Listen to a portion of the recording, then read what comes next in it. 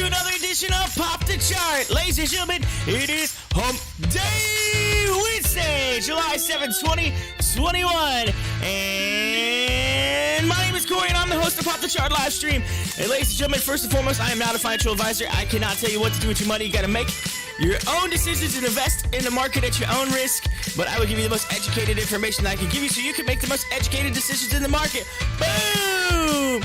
Ladies and gentlemen, we've been covering everything from AMC GameStop. We got MMAT. Yo, this morning DTST is running. We'll talk about that. Also, we got all of the stocks that we follow on a regular basis. We got BlackBerry, we got Savaro, we got HOFV, DLPN, CIDM, CSCW, we got the cryptos, we got Bitcoin, Ethereum, Litecoin, Doge, BNB, Hex, Shiba Inu, we got Cherish Token, Fang Token, SAFEMOON, and Olive up in here right now. And by the way, Olive is running! Boom! Get it! That's what I'm talking about. Get it! Alright, y'all, hit up that live chat, hit that like button, hit that subscribe button, come on in, join, it's another day, it's another dollar in the market. Speaking of, we got 2 minutes and 45 seconds, there we go, until the market opens. I hope you're ready, I'm ready, let's go, right here on Pop the Chart.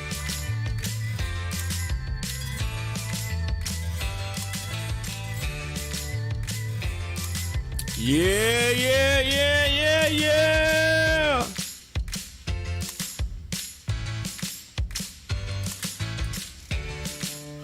Boom!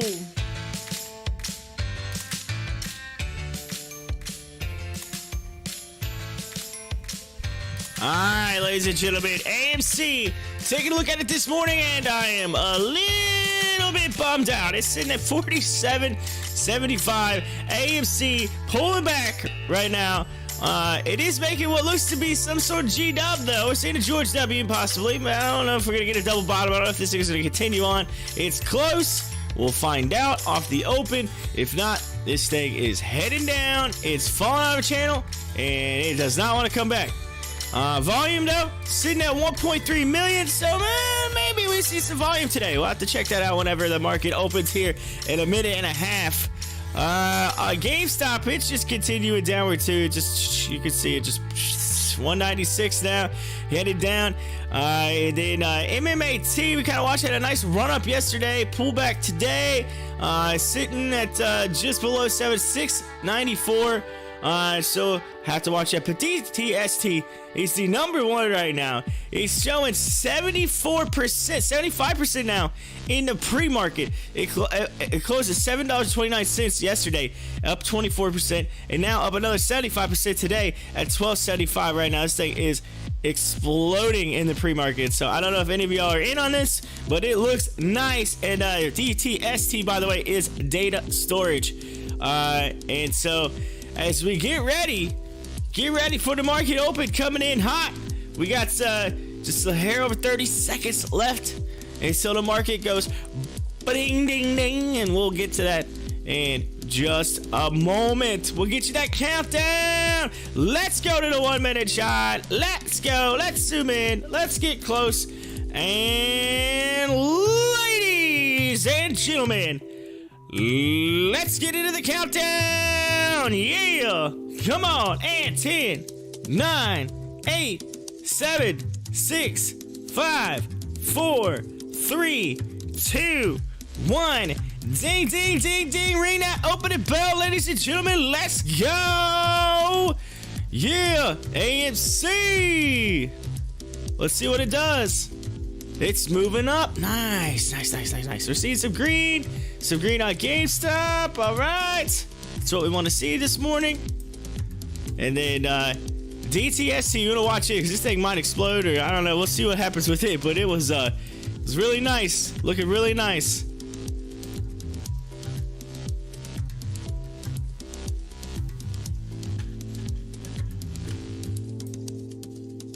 Oh, yeah. Hey, y'all. I mentioned it yesterday. I was telling you all about Olive and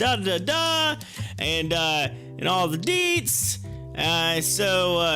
Just saying, I was talking about it. And then, remember, Like last week, olive was like 25 cents.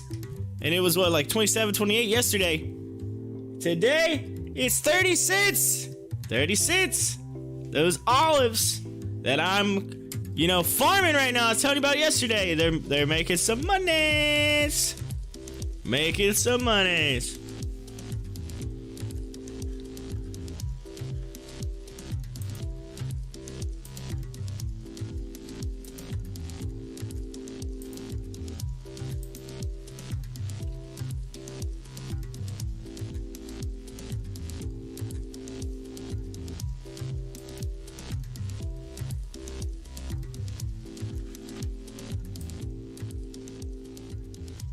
AMC is showing up on the big session movers today, showing down 3%. Now it's down 4%. So we'll have to see what happens with AMC if it continues to be on that big moving chart right now.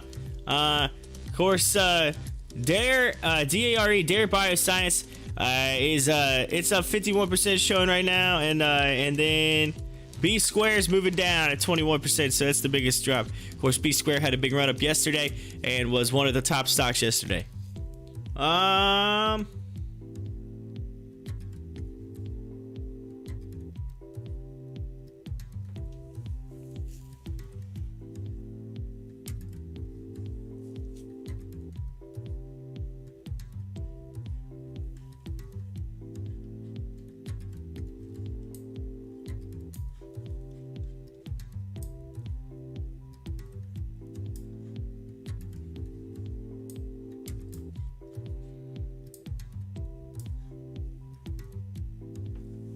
AMC trying to fight. We're getting a little bit of some buying coming in on AMC. We got 5 million volume. That's a lot nicer than we have had. I think some people were saying, hey, this stays cheap. Let's buy it. It's getting cheap all of a sudden.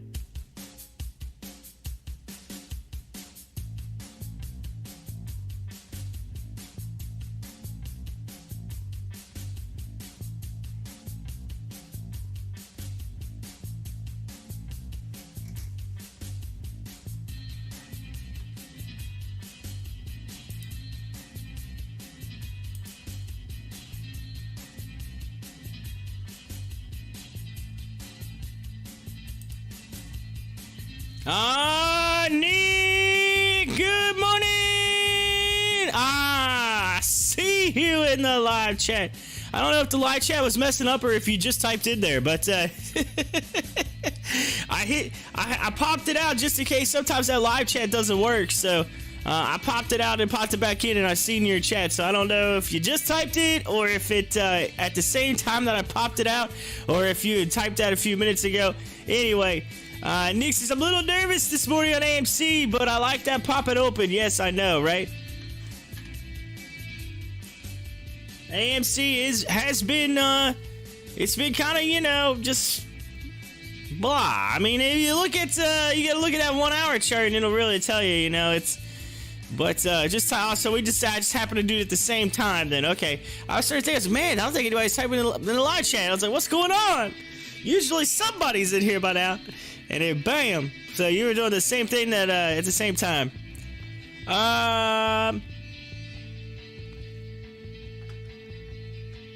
Yeah.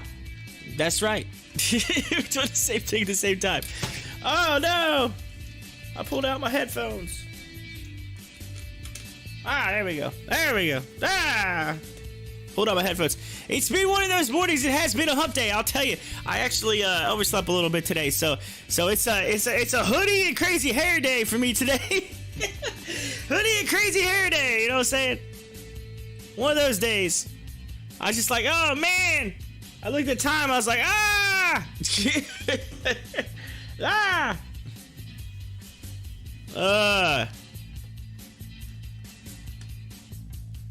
Yeah, this morning. Definitely was running behind this morning. Running behind. Hey, it happens every once in a while, right? Which is crazy. You think this would have been yesterday. But yesterday I was like, up, ready to go, you know. I used all my energy yesterday. That's what I used. All my energy. And today I'm like, blah. Like, ah. Anyway, AMC dipping now. We were just talking about it. Here it goes. Here it goes, Nick. It's heading down. Whew.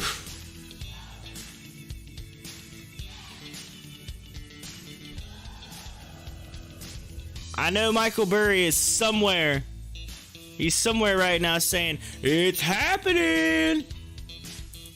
If you don't know what I'm talking about, Michael Burry is the one that predicted the predicted the housing market crash. He's also the one that said that the meme stocks and Bitcoin was going to go, and that basically the losses were going to be so huge that they would be the size of countries. That's what he said on the meme stocks. Meaning that people would just like, but that's the other thing though. It's not a loss if you don't sell. 46, yick. Oh man, yeah. Again, you look at it, you go to the 1 hour chart, you can really see it. You can see where it came out of that channel. It did look like it set some sort of George W, but again, it's descending right now, so it's gonna break out of that. It went up that channel, it broke out, and then bam, started heading down. So we just gotta we needed to get back up into that channel, but it's not doing it. It's not doing it.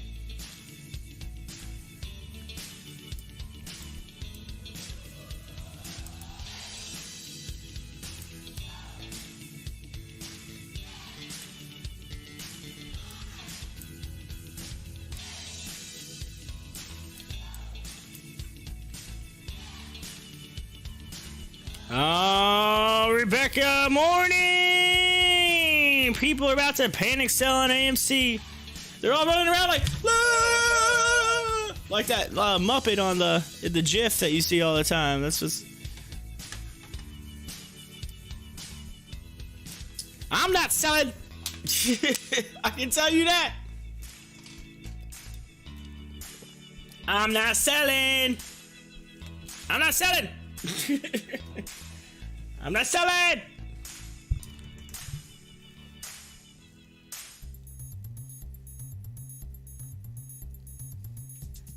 Nick said, me either. We're not selling. Let's I'm gonna go to Stocktwits real quick, pull that up, see what they're saying. Let's see what they're saying.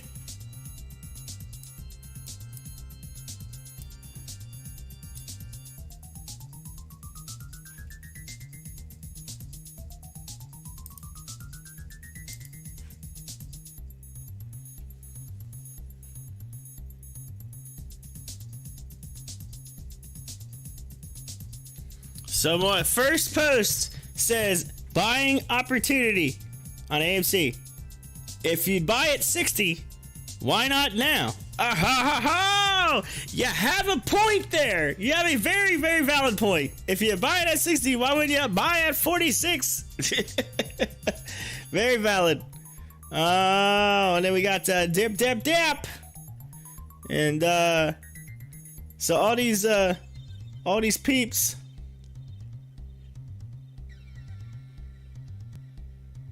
AMC, rip the dip, you filthy apes. You filthy animal.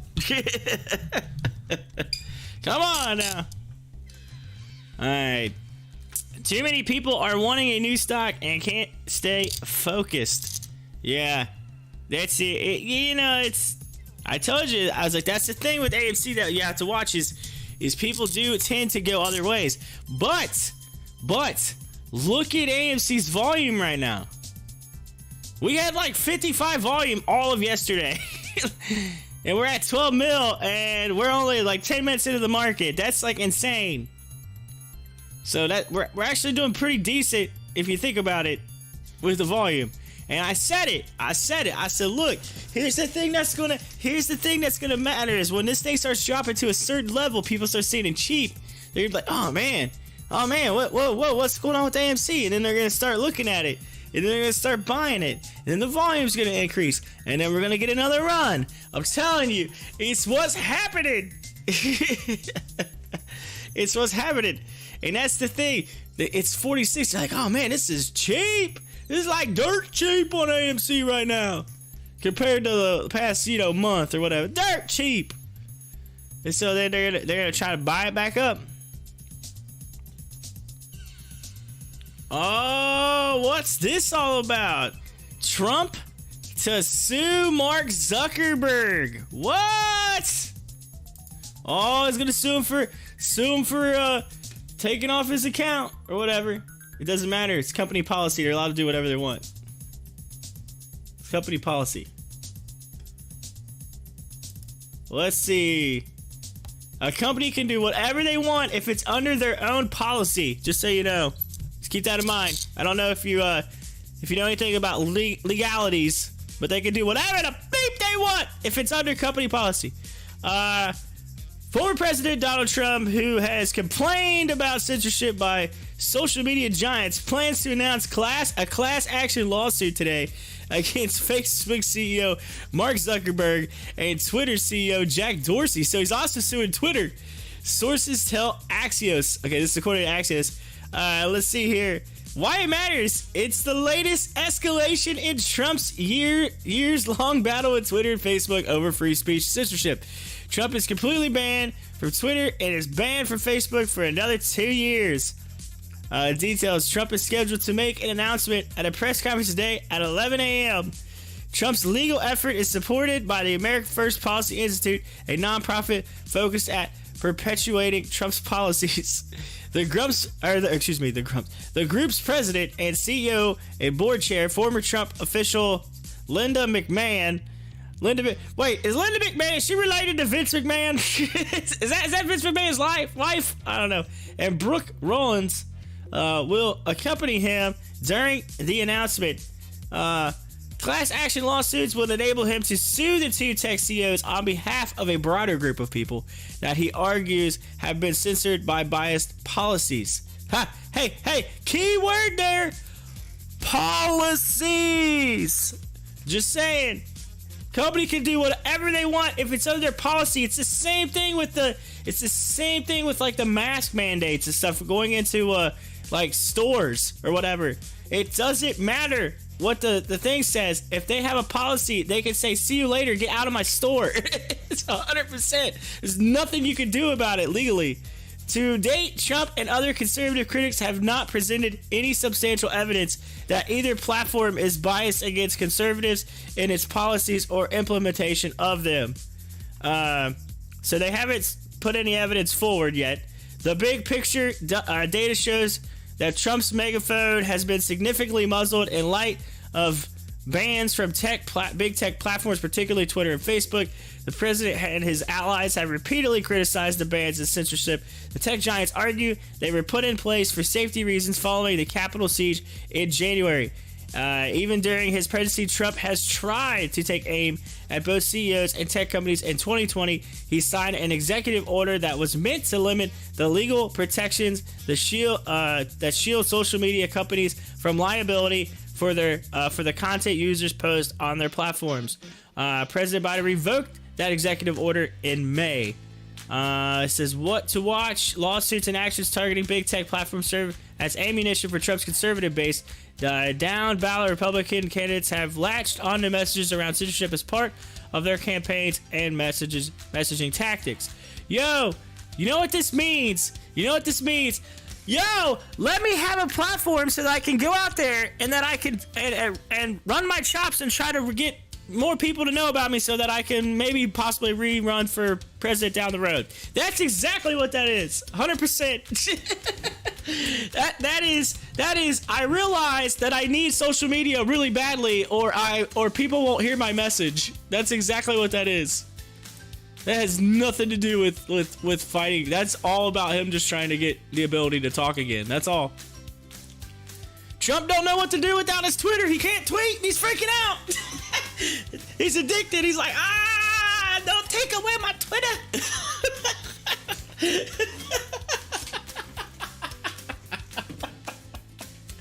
Don't take away my Twitter.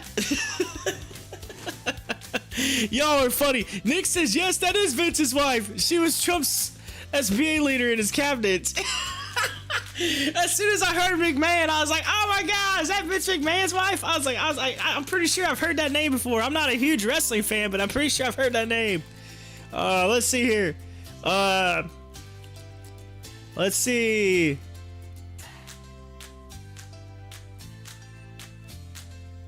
Oh yeah, Rebecca says if it goes past 45, see you later. It's moving up though, ladies and gentlemen. You're getting a little bit of some green coming in on AMC. There's some volume. We're at 17 mil.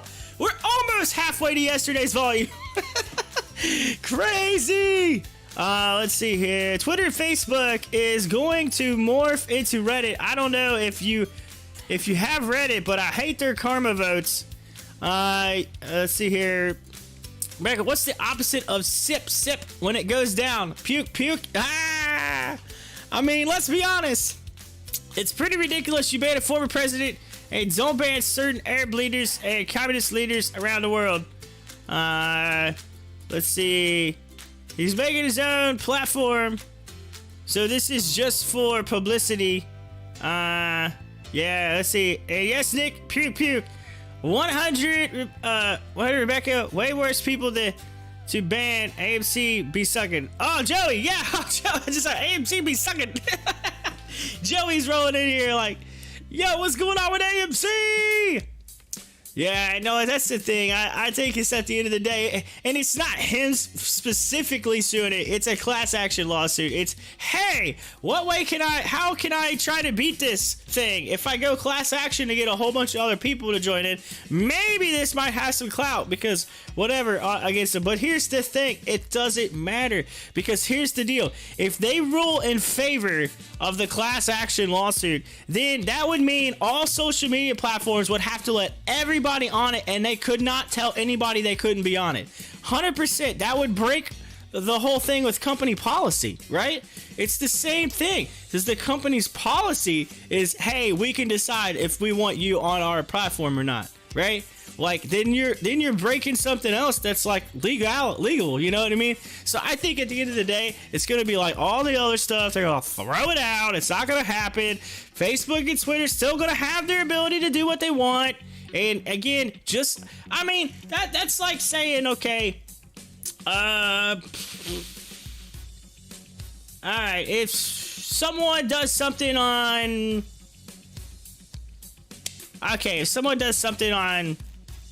one of our trading platforms that's bad, that could potentially do something, or say, not even do something wrong, but just say do something, right? That trading platform could say, hey, no, you're not going to be on our platform anymore, right? Like, same thing with the stores. Like, if you go in there and you run naked through a store and they say, all right, we're banning you from our store, you're not allowed to come in anymore, you run in here naked, right? Like, that's a thing. Like, I don't know.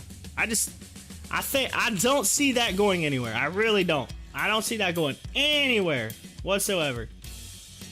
But they're trying to say, oh, you're hurting my speech. You have every ability to pick up a microphone and talk on it. You just want to tweet. That's all it is. He's addicted to Twitter. He's addicted.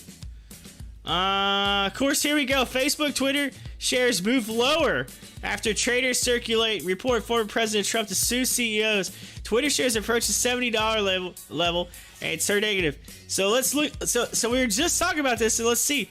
Which doesn't make any sense. Oh, they're just now. Okay, so Twitter just went red by 0.3%, and Facebook is still green as of right now. So they might have dropped a little bit lower than what they were, but we'll just keep an eye on them. We'll watch them. We'll see if they actually end up continuing to just fall. People are scared. No, they're getting sued. The other thing is, Twitter and Facebook, you've been reading into, you've been watching, they've also been dealing with overseas battles with other people as well that they've done similar things to. Other, like dictators or whatever. There's a big thing going on with, censoring people overseas too right now. Like, some of the leaders over there didn't want their stuff like blocked, and so they decided to like put a big ban on Facebook and Twitter and Google and a bunch of others. overseas. There's more to the story than that, but I was saying in general, like, it's not just a U.S. thing. This is a worldwide thing. They have been doing stuff all over the world, like saying, hey, like these people, like some of the like terrorist groups and stuff, they were banning them. Let's see. As far as the Trump social stuff, free speech should be protected whether you agree with the message or not. Iran can fan the flames of genocide with not pushback. Censorship is dangerous slope. No pushback. Exactly, Joe. But Corey, you're right. The company can do whatever they want. When you sign up and read all the agreement terms and agree, you basically let them do whatever they want, including use your info. And that's 100% true. Nick is correct on that. When you first sign up, there is an agreement. There is a little thing that says T&C, terms and conditions. As soon as you click that, bam, it's automatic. There's nothing you can do now. You're officially contracted in to their benefit. Yes. Trump, it has nothing to do with free. It has absolutely nothing to do with free speech. So y'all that's saying free speech, it has nothing to do with that. It's all about policy, 100% policy. There's nothing to do with free speech, because you can't. So like, you can tell me that someone can walk into a Kroger and drop the F-bomb really, really loud, right? And Kroger says, sorry, we don't agree with that. Kroger kicks you out of their store. All right, you're telling me that's free speech. No, it's not. It's the person that came in there, and the manager has every ability to say, get out of my store. And let me tell you something. If you go in Kroger and you drop the F-bomb and start going off, blah, blah, blah, blah, I almost bet there's going to be a police officer rolling in there and dragging you out of that store. If you start acting like a fool in Kroger or any other store, they're going to drag. It's the same thing. It's like, hey, yo, they're going to drag you out the door. And you know what's going to happen as they're dragging you out the door? The rest of the store is going to go, get him out of here! It's like the unruly parent on a baseball field. You know, it's the same thing. Y'all are looking at it the wrong way. I'm just saying, no offense. I'm not saying you're wrong. You guys have every right to say what you say. I'm just saying that that's what the courts are going to look at it as, right? That's what everybody's going to. That's the basis of everything. That's the legality of it. And Nick, you're absolutely right. If you sign those terms and conditions, bam, them T&Cs, man. Them T&Cs.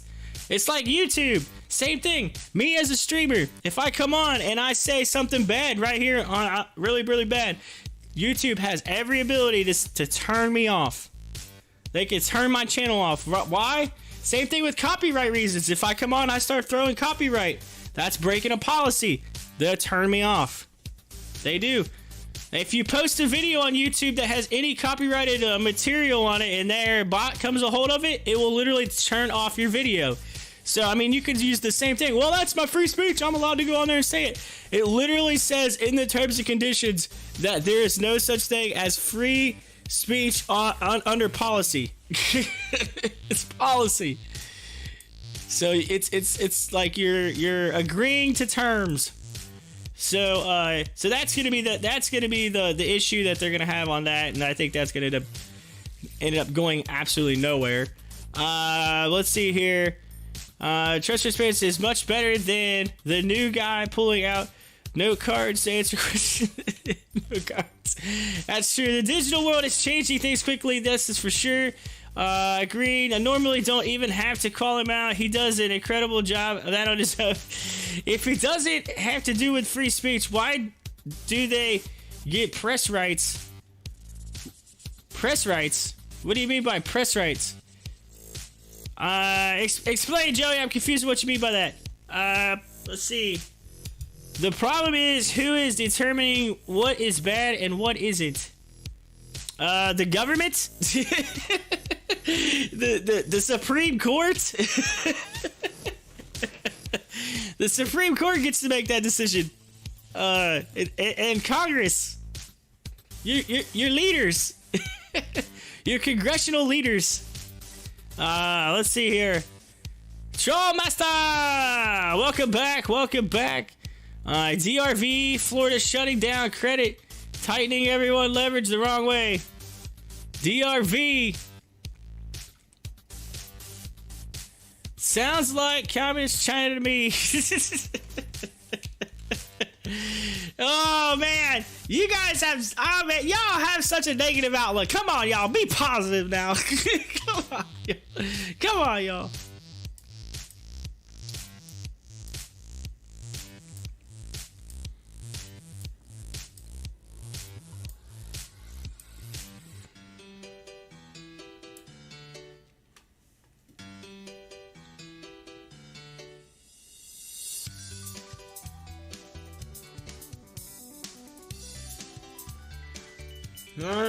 No.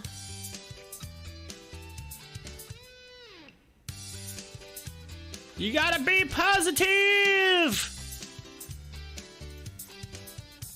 Let's see. No on Facebook and these platforms. Y'all are boycotting Facebook and Twitter, huh?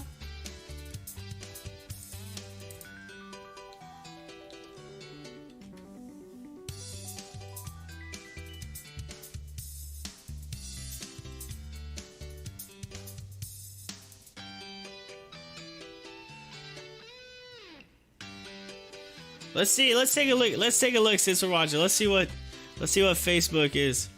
Oh, I can't even type. I can't even type today. Come on. It's one of those days for me today.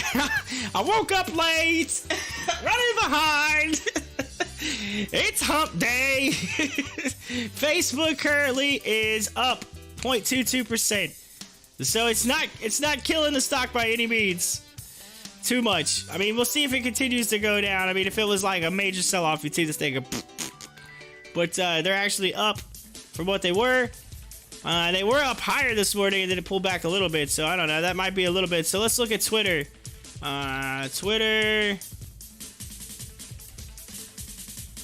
Twitter is up 0.55% as well. It's actually moving up. It's not hurting the stock too much, I guess. They're both green. Considering, look at everything else, it's a sea of red. The two stocks that they were saying were going to go down due to being sued are actually green compared to everything else that's red.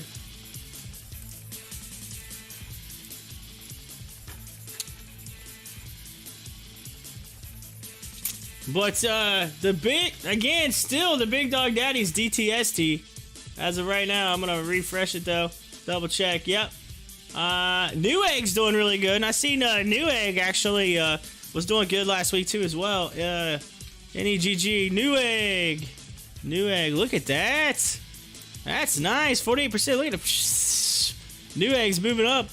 Let's see. I remember when people were banned from promoting hydroxychloroquine, and now it's proven to be very effective. It's just one example. Let's see. The government deciding what is good and what is bad is not good. Social media aside, the government should have no right to kill a story from the news before it gets released. Let's see. The government should have no right to kill a story from the news before it gets released. How in the world does the government kill a story? The story is decided on by the actual company who prints it.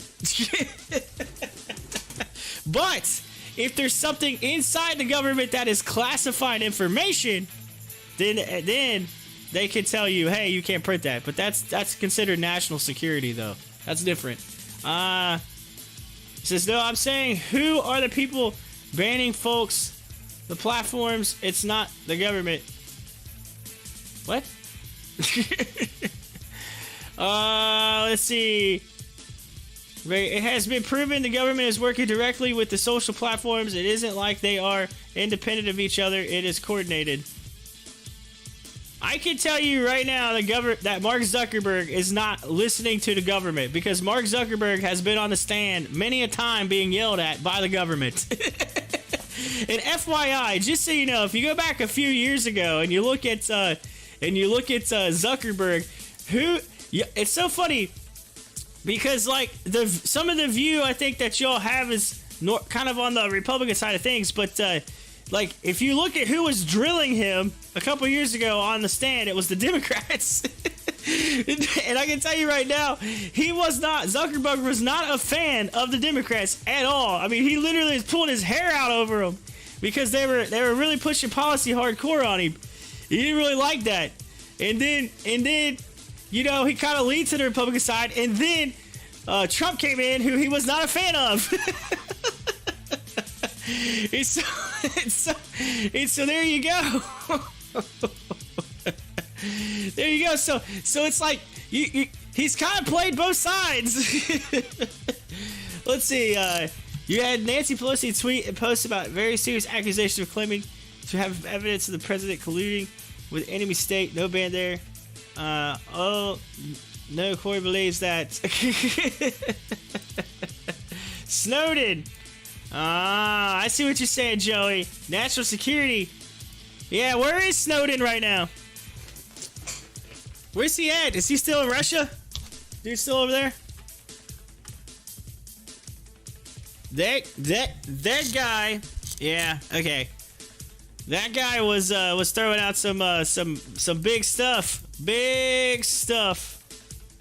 Yeah.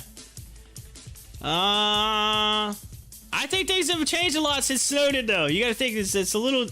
Things have changed a little bit. I think now that people are aware of that. I think the Dems and Republicans are the crooks. They're all crooks. Yeah, the Democrats were pushing him for more censorship. Can't come home because our government didn't like the story he shared. Yeah, that is definitely a crazy situation what he was in. But then again, you know, he blew the whistle. He blew the whistle. He blew the whistle, and they were not fans of it. I can tell you that, automatic. But that's with anybody. That's anything in the government, though. That's not just that guy. I mean, that's happened for years. I mean, think about it. You know, what do you think would happen to someone in World War I or World War II if they had done what Snowden would have done? Do you think Snowden would have just made it to another country? No. They probably would have hung him in the streets. No offense, but I'm just saying they're a little more lax than probably what they would have been a long time ago. Little more lax. And people probably would have cheered about it.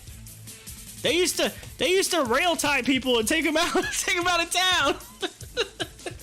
You gotta remember, we're only like 50 to 70 years from when people were rail tied and ran out the streets. It's crazy.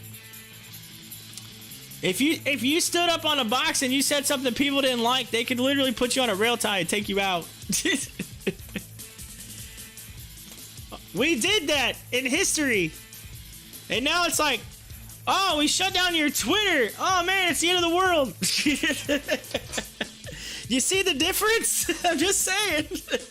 Historically, it's not as bad as you think. It's not as bad as you think. It could be a lot worse. Joey says they still can. Oh no! You see them all coming.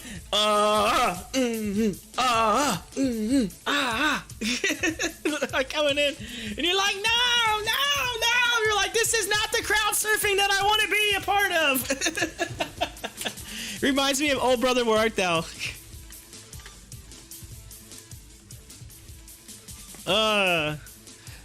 That Old Brother, Where Art Thou? He's like, Pappy O'Daniel, Governor. That has got to be like one of my favorite movies. Oh brother, where art thou? Like every time it's on, you like have to watch it. It's like, let's see. They keep it censored to keep the truth down. Look at NDAA. They can accuse you of something, lock you away forever, and never get an attorney. And you never get an attorney, and you are never convicted of anything. Woo! Just don't put yourself in that situation, right? Don't put yourself in that situation. Have you seriously never heard of the National Defense Authorization Act? NDAA. Don't put yourself in that situation. That's my That's my take to everything. Anybody who puts himself in that situation, you put yourself in that situation. I can tell you right now, no offense to anybody who likes Trump here, but if Trump wouldn't have said what he said and said the things that he said, he wouldn't be in that situation. Just saying. That's called think before you speak. Think before you tweet. In school, if you say something bad, they're sending you to the principal's office. Think before you speak. That's all it is. Think about it. Because if you say something, you know, you just gotta think about it. You gotta think about it. Because you gotta remember, this person over here may not be the same as you, and you know, you say something wrong and make them mad, whatever. It just happens that way, so you have to think about it. Like now like, so me right here, like, I'm not trying to get anything political whatsoever. I'm just saying, like, you know, like, I think personally, based on the article that we read, I don't think that he has a case. And I think the reason why is because and it's what we were talking about earlier, it's all about policy at the end of the day. So, like, everything else, it's all the stuff that comes in that's outside of that, like, that is really not relevant to the whole conversation. Like, what's relevant is exactly what the courts are going to talk about. They're not going to talk about all the other stuff and, you know, well, Twitter did this and Twitter did that. They're not going to talk about that. They're going to talk about the case in specific general. They're going to talk about exactly what happened. They're going to say, all right, so this person said this, and so did all these other people. They said this. You said you can no longer be on our platform. Question, did they sign a TNC, you know, terms and conditions? They're going to say yes at the very beginning. They click on it and blah, blah, blah. They're going to say that. They say, in that TNC, does the policy state that you can remove them from your platform, social media, whatever? They're going to say yes. And then this is what's going to happen. The court's going to say, okay, we rule in the favor of social media. Why? Because it was company policy. That's exactly what's going to happen. They're going to throw it out. Because I can tell you right now, no judge is going to sit there and listen to that forever. This conversation, knowing that they can easily say, all right, I can go to lunch now because guess what? I can go to lunch. I'm out of here. See you later. Peace. I'm getting paid either way. I don't have to be here. Just saying. That's what judges do. They find every little... I mean, have you ever watched... Judge Judy? Come on now. Judy will tell you. Go talk to Judy.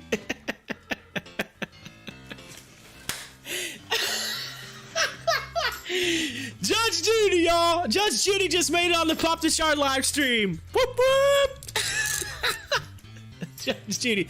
Oh my gosh, I just looked at my portfolio and it's red everywhere. I don't even want to. Oh my god. Ah! What is happening? What is happening?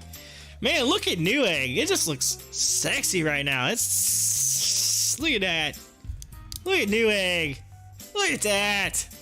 Anyway, Rebecca said the truth hurts. It hurts.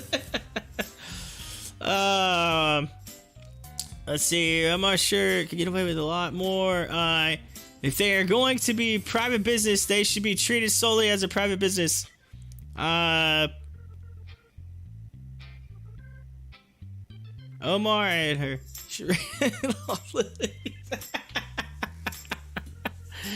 Oh. Come on, y'all. Judge Judy. Judge Judy. Oh, my Lord. 43. AMC is getting, like, absolutely plastered right now. Who? Rebecca, did you give AMC some of your lemonade? It's not walking. It's not walking right now. What's going on? Did it get into your lemonade? What happened? She goes, she's probably like, no, if I gave it that lemonade, it'd be spiked.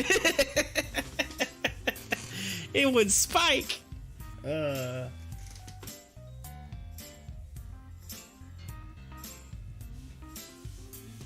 Man.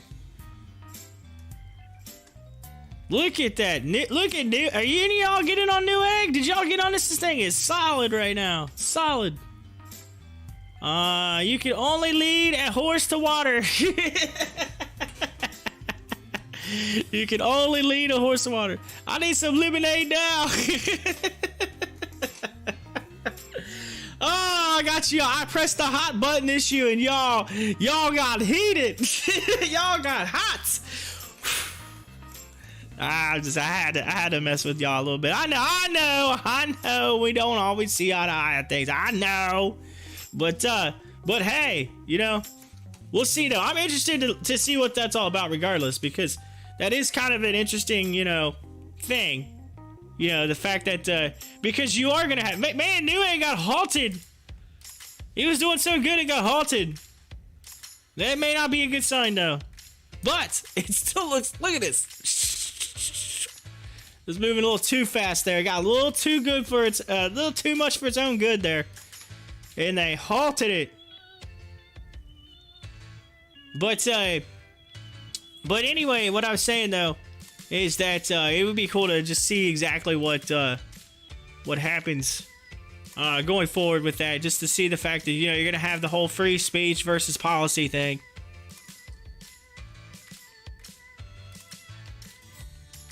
Actually, let's look this up. I'm curious.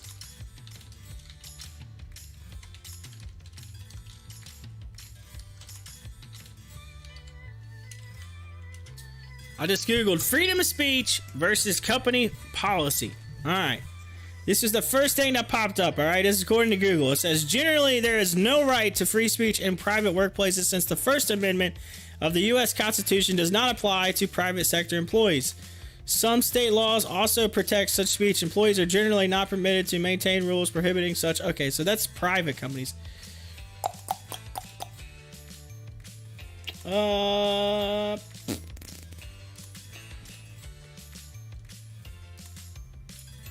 That's just straight up. Okay, so.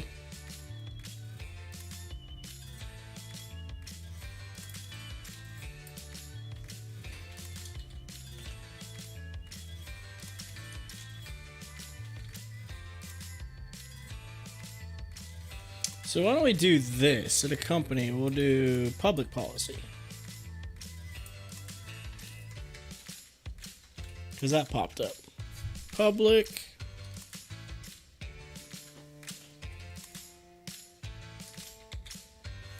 policy. See what that's all about.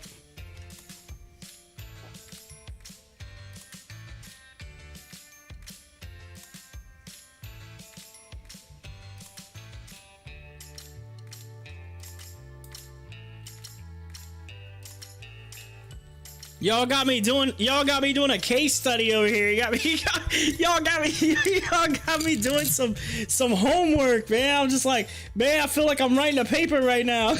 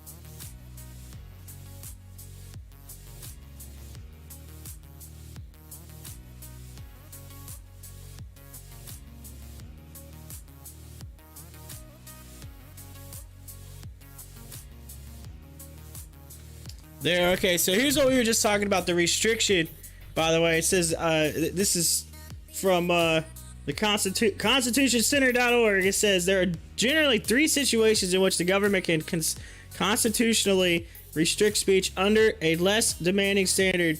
In some circumstances, the Supreme Court has held that certain types of speech are of only low First Amendment value, such as defamation. False statements that damage a person's reputations can lead to a civil liability and even to criminal punishment, especially when the speaker deliberately lied or said things they knew were likely false. In the case of New York Times versus Sullivan in 1964, true threats to commit a crime, for example, like an example would be like, I'll kill you if you don't give me your money, like that's an example, can be published. That was under Watts versus United States in 1969. And C is let's see here, fighting words, face-to-face personal insults that are likely to lead to an immediate fight are punishable. That's Chaplinsky versus New Hampshire of 1942. But this does not include political statements that offend others and provoke them to violence. For example, civil rights or anti-abortion protesters cannot be silenced merely because passerbys respond violently to their speech. Cox versus Louisiana of 1965. Obscenity is hardcore, highly sexually explicit pornography is not protected by the First Amendment. Miller versus California 1973. In practice, however, the government rarely prosecutes online distributors of such material. Child pornography is E. Photographs or videos involving actual children engaging in sexual conduct are punishable because allowing such materials would create an incentive to sexually abuse children in order to produce such material. New York versus Ferber of 1982. Commercial advertising. Speech advertising a product or service is constitutionally protected, but not as much as other speech. For instance, the government may ban misleading commercial advertising, but it generally can't ban misleading political speech. Virginia Pharmacy versus Virginia Citizens Council of 1976. Outside of these narrow categories of low value speech, most other content-based restrictions on speech are presumptively unconstitutional. Even entertainment, vulgarity, hate speech, bigoted speech about particular races, religions, sexual orientations, and the like, blasphemy, which is speech that offends people's religious sensibilities, and violent video games are protected by the First Amendment. The Supreme Court has generally been very reluctant to expand the list of low-value categories of speech. It says, number 2, the government can restrict speech under a less demanding standard when the speaker is in a special relationship to the government. For example, the speech of the government employees and of students in public schools can be restricted, even based on content, when their speech is incompatible with their status as public officials or students. A teacher in a public school, for example, can be punished for encouraging students to experiment with illegal drugs, and government employees who have access to classified information generally can be prohibited from disclosing that information. That's Pickering versus Board of Education of 1968. And number 3 is the government can also restrict speech under less demanding standard when it does so without regard to the content or message of the speech. Content neutral restrictions such as restrictions on noise, blocking traffic, and large signs which can distract drivers and clutter the landscape are generally constitutional as long as they are reasonable, because such laws apply neutrally to all speakers without regard to their message. They are less threatening to the core First Amendment concern. The government should not be permitted to favor some ideas over others. Turner Broadcasting System versus FCC in 1994. So TBS versus FCC. But not all content are neutral. Not all content neutral restrictions are viewed as reasonable. For example, a law prohibiting all demonstrations in public parks or all leafletting on public streets would violate the First Amendment. Schneider versus State of 1939. Says courts have not always been this protective of free expression. In the 19th century, for example, courts allowed punishment of blasphemy, and during and shortly after World War I, the Supreme Court held that speech tending to promote crime, such as speech condemning the military draft or praising anarchism, could be punished. That's Schnick versus United States in 1919. Moreover, it was not until 1925 that the Supreme Court held that the First Amendment limited state and local governments as well as the federal government. Gillow versus New York in 1925. But starting in the 1920s, the Supreme Court began to read the First Amendment more broadly, and this trend accelerated in the 1960s. Today, the legal protection offered by the First Amendment is stronger than ever before in our history. So there you go. Bam! So there are ways that the government can do what they want to, but not it's just a few things. And again, back to that one we were talking about with Snowden. That was basically, hey, if you're a government employee, then you can be Shut up and sit down. yeah, exactly what that guy just said right there. what the music just said. It said shut up and sit down. I said that you could be, and it said shut up and sit down. Exactly. That's exactly what it said. The government can do that. But we all knew that. But that was just a little bit of a, straight up. I was like, yeah, let's read this. Let's just see what this is all about. They did talk about too earlier, and I kind of skipped over it, but it does talk about public, which we read anyway. It says like people in the public sector have the ability, because it does not cover them. Freedom of speech does not cover the public sector, or excuse me, the private sector.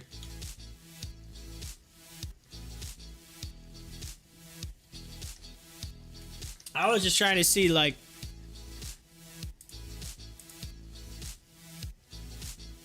what all they would say if they said anything about that. Again, though, it's like once it's ruled, it'll be out there. But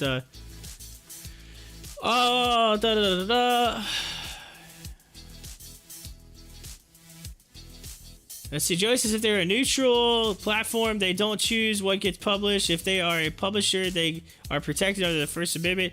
They are riding both sides of the fence. I get it, though. I wish the government would back out completely from things. I don't like the picking and choosing. Let's see. Rick said, I'm more on the libertarian side.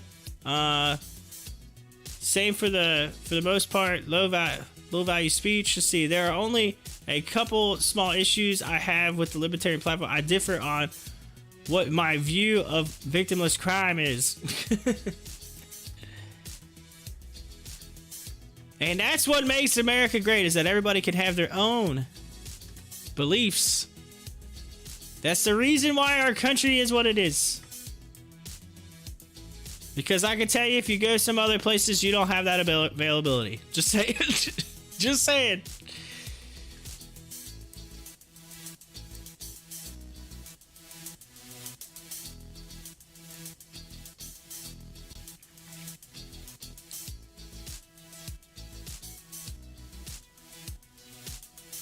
What did that say? Did it say something about data?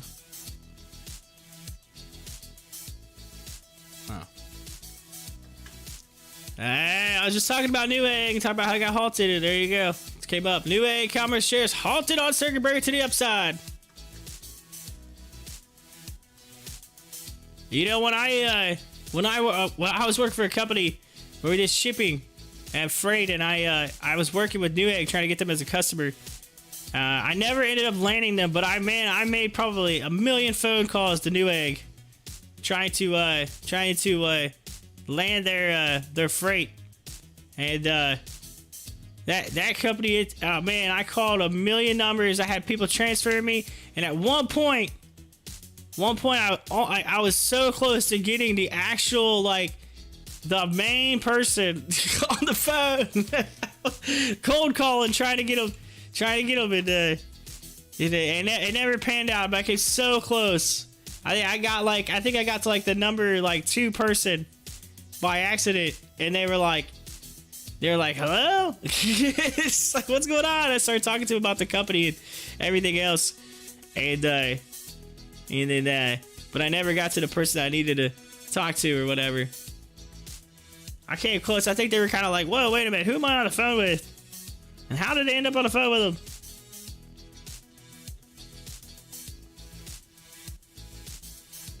him? A monumental year for space travel.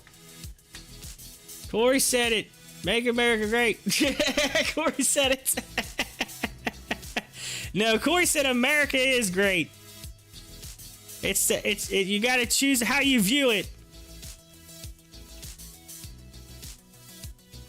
America is great. We have an amazing country. We've had an amazing country forever. We've never not had an amazing country. That's why I'm not a fan of the whole Make America Great, because America's always been great. I don't like that statement. Anybody who makes that statement is ideally saying that America is bad. That's why I don't agree with it. America has been great since the beginning. We have things that other people don't have. Do some third world travel, you'll know what I'm talking about. Believe me.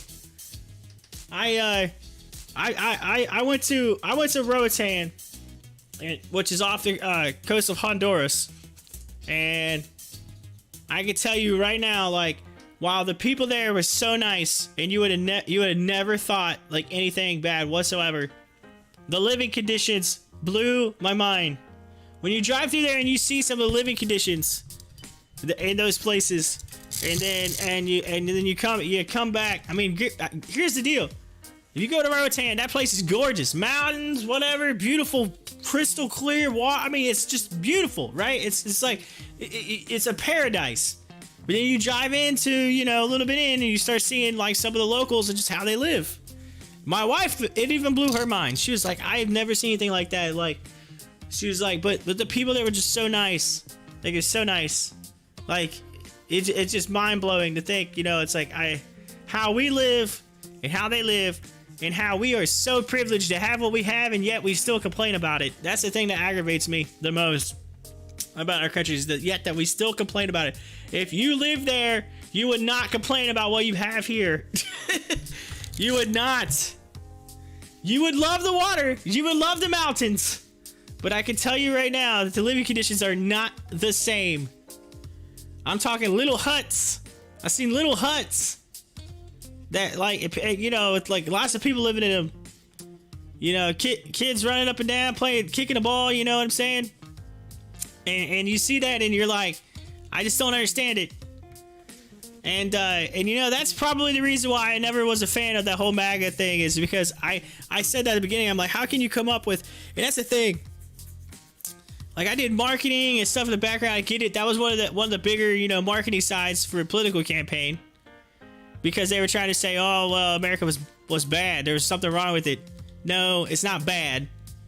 It's just because our economy might not have been as good, or might have had some issues. And again, you can't blame any one person about that. You got to blame the housing market in 2008 for that. You got to blame. And then last year, what we have had this past year, that's, you know, that was a virus that nobody expected, right? Like, you can't blame any one person for that.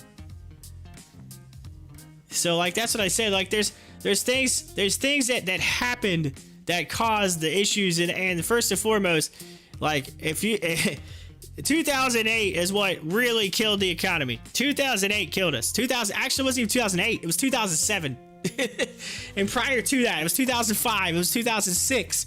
It was the mortgage companies that were selling. It was the guys running around targeting people, saying, "Hey, I'll make $2,000 commission right now for getting this foreign person who can't speak English to sign this document," all because all they care about is a house. They don't pay attention to the numbers. They don't care. Who cares? I'm gonna give them this beep crappy loan. You know what I mean? I'm gonna give them to that, and then they're gonna sign it. Why does they want a house? And I'm gonna get paid. Oh ho! And then you get all these people going to these conventions, all doing the same thing. Oh man, we can make all this money by selling this stuff. La la la. And they just start profiting off of it, not paying attention that the whole system was set up like Jenga. And if you know what I'm referencing The Big Short, because I watched that this weekend. But The Big Short, you know, you look at that, and then guess what happened? Boom! Eventually, one of those Jenga blocks just kept coming out. Eventually, they all fell down, and that's what happened. And the banks didn't give two rats a beep about it. All they cared about was their money at the end of the day. And it's so funny to see that. And then they tried to, at the end of the day, instead of working together to fix it, because here's the deal, they offered them to merge. They could have merged some of those companies together. They never did that. They said, no, I'm not merging. I want my company. I want this. I want that. And then Lehman Brothers went down, and bam, you know, it all came crashing down. And then guess who had to pay for it? This guy. The rest, Main Street had to pay for it. Bailed him out. Why? Because if we didn't, we'd been in the worst. We'd have been in the worst if we would not have done that. And that's the other thing about it. We complained that we had to do it, but if we had not done it, it would be even worse. That's the crazy thing about it. That's the thing that I think makes that whole situation so terrible, is that the fact that we still complain about it, but at the same time, if we wouldn't have done it, we would have been even more. Think about it. We could have been worse. We could have been worse. That was the only reason why they even decided to bail the banks out. And if you watched a movie that talks, it's like they went through and they interviewed all the other people and they made a movie based off of it, so you get to see all the different parts. They show it's called Too Big to Fail. If you've never seen it, they actually the head of Treasury, because obviously the Democrats and Republicans couldn't see eye to eye because there was a big issue. John McCain left his campaign, went back to Congress, and was sitting there, was trying to figure out like what was basically trying to get something done so that they could save the banks, whatever. And the deal didn't go through. Treasury Secretary ran. They show it in the movie. He runs, he opens the door, and there's a bunch of people standing around Nancy Pelosi, and he gets down on one knee. And he gets down on one knee in front of Nancy Pelosi and says, "Nancy, I'm begging you, please." I'm begging you, please. And then he's like, and they kind of ran back. Nancy kind of was like, this is not working because y'all are doing this and that and the other. She's like, what is going on here? And they didn't want to tell her. Finally, somebody said, "Listen, if you guys don't do this and go back and talk to them," and he says, "I've already been talking to them, and now I'm talking to you." He said, "If you don't do this, we're going to be worse off." Their hands were pulled. They had to sign it. And nobody wanted to sign it because it was an election year. That's what made it worse. You go back, you look, it was an election year. Nobody wanted to put their hands on that bailout. Nobody wanted to put their names on it. Not even the Republicans. Nobody wanted to do it. Republicans didn't want to do it for this reason. Democrats didn't want to do it for this reason. Democrats didn't want to bail out. Republicans didn't want to sign it because it was election year. And they didn't want to be a part of giving money out. So it was like your hands were tied on both sides. And then guess what? We paid for it. And I think that's where the big thing is. Everybody's so tied it to politics and to one political person. Well, this person did this person did that. No, it was the banks. The banks took us down. Yes. Did we recover from that? Yes. Starting in 2009, we started to recover. You can go back, you can look at the numbers. We started recovering in 2009. Why? Because we had to do what we did. We had to do what we did. We basically saved our butts. The funny thing about it was we gave money, though, to the banks, and they never even used it for what they were supposed to use it for. They actually pocketed a bunch of it. You can go back and find that out, too. Yeah, it's crazy. It's crazy to think about that. And what led to it. So that's the reason why I say what I say, because I go to other country. I went to another country, and I seen the living conditions, and I know that I was like, I don't know what I could not imagine or fathom myself living in that position. I am so lucky to have been born in this country. I am so lucky to have what I have. Like, and that the fact that I do wish I had more, right? I'm greedy. I want more. That's why I'm into crypto right now. I want more. I'm greedy. But at the same time, I always check myself. I check myself at the door. No reason that I would ever say, "Make America great again." Why? Even though I just said it, I don't mean it, right? And the reason why I say that is because I don't believe in it. I think America is great, and it will never be bad. Will we go through trials and tribulations? Will things be tough? Will things be hard? Absolutely.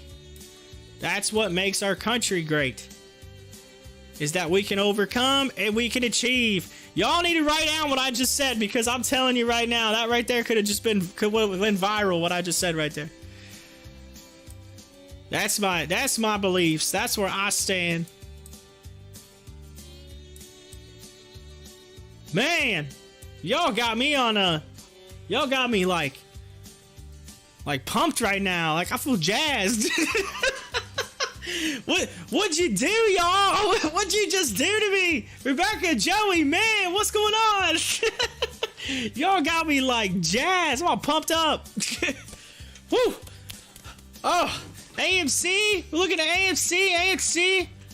It's starting to head back upward. Whew, man. All right, here I gotta catch back up. Y'all wrote a bunch of stuff. Let's see. I'm gonna read this one more time. Rebecca, you are exactly right. Corey, did you hear that? Whoa! Somebody said it. Dear Lord Jesus. That's like, dude, that's like the I like the baby Jesus the best. The housing market bubble was a result of government decisions. The virus wasn't an accident. Couldn't say that last year on Facebook either. Now that is mainstream, and we are allowed to share our thoughts on it. If we think the housing bubble was bad, wait until the correction from this market bubble we are in comes. We don't have free market. Free market is allowed to correct things anymore. Just like college costs, medical costs, etc. Government are sticking their nose in things and manipulating the markets. Abraham Lincoln, America never be destroyed from the outside. If we are falter and lose our freedoms, it will be because we destroyed ourselves. Rebecca said, you are exactly right about America has always been great. That's why I hate the less rhetoric about hating America. Let's see here. Well, here's the thing, Joey. So, like, what started the whole housing issue? It was a policy that was put in place way back when. So, like, many year ago. I couldn't tell you the exact year, but I can find out. Whatever that was put in. Yeah, that was put in way back when. And we decided to use that system. And we're like, hey, let's use this. This guy has this genius idea. And we believe this one person who had this genius idea. And they're like, oh, man, this is this. Because you got to remember, mortgages were never meant to be that way. Originally, they weren't that way. And then the banks started doing what they were doing. Nothing to do with the government. You need to watch Too Big to Fail. You need to watch a movie. It shows you the inside, what the actual people were trying to do. And it kind of makes you feel bad for the Treasury Secretary, because he was doing everything he could to try to save it. He was doing everything. He was like, you kind of put you like, oh man. And then you actually see in there where he's like, in the movie too, where he's talking, he's like, man, he's like, this all fell on my watch. This is all going to be on me. At the end of the day, everybody's going to blame me. He's like, but this thing has been in the works for years and we just never caught it. Yeah, I get it. You're gonna say the government. I get it. At the beginning of the day, the government had to be one, but this wasn't like our recent government, right? This was government way back, right? This is like something that happened way, was it like the 40s, 50s is when that policy was put in place. And that was by somebody who came up with it. I'm trying to think I don't know his name. I did the research on it. I have to find out.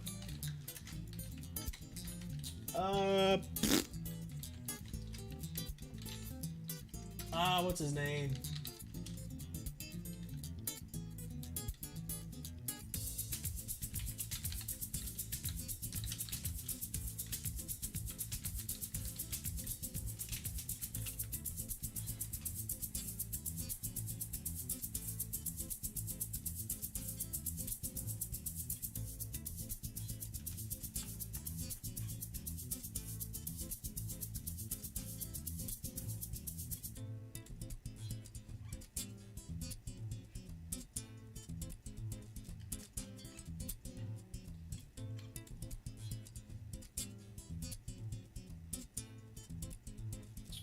I'd have to do the research, figure out who it is. But there was somebody who came up with the not necessarily the policy, but just like how mortgages work, right? Like how it worked. Like it's a guy who created it, and when he created it years and years ago, he never thought in a million years that it would turn into what it did. Basically, the banks had these different types of loans. And they were taking loans they weren't selling. They put them over in a batch, similar to putting something in a stew, right? Like the leftover meat, putting it in a stew. They were selling those to people with like Not even like really doing any credit checks whatsoever. They were just saying, hey, here you go, you can have this leftover stew. You know? And that's more or less what they were doing. And that's what caused it.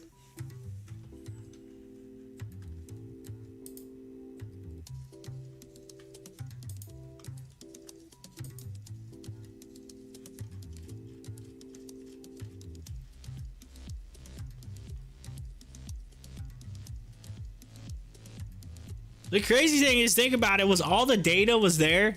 Like, all the data. Yeah, Rebecca's selling those houses to strippers. Yes, that's exactly. Yeah, I know. Okay, so you have seen the movie The Big Short, so you know what I'm talking about. You're selling it to strippers. Exactly what they were doing. I mean, it's just mind blowing to think about how those people just like targeted people. They just went around just because they were making commission. They're like, oh man, I'm making all this money.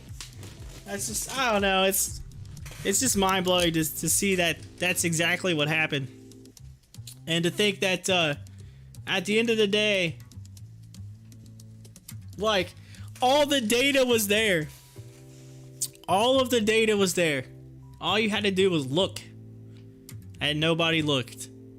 Except for Michael Burry and a few others. And a few others who made a bunch of money. Anyway.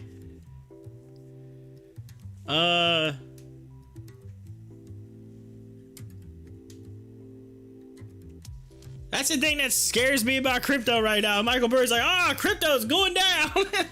I'm like, oh Lord. I'm like, oh Lord. I'm like, I was like, the last time people told him he was wrong, the whole country came crashing down.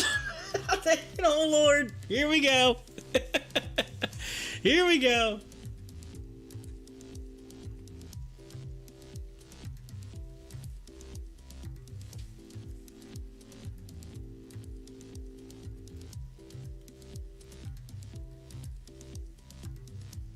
So I found something yesterday, though, by the way. For those of you. Hold on, man. I want to read this real quick here. That's like the medical costs now are from policies 590 years ago. Still cost by the government.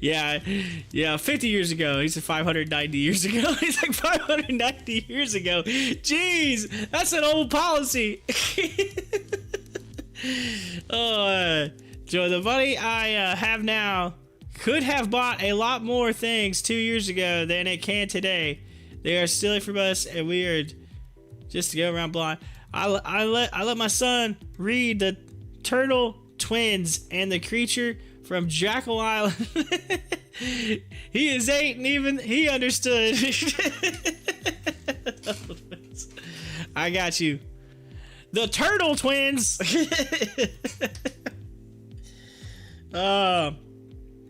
But I read something because we were talking about this. I'm gonna find it. Do I still have it on here? Oh no! I think I clipped out of it by accident.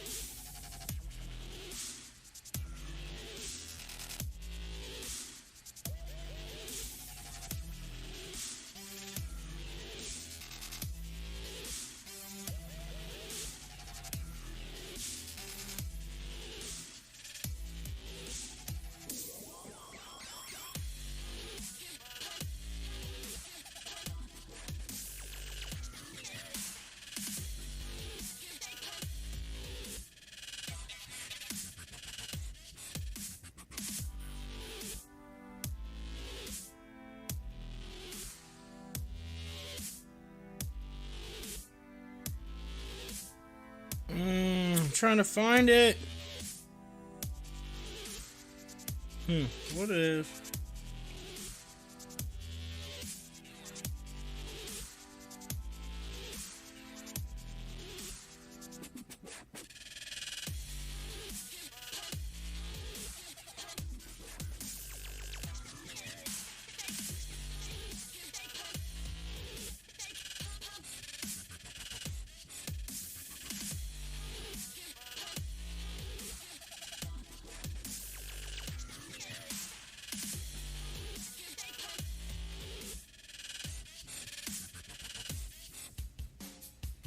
Oh, I found it. All right, I had to go through my history here. There we go. He says there's no R in tunnel. I know. I was messing with you. Joey thought I was being serious. I read tunnel. I was just messing with you. The tunnel twins. I said the turtle twins.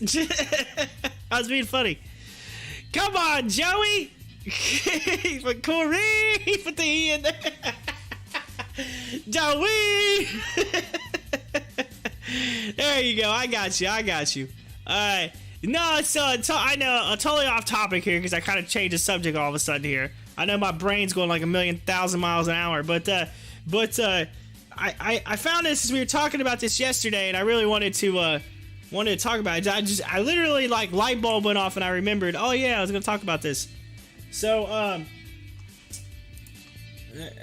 I talked about the crypto. I know some of you yesterday were kind of like we were talking about just like I don't know about crypto, and you're asking questions and everything else, and we were on the crypto train. And so I found this because I got in this conversation with my wife. All right, for those of you, I don't know if I've really explained it yet or not, or mentioned to you.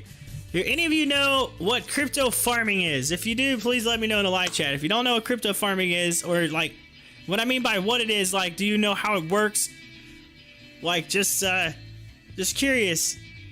Do either of you or any of you out there that are listening right now know what crypto farming is? And how, or have you done it? Is my question.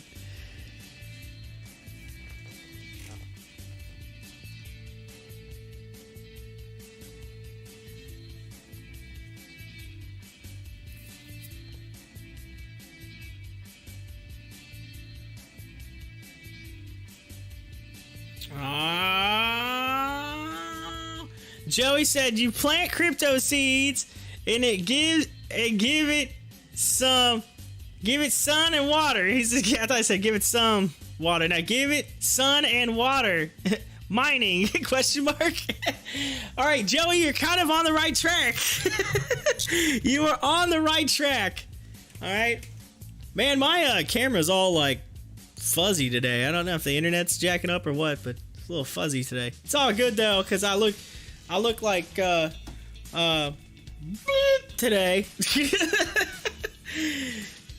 One of those days I'm just kind of blah. Anyway, so I'm trying to explain this to my wife. I was talking to my wife about what I was doing, and she's like, she was like, wait a minute, what do you mean by you're farming? I was like, I'm farming. She's like, what do you mean by that? And so I'm like, okay. Well, by the way, look at Newegg. It's 129% right now.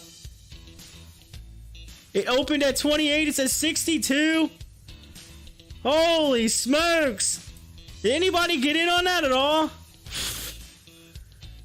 It went up to 70. It opened at 28. This thing's cruising. Newegg exploded.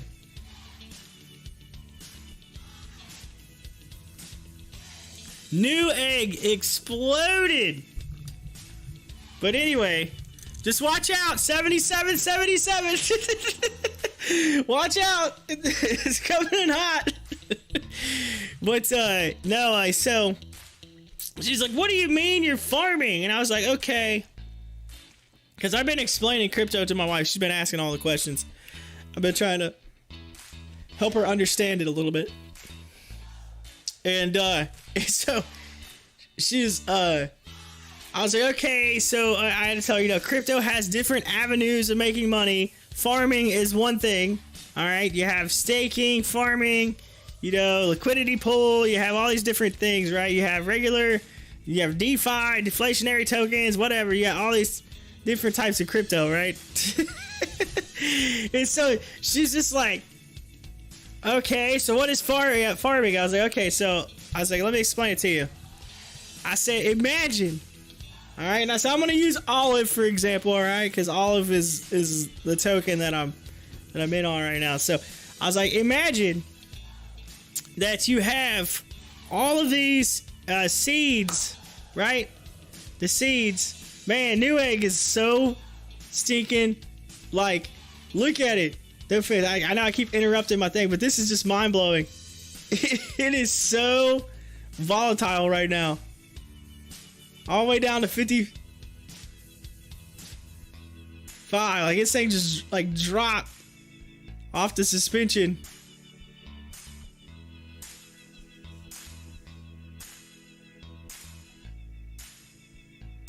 Is it gonna hold or is it coming down?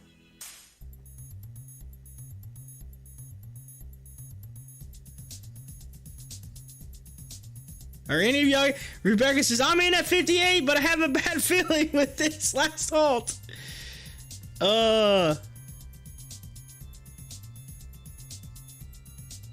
It looks like it might try to go back up. Rebecca, you're about to make a bunch of money. Watch this. This thing's gonna end up going.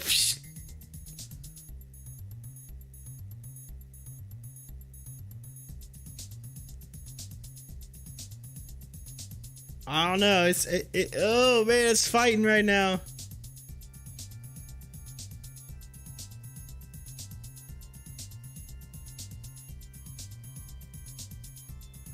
Ooh, 54. Oh no, I think it's coming down.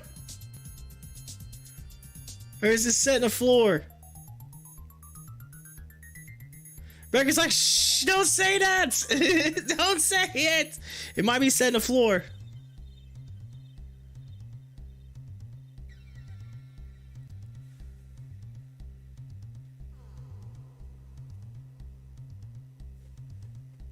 Oh, it's trying to set a floor. Just I took profits and bought some more AMC yesterday, regretting that now.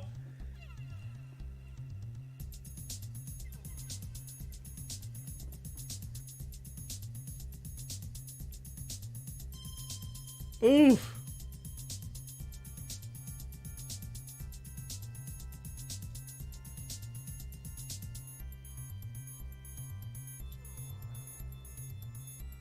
It's really low on the RSI.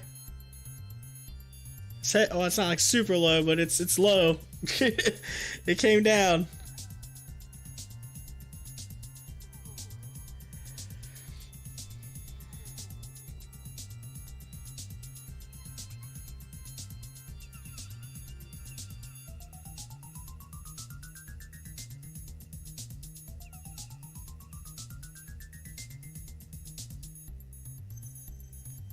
Might be some consolidation.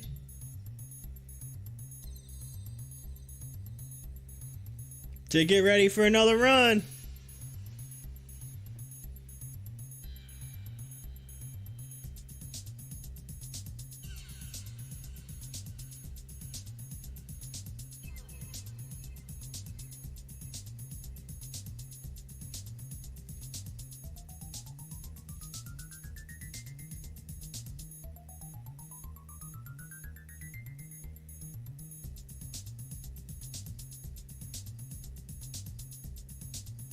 Man, those level 2s are going crazy. You gotta be watching it now because it's really interesting. Uh-oh. Rebecca, it's coming up. It's coming up. You about to make some monies.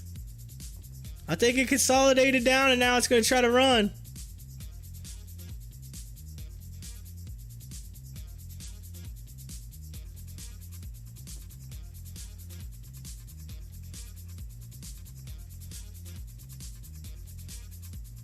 Man, Newegg just exploded today. Exploded. It says Newegg Commerce stock surges. She's like, shh. Shh. She's like, don't say anything. Don't say anything. Shh. Just watch.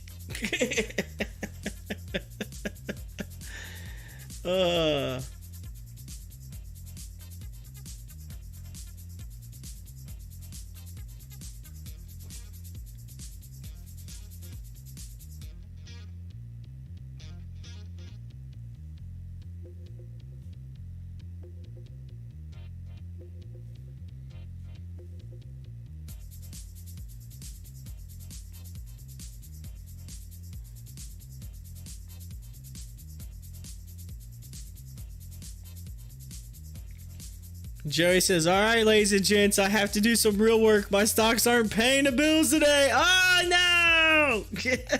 No. Yeah, I know. I'm afraid to even look, just glance at my portfolio right now. It's pretty bad. It's a lot of blood. Bleeding today. Bleeding. But hey, those red days usually lead to green days, just saying.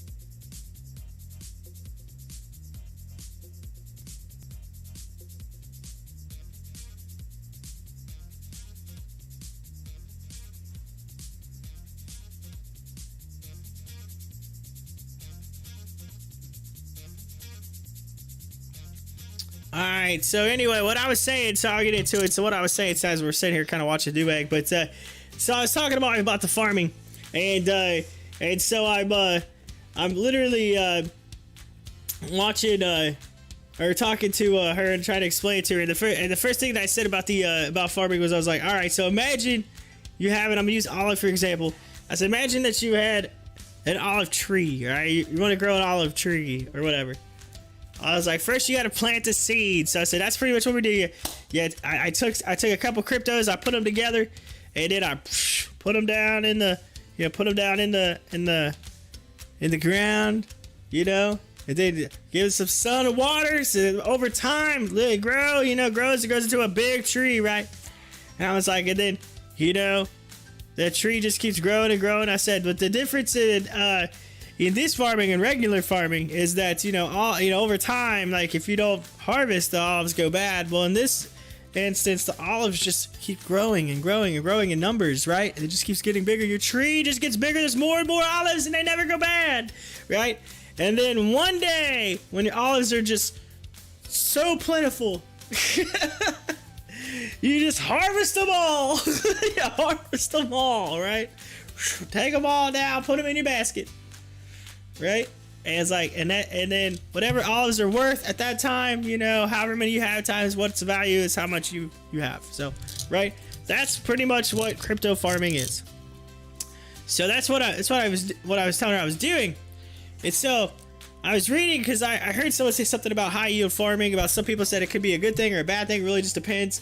And so I found this article I wanted to read. I thought it was really interesting because it kind of explains it a little bit and gives you a good understanding of it. So I feel like this is great information for those of you that might be in the future interested in crypto but maybe not quite jumped on yet or whatever, but this is pretty cool. So it says this is mainly for ultra high yield farming. This is from an article from medium.com. It says you certainly saw these juicy yield farms in some DeFi platforms.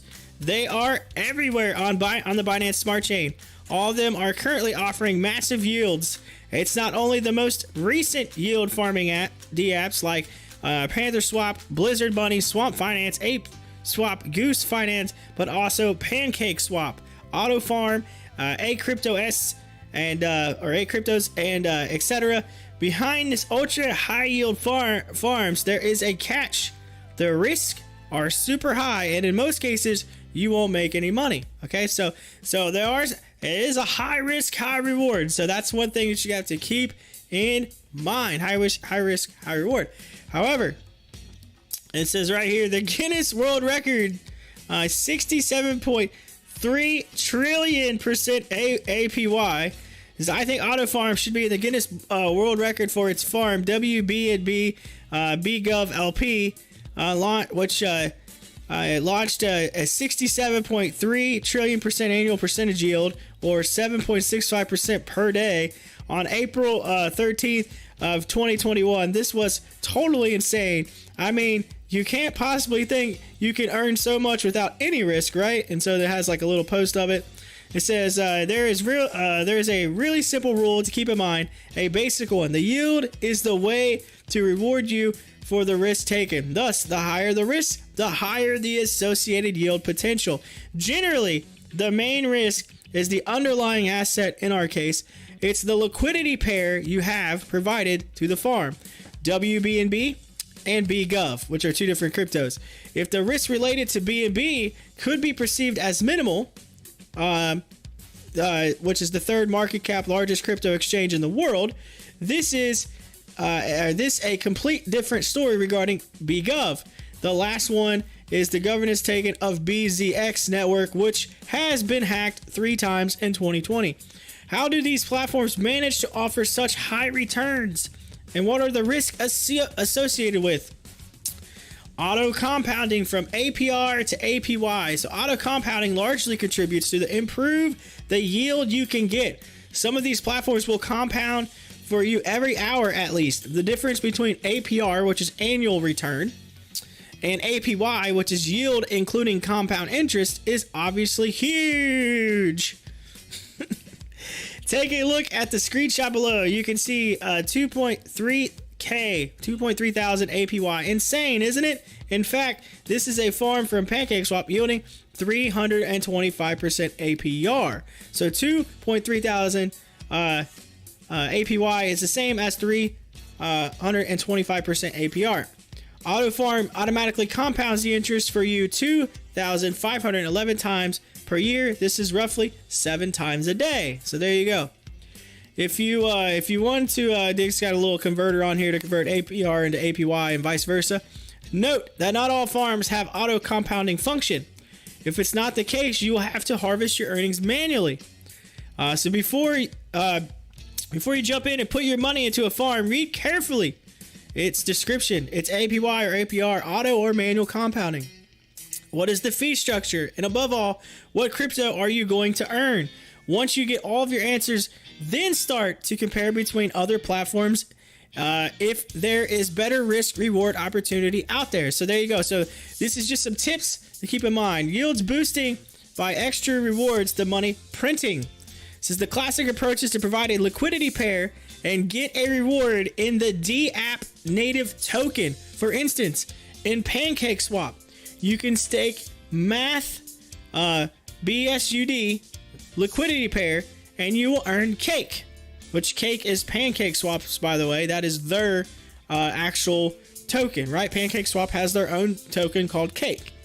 APR is currently at 314.5%, meaning that if you compound in a daily basis, you can earn 2,164% APY in 1 year. And that's at a constant APR, okay? Keep in mind that they do go up and down. They do change daily. Let's take another example. PantherSwap. It's a recent yield farming DApp. And to attract fresh money, they offer impressive yields. On a BTCB slash BUSD farm, you can earn 423% APR or 2,031.7% APY in 1 year. But you are rewarded in Panther, which has clearly not the same fundamentals as Bitcoin or BUSD. It's the same thing regarding their pools. For example, you can stake BNB, the Binance coin, to earn their native token Panther. Basically, you can't earn anything other than Panther. Okay, you can swap Panther for the token of your choice, but look at the price volatility. So you got to keep that in mind. So price volatility means, like for instance, if you're getting Panther and you're only going to earn Panther, you want to make sure that Panther is not like super volatile, like going up and down, like super huge, right? Because then whenever you earn it, you want to take it, the price might be down. So you got to keep an eye on that. So you want something that has pretty good stability. It stays somewhat range close, so it kind of recommends maybe doing it with stable coins. So in PancakeSwap or ApeSwap pools, you can stake the native token to get other tokens. In my opinion, it's a better option. A majority of yield farming platforms use their governance token as an extra reward in pools, meaning that you will be paid with two different tokens you want to earn plus the negative token. So keep that in mind. You have that availability as well. In this front BNB farm on ACryptoS, you can earn 332% APY, 244% come from the vault in PancakeSwap, which is auto compounded by ACryptoS, and 83% are related to the extra reward paid in ACS, which is Pancake Bunny uses also a lot of its governance token to offer you higher yields. So there's that option too. I know some of you right now are probably like, wow, my mind's blown, but hey, it's a really simple concept. You're taking a couple different cryptos, you're putting them together and making some seeds, all right? And you're laying them out there and you're farming them. High yield on low risk assets, the leverage trick. I'm sure you've already asked yourself, how do they get this kind of yield on BUSD or USDT? USDT is a stable coin. It's close to about $1, right? USDT, all right? It's US dollar tether, which is USDT. It's basically $1. Why a stable coin is so much rewarded and how? First thing you have to take in mind is that DApps are trying to get liquidity on their platforms. They need to offer a reward to attract investors. If we take a look at Venus Protocol, we see that lending USDT offers a nice 13.4% APY, 10% paid in USDT, plus 3.4% in XVS, which is the Venus token. All right, so there you go. So they're offering that USDT, which is a stable coin, which means you don't have to worry too much about, your price going up and down. Whatever you earn, it's going to be $1, right? So that's the thing. If you add the auto compound functionality, you can get 20 to 40% on stablecoin staked in a single asset vault. As of May 11, 2021, USDT Smart Vault and Bunny yielded 38%, 23% in USDT, and 14.48% paid in Bunny, using leverage on Venus USDT Vault. So there you go. And then there's also, by the way, for those of you who may not know, when you do farming, there is a relationship between the yield and liquidity. It's called the sharp fall. Yield, by the way, is not fixed. It is variable. It depends on the amount of money put in the related farm. The more liquidity there is, the lower the return. The yield curve varies based on liquidity provided. Having said that, you understand most APY displayed on the farms are not achievable. These ultra high yields don't last 1 year, typically. Why? Because people talk about them, more people get into them, that sort of thing, right? Kind of like what I'm doing right now, which could be a bad thing, but at the same time, it's just explaining what it is, what it does. This example shows you the ultra high yield can't last forever, even more so in the crypto, which is a market full of bots programmed to snipe such opportunities. So basically what happens, you look at your liquidity, whatever that liquidity number is, all right? If you've got a high interest yield, all right, your yield's here. Okay, I'm trying to do this on screen so you can see. Your yield's up here. Your liquidity's here. All right. What happens is, as that liquidity gets more, so more people are putting their money in, it increases. Guess what happens to the APY? It decreases until they get to like about here. So the least amount of people that are in it, the more money you're making. So you really don't want a lot of people to get into it at the end of the day. You really don't. You want them to just like not know about it. Don't say anything. Keep it quiet, whatever. But the company itself wants as much liquidity as possible, so they're going to promote it. So really, you don't have a choice. But at the end of the day, that percentage is going to decrease over time. So that's why you want to get in early and hang in there as long as you can. This example will show. I'm sorry. Impairment loss, the shady enemy. If you are new in yield farming, you should watch this video as a video on YouTube made by Finematics. This is the best video explaining impairment loss in my opinion. I use a lot of impairment loss calculator. The impairment loss calculator made by CoinGecko. So there is something on CoinGecko that you can use for impairment loss if you want to look into that. And these are all just tips on like if you're going to do some yield farming to get it. This is a really good read, by the way. And I'll tell you the name of it. You can write it down if you want. It says an article. So if you can go back, if you want to read it, learn about it, just kind of tells you a good way to make a decision on which one is right for you. So if you ever decide to do it, this is how to avoid it. There are 3 ways to do it: single asset vault pool, liquidity pair, including one stable coin liquidity pair on which you are bullish, i.e. on the 2 tokens. This person says, my yield farm strategy is pretty simple. I only farm my top picks. I don't waste my money on ultra high yield farms as the risk of losing my capital is too high. It says, another thing to keep in mind when you see this ultra high yields, there's a potential risk of a scam or a rug pull.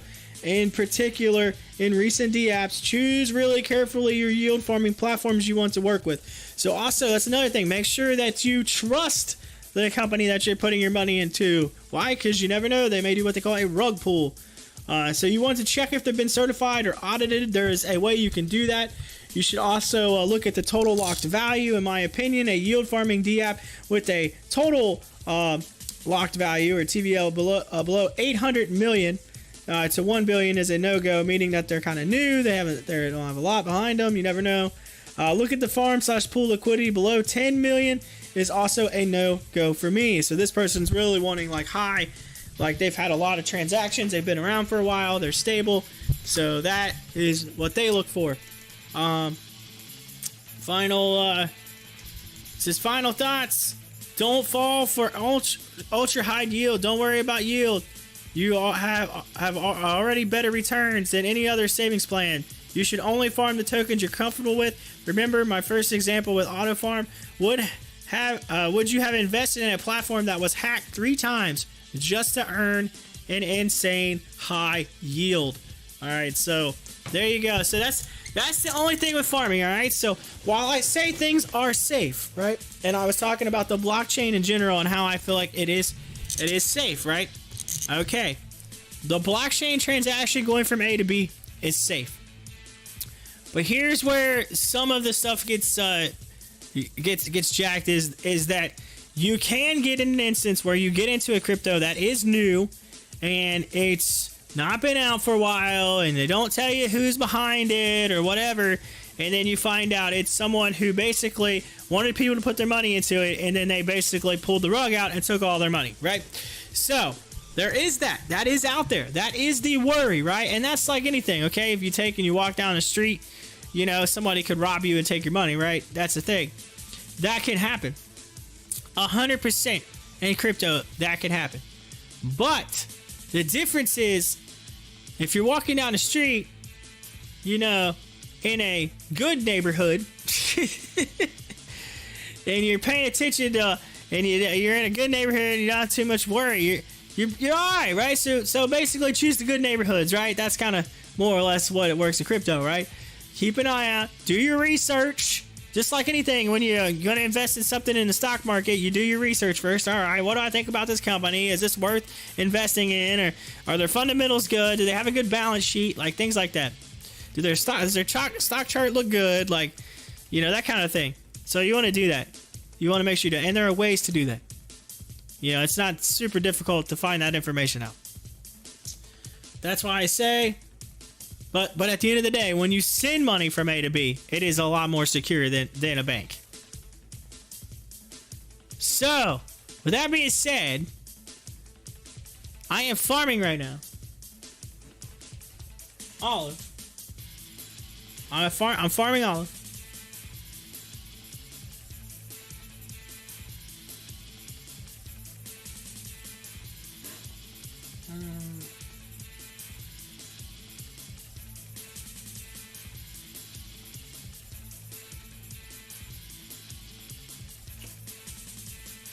All right.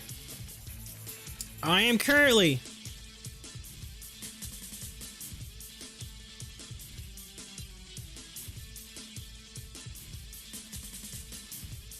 $48 olive. 48 in less than 2 days. And at a little after 2 p.m., it will have been 48 hours. So I'm making a little bit over an olive an hour right now. And that increases every day with compounding interest.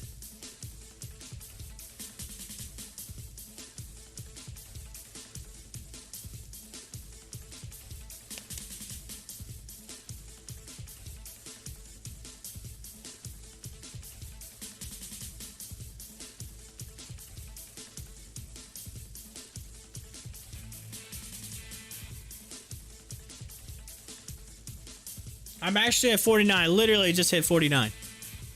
So 49. And also, olive went up in value. It's at 30 cents right now. Which is nice. Nice.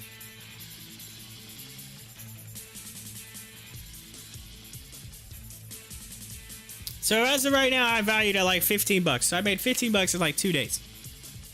Pretty close to 15 bucks. So, well, you're like, oh, 15 bucks, that's not really that much. But I made it in 2 days. And I only put up 250 bucks. In 2 days, on 250 bucks, I made $15. That's nice. That's epic. Imagine if you threw a couple grand. Again, you gotta remember, you gotta make sure that what you put in money, you believe it, and that you think it's a company that will sustain. And which I do. I had to do some research on it. The numbers might not be as high as what that dude was looking for in that article, but I think they've been audited several times, and they're really doing well promotion right now. They've been around for a little bit. They're not brand new, so I'm happy with it. But I'm saying in general, it is very nice. Liquidity has gone up. Percentage has gone down just a little bit, but it's still pretty high percentage.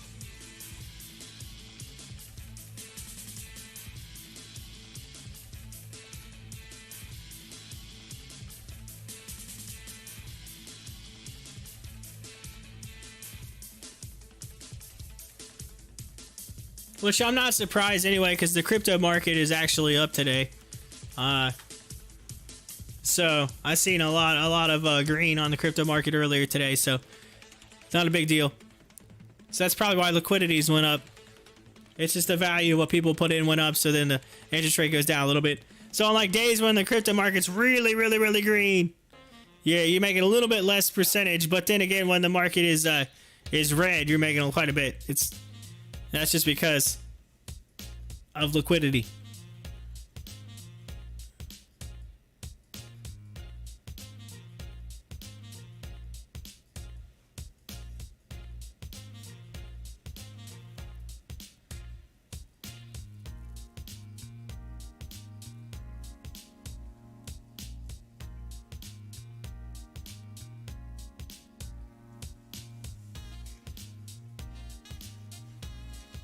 So looking at Newegg has, oh, where'd it go? Newegg has fell down to 49.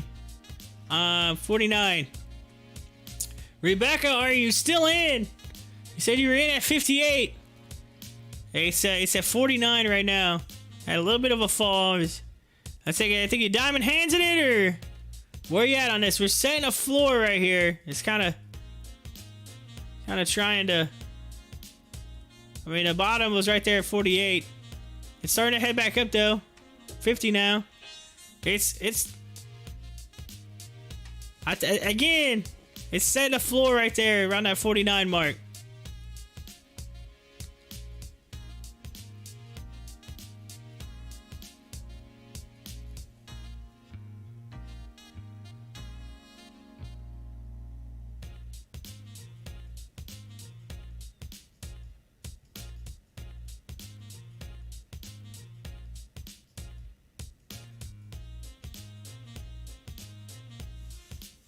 SafeMoons came down just a little bit, looks like.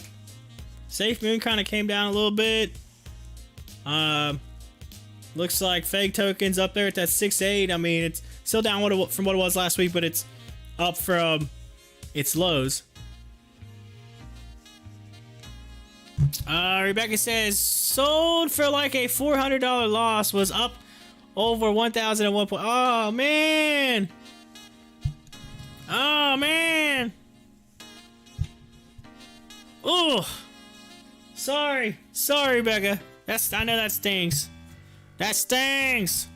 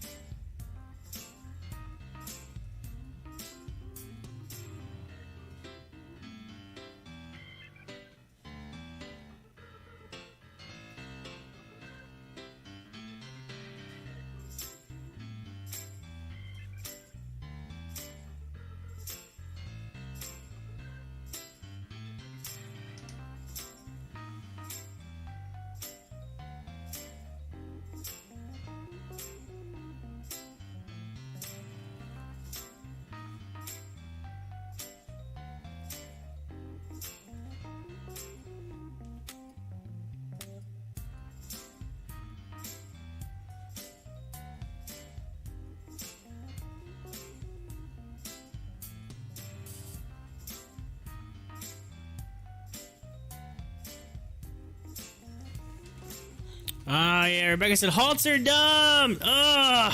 Couldn't take the chance of it jumping off the cliff. It says, I was plus 1,000 at the halt, and when it came back, minus 200. Like, WTF! I know! Halts are, I guess that's what I said. I don't understand it. Like, why they even do halts on the way up? Halts should be only on the way down. That's it. Only on the way down. Oh man, they got I know we were talking about earlier, but they got some documents here, looks like. Let's see here. Former President Trump's lawsuit against social media companies linked to document.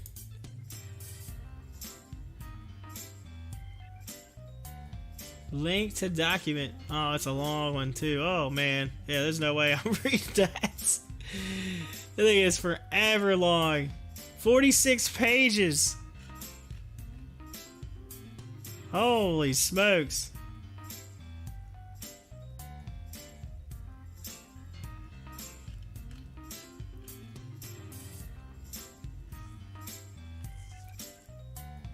Oh man, I bet there's some stuff in here.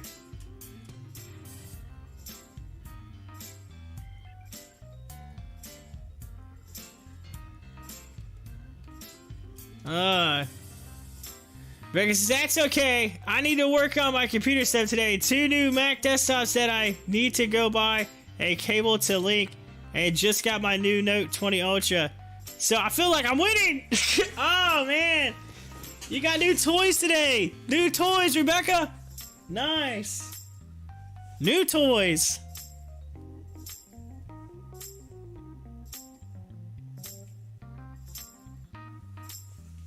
Yeah, today, I don't know, today it just seems like, again, the market's just so red. People are just like, I don't want nothing to do with it. Oh, it's so red! Ah! Jeez.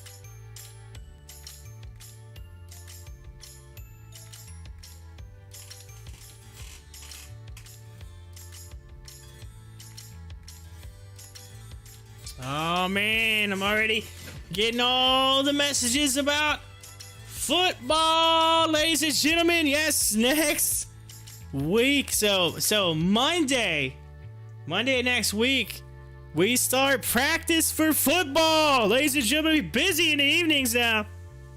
Coaching. So yeah, y'all get to hear all my funny football stories. Because when you coach kids in football, you never know. It's always the funniest stuff happens, and you never expect it. And then but yeah, so our team, yeah, we're trying to we three-peated. Now we're going for four in a row, 4 straight years of champions this year. So this will be we've won 3 straight years. We gotta continue it on. Our goal is to go all the way through. That's the goal. See if we can do it.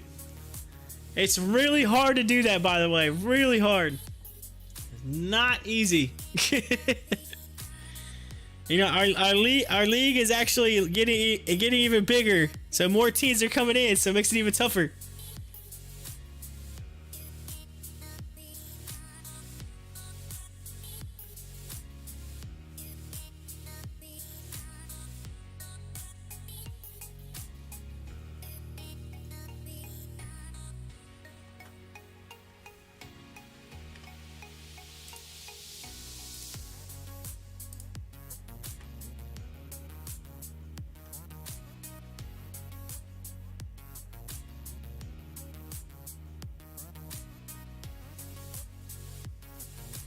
Oh man, FEG tokens out blowing up right now in Times Square.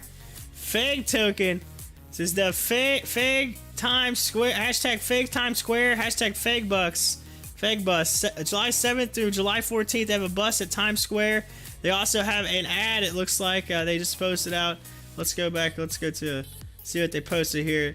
They have an ad, I think, on the on the NASDAQ. It says FEG will be active on the NASDAQ for 7 days straight starting tomorrow, July 7th. We hope all of you nearby get a chance to see FEG on the big screen. So the NASDAQ big screen at Times Square, I guess, is, it's literally, it's so cool. It's got a QR code that says scan. Look, here, I'm just going to pull this up so you can see it. This is pretty cool.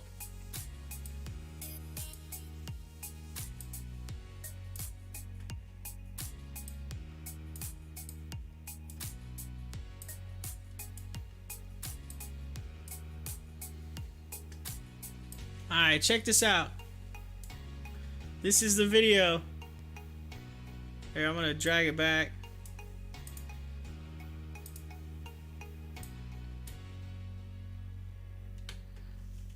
DeFi, check that out.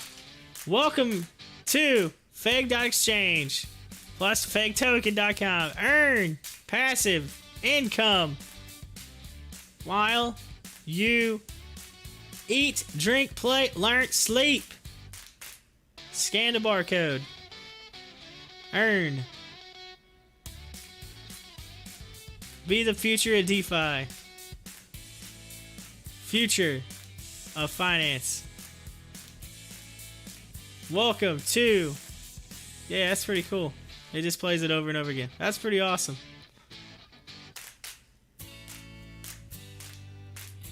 That is neat. FEG token on the NASDAQ. That's pretty cool.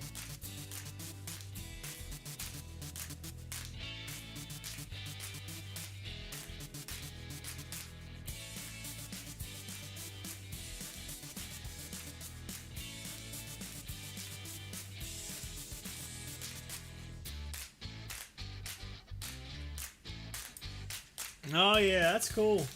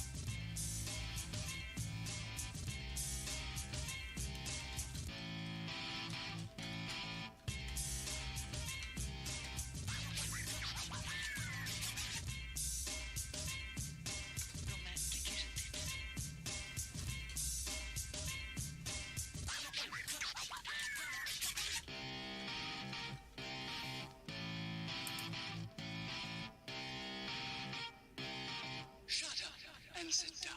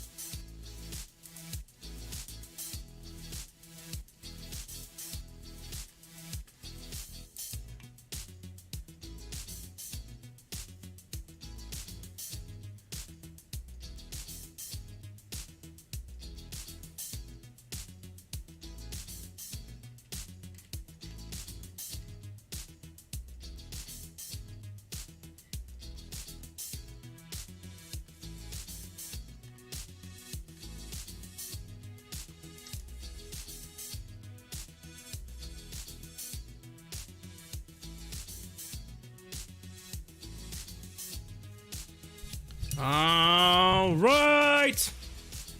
I posted that out there. I wanted to make sure that people could see that fake token was on the NASDAQ screen in NYC. Yeah.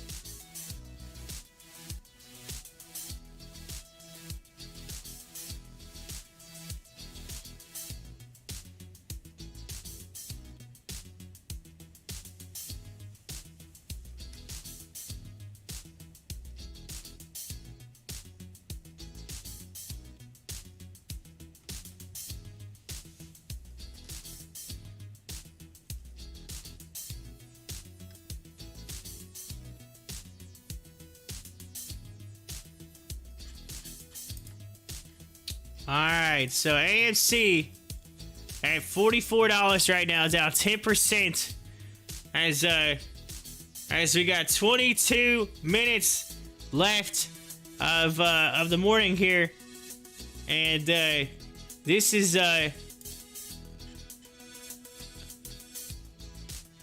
crazy. 10%. So people are like, we got 60. We're already higher in volume than we were yesterday. So we got more volume than yesterday. So people are buying it. I did see Matt Kors posted something a minute ago. He put hashtag apes not leaving. So apes are not leaving. They're still here. That's what he was saying. So for those people that are flipping out over AMC being down 10%, and again, it's definitely a buying opportunity.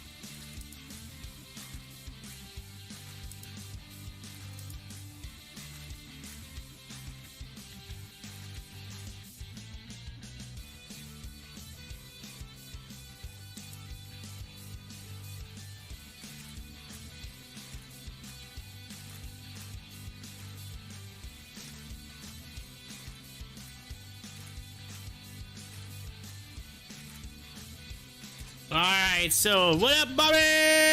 What up, dogs? Everyone buying these dips today? It's like Black Friday deals. They at these prices. That's funny that you say that because I literally just posted out. I posted out hashtag AMC. It be Christmas in July. Time to have it holly jolly. Hashtag AMC squeeze. Hashtag buy the dip. Hashtag apes not leaving. Let's go.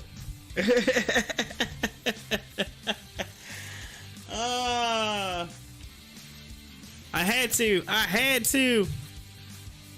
And it's a GIF, by the way, in case you're wondering, of Santa and the elves like taking all the presents in the stores.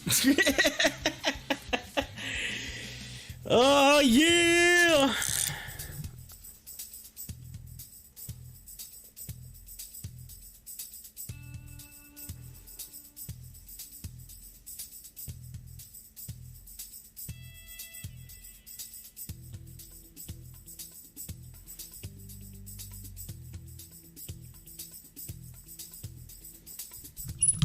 All right. Yes, everything is like discounted down today. My entire portfolio is discounted as well. But then look at the crypto market. Everything's green except Doge and Shiba Inu, it seems like. It's all, let's see. Bitcoin's up 1%. Ethereum's up 1%. Litecoin's up 1%. BNB's up 6%. Hex is up 4%. So we're seeing some movement. Some movement in the crypto market. Bobby says, I've been selling other stocks. I'm up on, even though I like them because I wanted to buy dips today, mostly buying BlackBerry and Body. Okay, gotcha. BB is down 4.7% as of right now. You got AMC down 9.4%. So AMC's down quite a bit right now. It's at $45.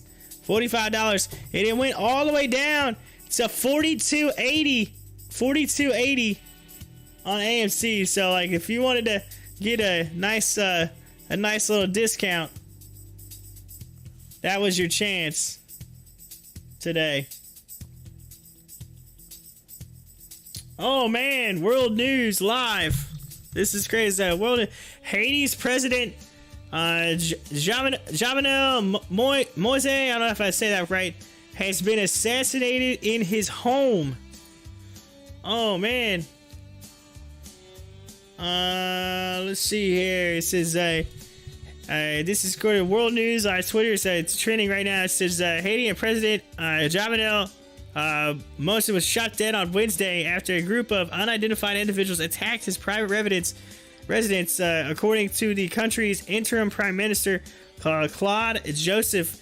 The first lady was also reportedly injured in the attack, according to BBC News. The story is still developing. Man.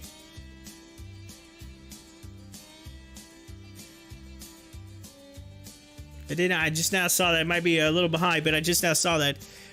So, woo! World news. World news right now.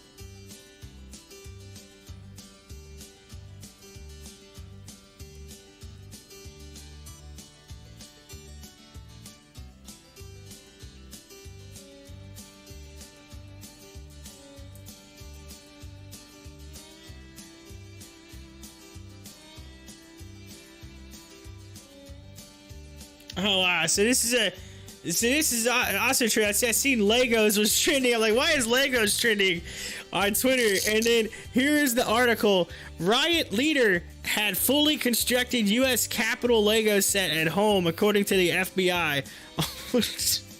Holy smokes! Federal investigators seized an unusual piece of evidence from a Pennsylvania man indicted last month for his role in the Capitol riot.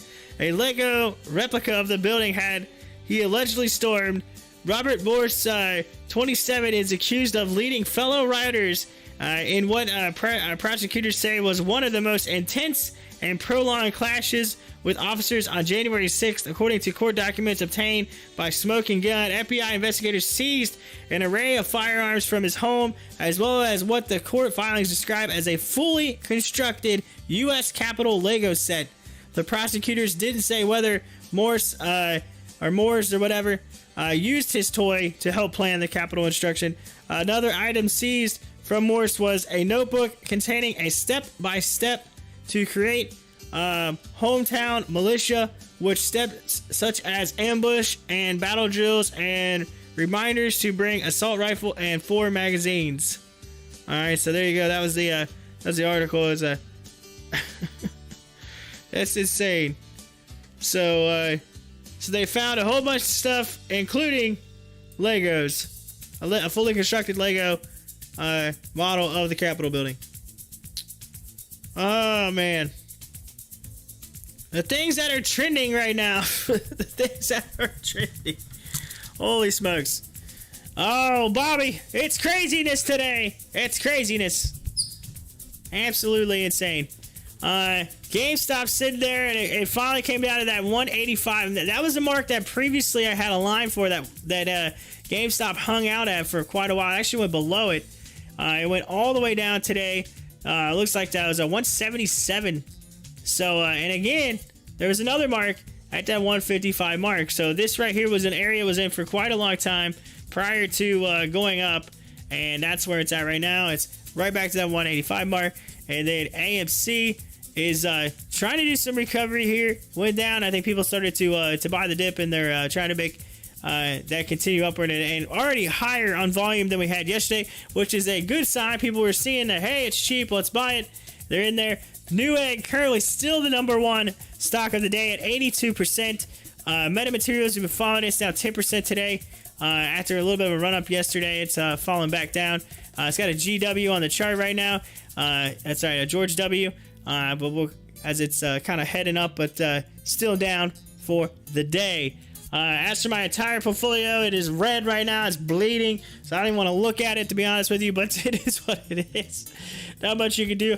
The number 2 stock that is moving today, XYF, right now is at 43%. DTSD is at 31%, and LPNT is at 30% today. Those are your movers right there. As for news, we've kind of been following a little bit of news. You had the whole news that came out that former President Donald Trump is suing Facebook and Twitter in a class action lawsuit, saying that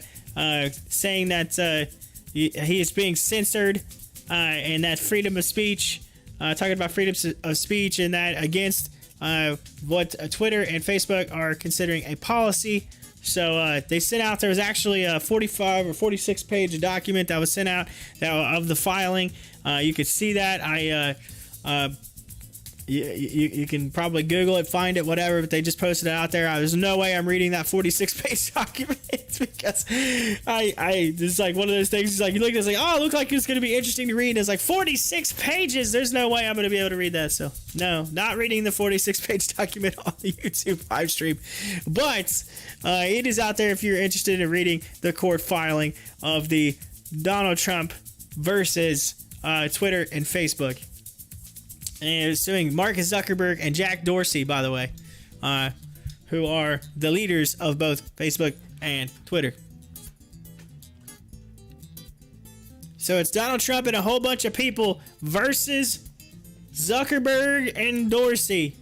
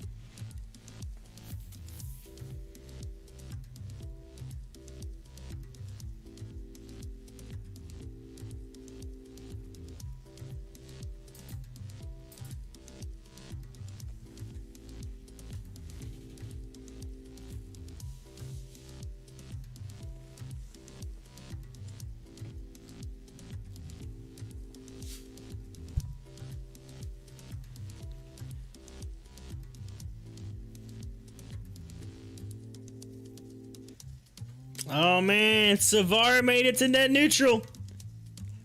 I have something white in my portfolio, ladies and gentlemen. It's not green. It's not red. It's white. It's net neutral. Look at that. White.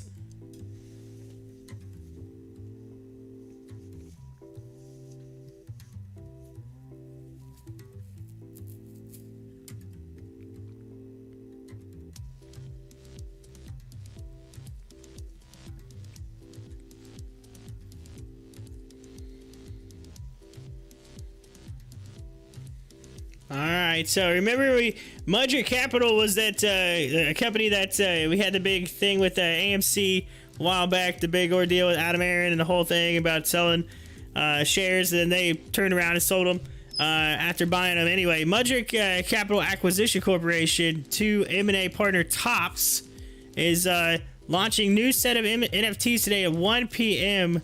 and they got a link here to a Tops. So Tops being basically the like the baseball card company or the baseball card, football card, all the sports cards.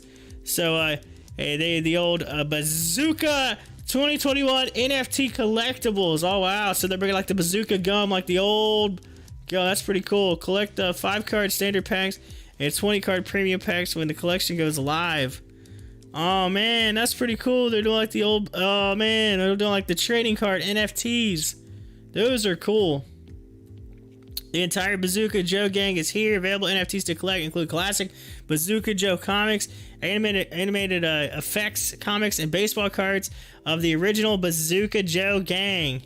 Wow. So Topps putting out the Bazooka Joe on the NFTs. It says, create an account now. Get ready for the launch by creating a Topps NFT account in advance. Head to bazookajoenfts.com. Click sign up now in the top right corner. Follow the prompts. Sign up using an email address and make a username. And then retrieve a unique code via email to text to verify your account. Just sign up now. So there you go. That's pretty cool. It's pretty neat. NFTs. Bazooka Joe. Available at 1 p.m. The 2021 Topps Bazooka Joe NFT collectibles are dropping today at 1 p.m. Bazooka Joe first appeared in 1954, and now this is your exclusive opportunity to collect history as officially licensed Bazooka Joe NFTs powered by the Avalanche blockchain. So there you go, Avalanche blockchain.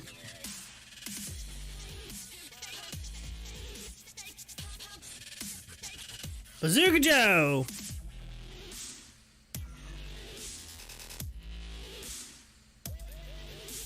So if you're into like baseball cards, collectibles, and the old, bubblegum cards back in the day, if you're into that thing, I still have a big giant box of baseball cards. I have some that are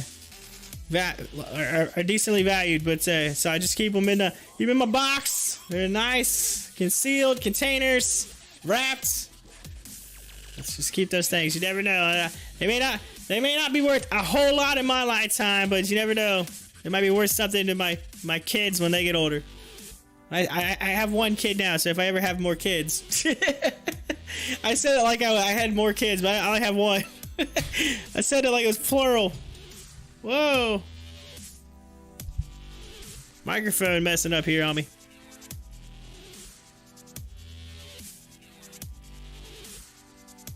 Alright, looks like we got some option alerts right now on Rocket.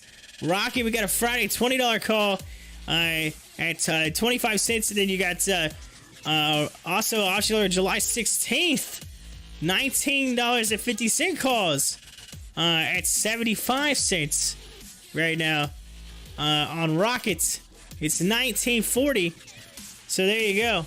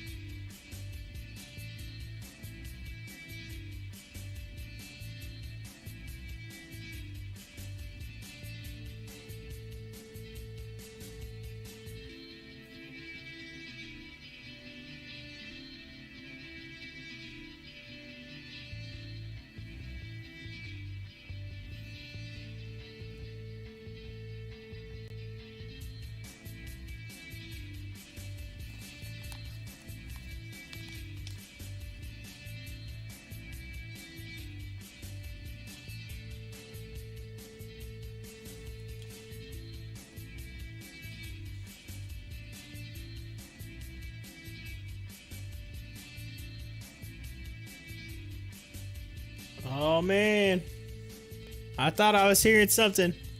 First Wednesday of the month, and it is noon. That means they're testing. Yes, they're testing the tornado sirens right now. They're testing them. You may hear it, but it's not too far away, so you'll hear it. Like, I started hearing something. I was like, what is that? I'm like, oh yeah, first Wednesday of the month at noon. They always do it. So there it is, coming by. Yeah. Testing them out. I'm like, what is that? I always forget. Every month they end up doing that to me, and but yeah. So that means we're into the afternoon, ladies and gentlemen. Should be getting the midday market update here really shortly. But right now, big news. WiseKey in the news. WiseKey shares are moving higher. Let's see here. Let's see what this is all about. WiseKey, what we got here? WiseKey shares move higher. Company highlights HIRO cybersecurity knowledge automation. So HIRO cybersecurity knowledge automation, says WiseKey combats cybercrime with HIRO cybersecurity knowledge automation, the first ever integrated cybersecurity automation solution which uses advanced AI to mimic humans for learning and applying knowledge. Cybersecurity knowledge automation developed by WiseKey Argo, and the core of the HIRO product takes a unique approach to process automation by using AI to autonomously and independently determine how to complete and then automate end-to-end tasks based on real-time contextual data.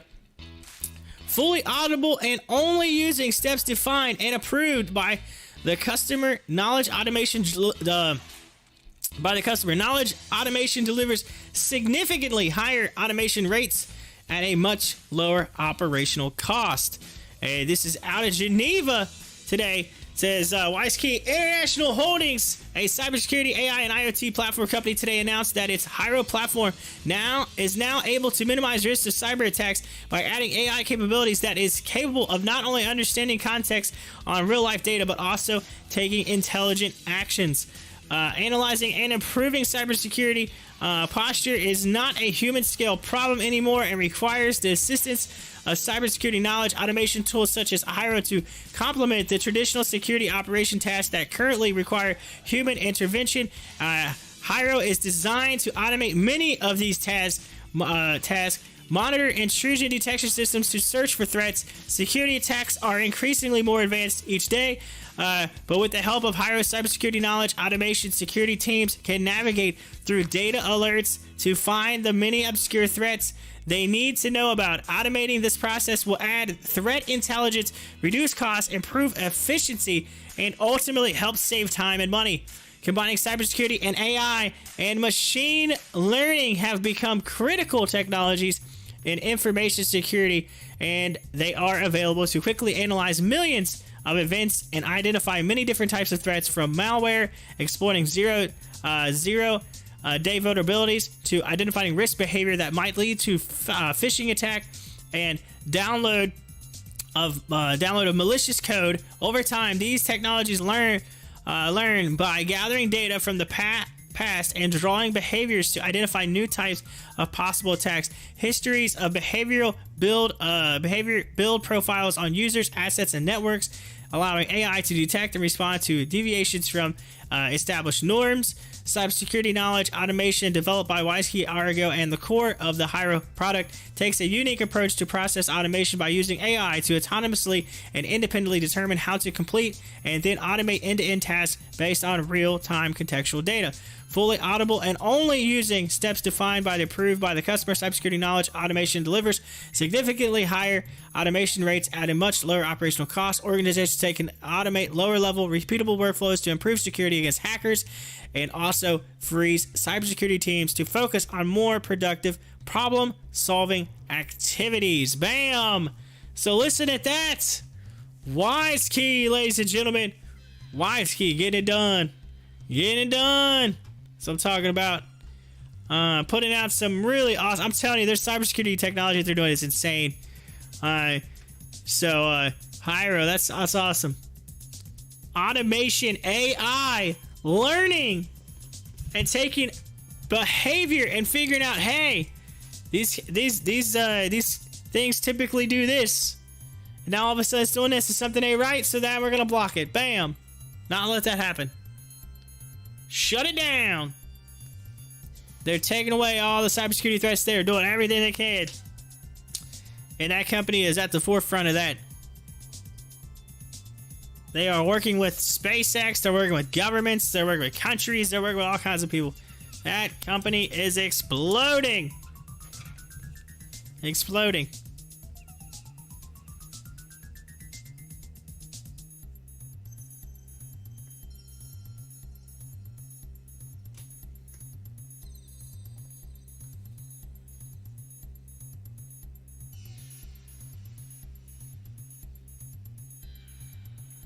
All right, the U.S. EIA cuts forecast for 2021 world oil demand growth by 80,000 barrels a day. Now sees 5.33 million barrels per day year-over-year increase. So there you go. That's talking about the oil industry. So they're forecasting demand growth by 80,000 barrels a day.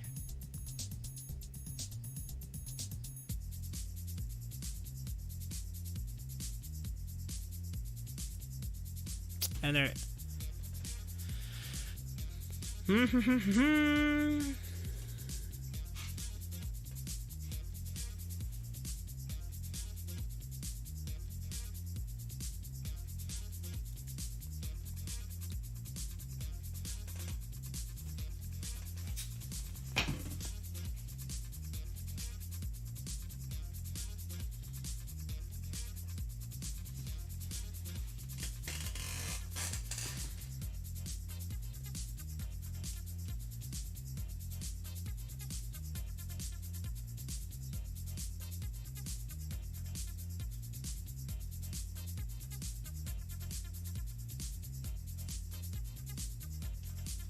Alright, says update. Beyond Me tweet shows image of word beyond plus 7 blank spaces for a 7-letter word. Note, the word chicken is it has 7 letters. Uh-oh. They might be talking about beyond chicken.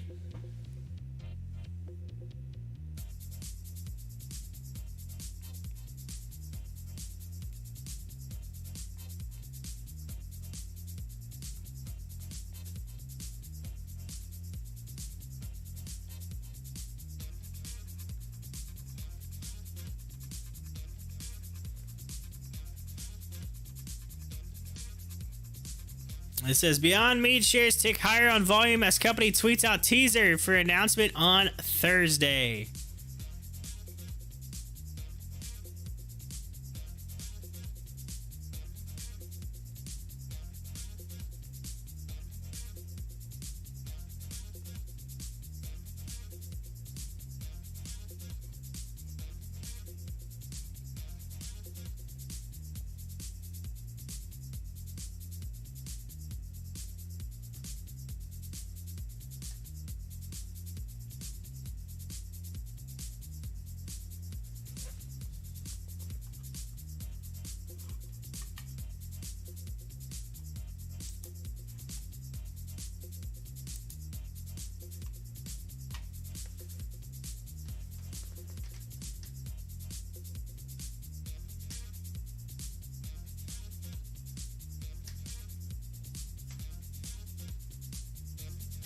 I just looked at the trending on Stocktwits, and I'm seeing now Mini Doge is trending.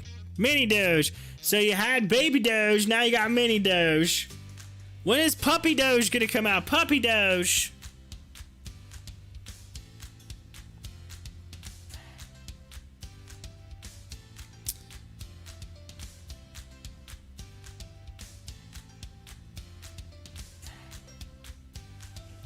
Why B of A expects rebound in gold M&A in second half of 2021. Let's take a look. All right, why B of A expects rebound in gold and MMA in second half of 2021 despite more than $6 trillion in U.S. government stimulus spending and rising fears about inflation. The Spider Gold Trust and many gold mining stocks have significantly lagged the Spider S&P 500 ATF Trust since the beginning of 2020. A replacement scramble on Wednesday. B of A securities and analyst Michael Jalinet said lofty valuations and pandemic travel restrictions resulted in a relatively cool M&A environment in the gold space in the second quarter. But the analyst said he expects an uptick in deals in the second half of the year. The gold producers B of A covers collectively consume about 55 million ounces of gold annually after factoring in lost recoveries. Exploration typically replaces 70% of mine reserves each year, but producers still need to find a way to replace the other 30%. Jelinek estimates gold producers will need to replace about 15 million ounces of reserves in 2021 and will look to do it via targeted acquisitions. Much like 2020, we would expect a renewed focus on bolt-on and regional transactions where travel is either not required or is limited, Jelinek said. How to play it, he said investors should look out for senior and mid-tier producers targeting smaller producers. In addition, companies that have multi-million ounce gold projects may be attractive targets for global gold producers. Here's a rundown of Bank of America's ratings and price targets for senior gold producers. It says Agnico Eagle Miners, which is AM, has a buy rating and $80 target. Barrick Gold Corporation buy rating and $29 target. Kinross Gold Corporation, which is KGC, buy rating and a $9.50 target. Newmont Corporation buy rating and $80 target. As for the take on it, it says the buyout deals often generate huge overnight returns for the takeover target. But they are extremely unpredictable. Junior and intermediate gold miners as a group have historically been very high risk investments, and buying a stock in hopes of potential buyout is an extremely speculative play.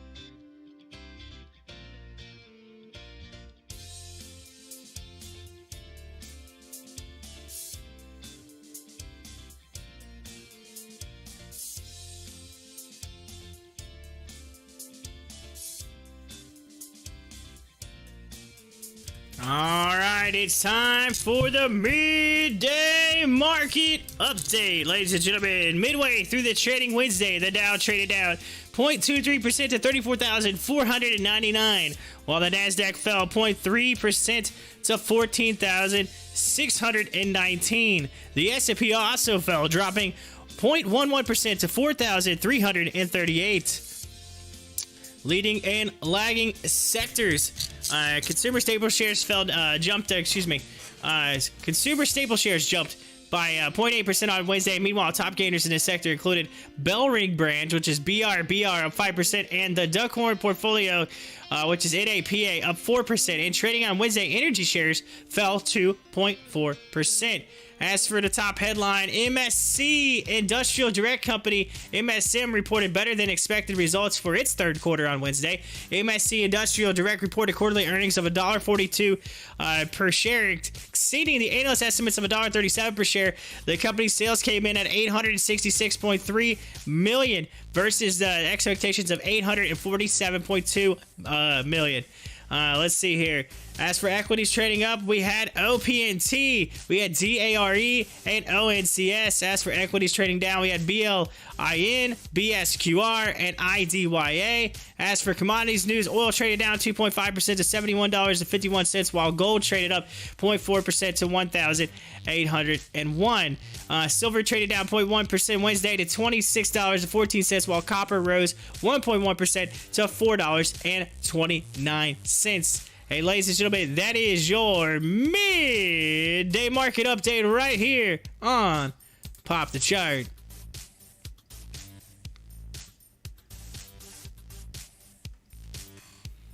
All right, ladies and gentlemen, we are 20 minutes past noon, and I am going to take my lunch. Yesterday, I got a late lunch, so I didn't really get too much of a chance to spend the afternoon with you or anything like that.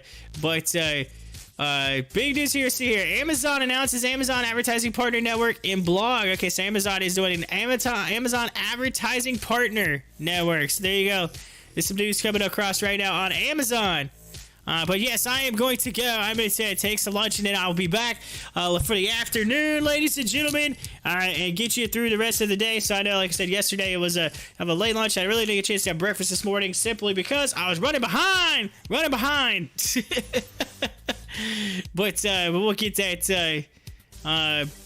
We'll get that to you. They're still trying to figure out what the 7 letters is, and they said, whoa, lobster has 7 letters as well. So they're still trying to figure out what that 7-letter word is for Beyond Meat in their tweets, saying that the image Beyond plus a 7 blank spaces for a 7-letter word. So still trying to figure it out. So chicken and lobster are now on the table.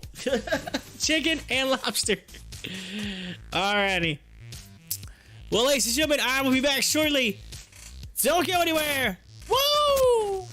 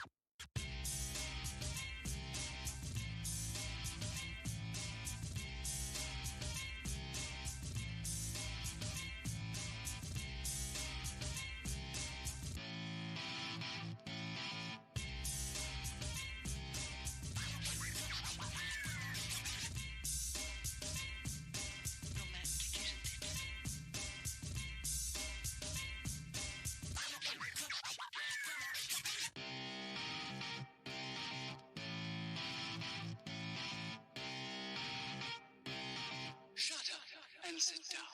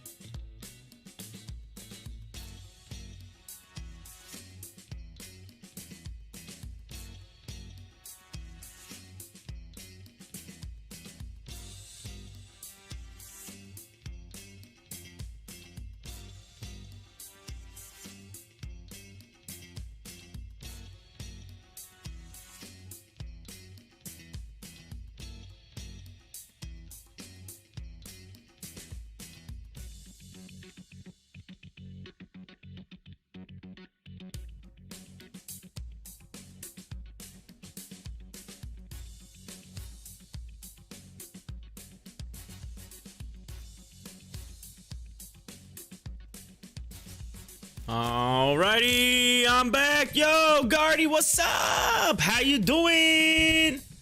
I hope you're still on here. I was out to lunch, just made it back, and gonna give you the update real quick. Taking a look at AMC. It's down only 8% now, so it was down worse today. $45, 84 cents. Curly Guardy says, I'm doing good. It's been a while. It's been a while. Yeah. What's up? Says, do you know when the SNDL shareholder meeting is? I can find out. 1 second.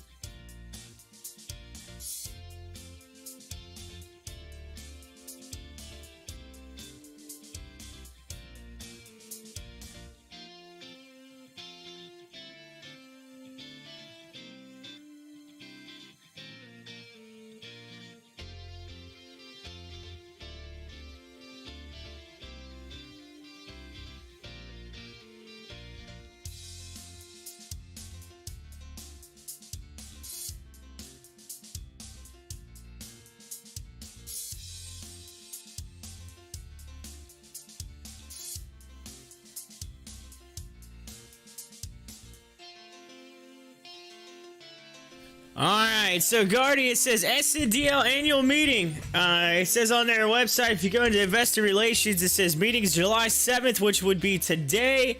It says 1 p.m. MDT, which is Mountain Time, which ends up being 3 p.m. Eastern Time. So, Eastern. So, that means 3 p.m. Eastern Time. So, that would be, you know, in, what, an hour and a half? So there you go, an hour and a half is when they say the annual meeting is.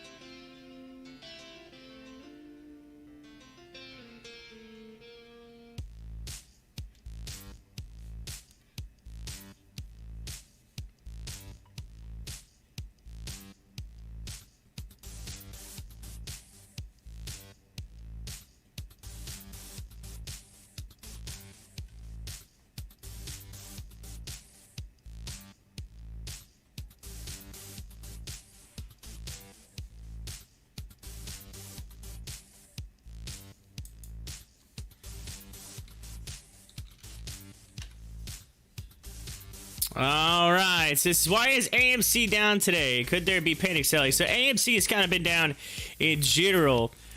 Because if you look at the 1 hour chart, you'll see what I'm talking about. It kind of fell out of a channel. It's kind of fallen down out of that channel. But here's the key. So while it came down, there was a lot of buying today. So check this out. 78 mil. All right, already today. There was only like 50 or 60 mil total yesterday, and so we're already way past that. So people seen that it was going down, that was cheap, and started to buy it back up. So I think you might see a turnaround into that and continue upward on AMC. So we'll have to watch it. As for the annual meeting for Sundial, I usually do the earnings calls, but I don't know if I'll do the annual meeting. It's I may pull it up. I don't know. I got to look at it because it's saying it's only for shareholders. Is what they're saying. It's a virtual. I might have to go to. They might send you an email to the link or whatever. There's no link on the website that I'm seeing. So I need to look and see if it's available on here to view.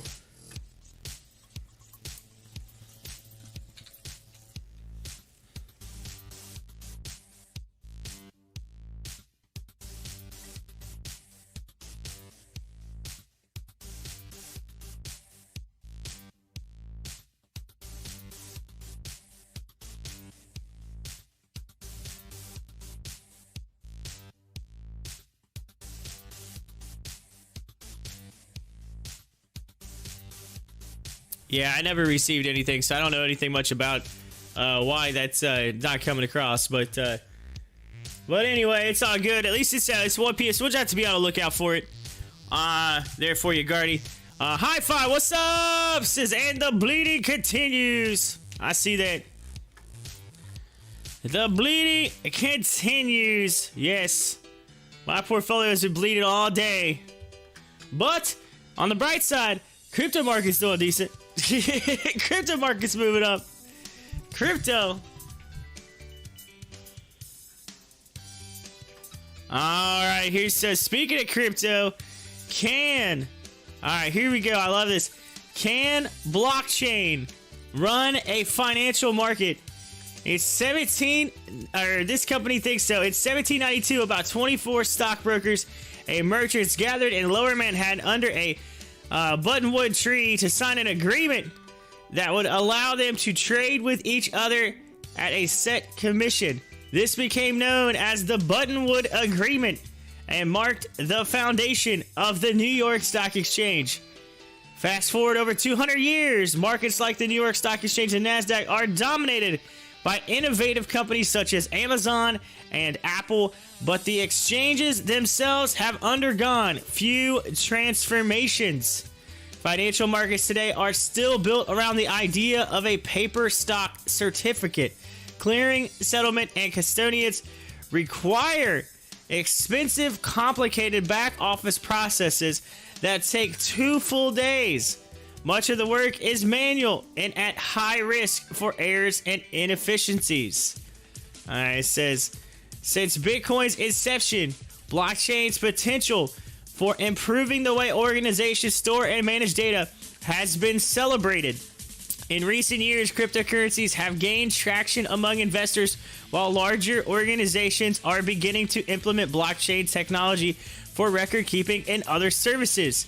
As a digital record, blockchain safely stores information while eliminating the possibility of alterations or hacks. Many are decentralized and oftentimes have the added bonus of automation. The founders of Prometheum identified how blockchain could close gaps and mitigate inefficiencies within modern financial markets and even improve regulation surrounding digital tokens. Have I not been saying this? All right, Hi-Fi, I know you've been listening to my show for a while. Have I not been saying this? And finally, a company is saying it, and it gets in the news. Come on, y'all. I've been saying this. I've been saying it. Combining over 50 years of securities law experience, 20 plus years of blockchain and distributed architecture experience, and 20 years of market systems design experience, Prometheum was built as a bridge for traditional Wall Street and the digital asset universe. how Prometheum works. Prometheum is the world's first SEC and FINRA-regulated full-service financial market and trading platform built on blockchain technology. Its blockchain system intends to remove the need for manual processes, with settlement, clearing, and custody processes operating at next-generation efficiency. Okay, this is epic. Prometheum is designed for issuers, retail investors, and financial professionals alike. It offers tech companies and blockchain firms looking to raise capital as an alternative to traditional initial coin offerings or ICOs. Venture capitalists, which are VCs, and initial public offerings, which are IPOs. Many startups are already capitalizing on digital tokens as a means to raise capital, yet these cryptos aren't compliantly registered, and no fully compliant markets exist to support their trading. Prometheum bridges this gap. Its infrastructure makes it possible for digital assets to be issued, traded, and processed compliantly under the federal securities laws FSL.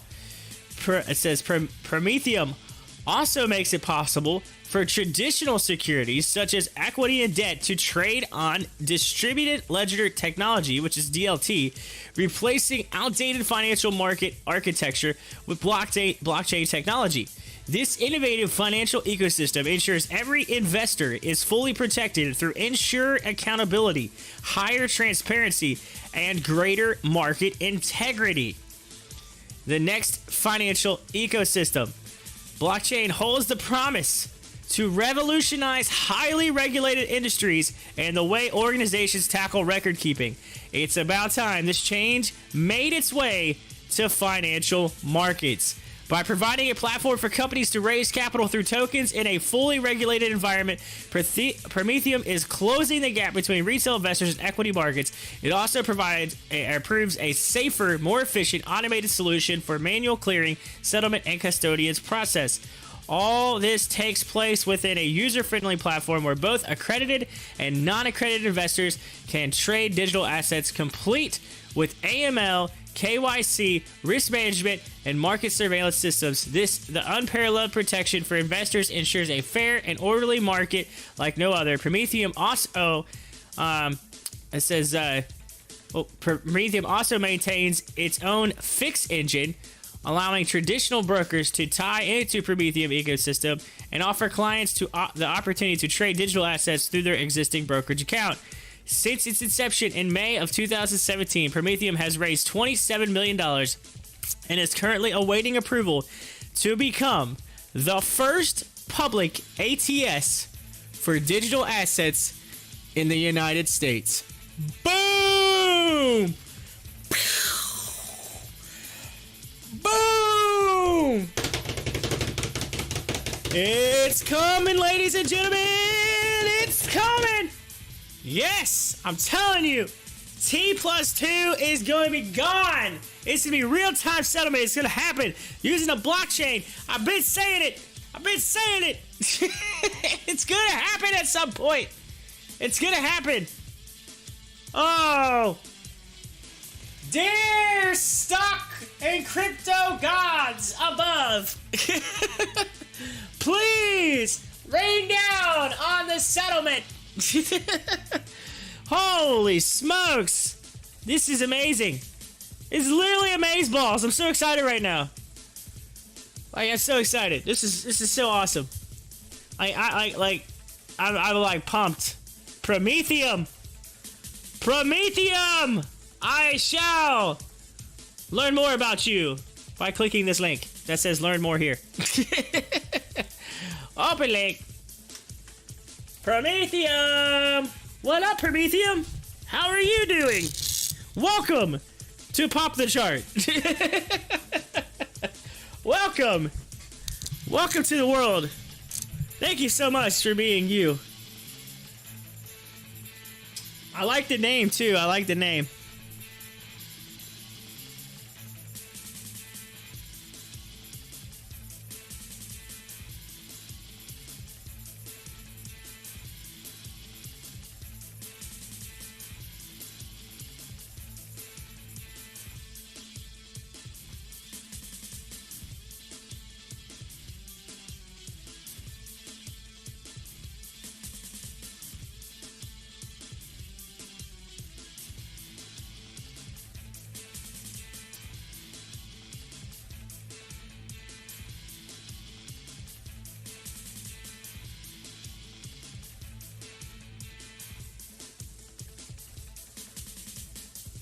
Oh, it's genius. Genius. I'm reading about it right now. I'm so, oh man. I'm so excited. Gardy says, dang, GME has to come down a bit.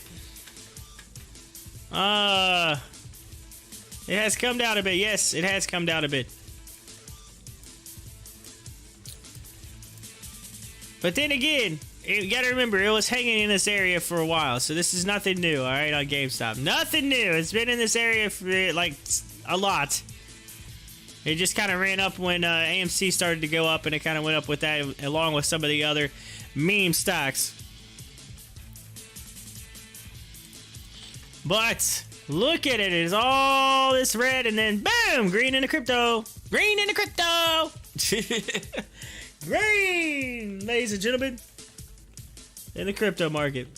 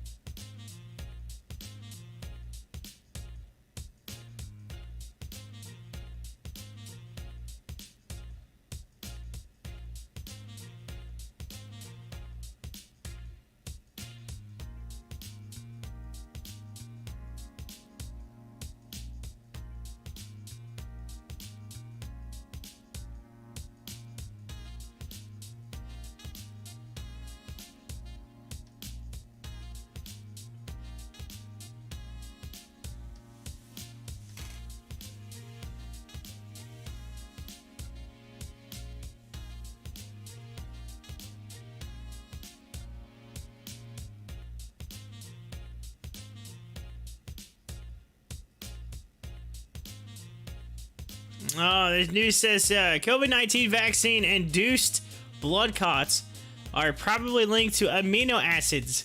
Study shows in the Wall Street Journal. There you go. According to the Wall Street Journal. So they've been kind of wondering what that was anyway. Those blood clots issues they were having for a while there. Seems like it is linked to amino acids. I'm sure there'll be more to come out about that in the near future. Man,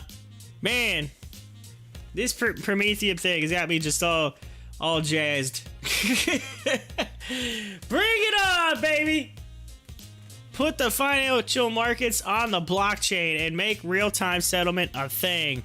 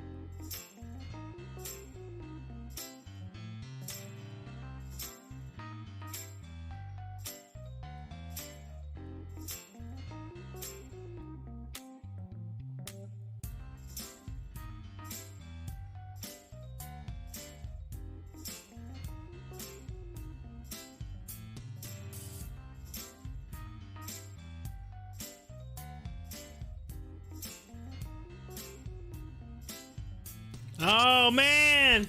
Oh, I just looked at Newegg. Oh, Rebecca. Oh, I just realized something. Oh, Rebecca. If you're still out there and you're still listening. Oh, jeez. You should have held on. It went all the way up to, what was that, 65 bucks? Oh. Rebecca. Oh, jeez. She got out right in here. She got in up here, got out down here. And then it went down, man. Rebecca. I just realized, I looked at Newegg and started to see where it was at. 112%. It's headed back up. It was just a, I know. I don't want to hear it. I made a good decision. Oh, man. I literally just saw it and realized. Like, it just hit me. And I was like, oh, no. I said, oh. It's all good. It happens. Hey, it happens. But, man, if you held on, just held on a little bit longer. You just hodled. Just hodled a little bit. Oh. You'd made some cash. Some cash.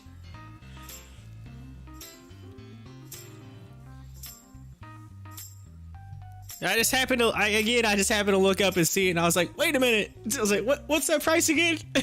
On Newegg? Ugh.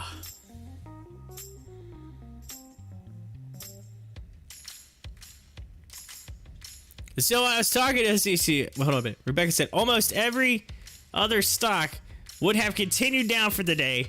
Too risky for all my money for the day. I got you. No, so I was sitting there and I had some extra olive that was just sitting in my wallet, just sitting there, and then I noticed, oh yeah, I could stake that olive and earn some token too. That was just sitting there. So I have the olive that I'm gaining. But I had some from when I tried out just to see what it would do, so it was just kind of sitting in my wallet, my crypto wallet. So I turned around and I was like, you know what? I looked over and I noticed that you could stake that and earn Cherix token. So I could stake Cherix, earn olive, and I could also, farm BNB and Cherix for olive. But then I could stake olive and earn Cherix, and so I said, holy smokes, I had some olive just sitting there, not doing anything with it, whatever. Bam, I staked it. Man, I'm kicking some tail on it. I'm already up almost 600 million just since lunch on Cherix token. 600 million. I was like, I'll take that. And it goes until it runs out of blocks. It's got about 2 days before it actually is done, and you can't get it anymore, and then, whatever. So I have I let it run for 2 days, and it's just going to sit there and collect for 2 days. And then I get get the Cherix token, and I get my olive back. So I'm basically earning free money right now. This is great. It's great. Literally, I feel like I'm about to get my combine out and farm a bunch of this, stake a bunch of that, and just let this thing just start racking up. And just keep racking my wallet up and make it just get more and more and more and more and more. And then, whatever. If the token dies, it was free anyway. You know what I mean? You can't beat it. It's free. It's free. Free money. Oh, man. Hey, it looks like Moderna is in the news right now. Shares are trending lower. Vaccine stocks have been volatile and mid-profit taking, as well as the Delta variant concerns. They keep talking about the Delta variant there. Also, psychedelics research. FYI, every clinical trial underway right now involving public and private companies. And I'm sure Mind Medicine is probably in that. Let's check. I'm invested in Mind Medicine for psychedelics. See what that's all about. And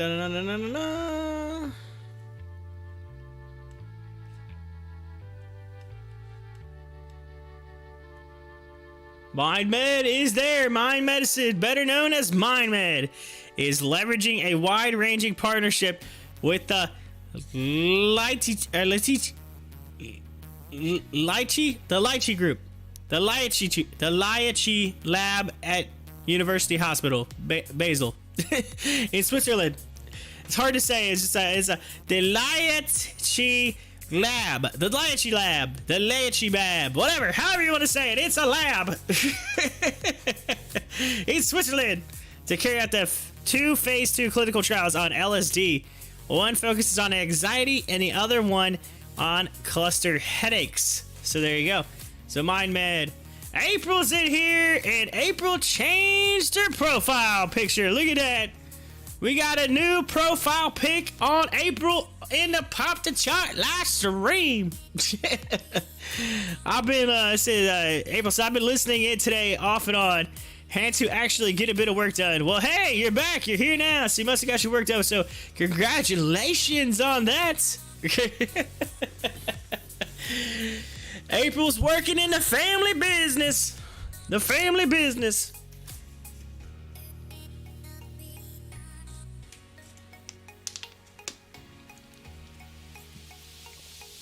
April has probably like Bush's baked beans.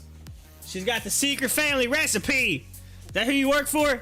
Is that who you really truly work for? Bush's baked beans. The baked beans company. Rebecca says, yeah, I'm gonna have to do real hard work the rest of the week after today. Yeah, Rebecca took a hit today, so she invested it on Newegg. And so let's just say, so Newegg starts taking off. She gets in right here. And then it goes down to here. And then she gets out. Okay? And then Newegg goes all the way up to here. I'm just like, oh, man. Oh, like, come on, Rebecca. Oh. She would have held on. She'd made a big profit today. Rebecca's like, salt in the wound, Corey. Salt in the wound. Salt in the wound. It's all good, though. It's all good. Oh, no. April be like, oh, no, that's horrible. That's terrible. 620 million cherries token for free. I am loving it right now. Keep looking at my screen. It just keeps getting more and more and more and more. Anyway, let's see here. And don't forget, I first started watching it at 31, and we got on politics. Oh, yes, we did.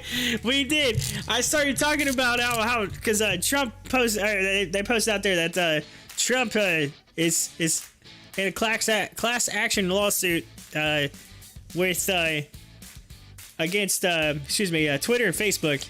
And so we started talking about it, got into the whole spiel of it, just like what was going on, whatever. And so Rebecca got away from the Newegg.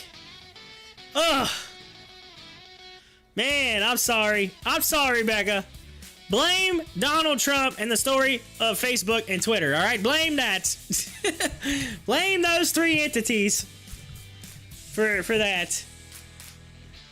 We got off topic. Oh, wait, MindMed also in here. Aside from ongoing LSD trials, MindMed has also announced future phase 2 trials using LSD microdosing for attention deficit hyperactive disorder, so ADHD, and pain management. See if there's anything else for MindMed. MindMed also ongoing phase 1. Mind Medicine incorporated extensive pipeline, features several molecules in phase 1. The company is currently studying 18MC and ibogaine analog in an ongoing basis, one trial in healthy volunteers, which is expected to complete by December 2021. The main indication of the study is addiction disorder. The company has also launched 4 other phase 1 trials in partnership with University Hospital Basel for undisclosed indications. They are researching DMT, mescaline, a combination of MDMA and LSD, and lastly, ketamine, a drug meant to stop hallucinogenic effects of some psychedelic drugs by blocking the serotonin 5-HT2A receptor. HT2A receptor. And is there anything else? Nope, that'd be it. So cool. Well, there's a whole bunch of stuff on here. Sorry, I was just reading down. That was one of the companies that I'm invested in. Mind Medicine. Anyway, April says, you still got AMC? You still holding on to it? Y'all holding on to it? Hey, it went lower and then it started coming back up. All right, people were buying it. 80 million volume. We're seeing some volume today. People are buying it. Rebecca says, I sold my AMC back at like 59, thankfully. Hi-Fi says, I'm still regretting not dumping my GameStop when it recently hit 300 bucks. Oh. Hi-Fi, is that the same GameStop that you had way back when you first ever started watching my show? Because you had GameStop way back when. Way back in March. Beginning of March. March 1st. Is that the same GameStop that you had? Or have you bought and sold it since then? Or sold it and rebought? Nope, you rebought. Okay, I got you. April says, I'm debating getting in on GME. But if you're going to get into it, the time to get into it is not just now, but it's when it gets to this mark down here. That's the time to get into it. All right, that's it. That's the spot right there. Just saying. Why? Because it tends to set at this spot up here, which I got to drag up. And then it breaks through, and then it goes down to the other spot, and then it comes back up again. So, 155-ish. Anything below that. You're getting it. Anything below that, you're doing good.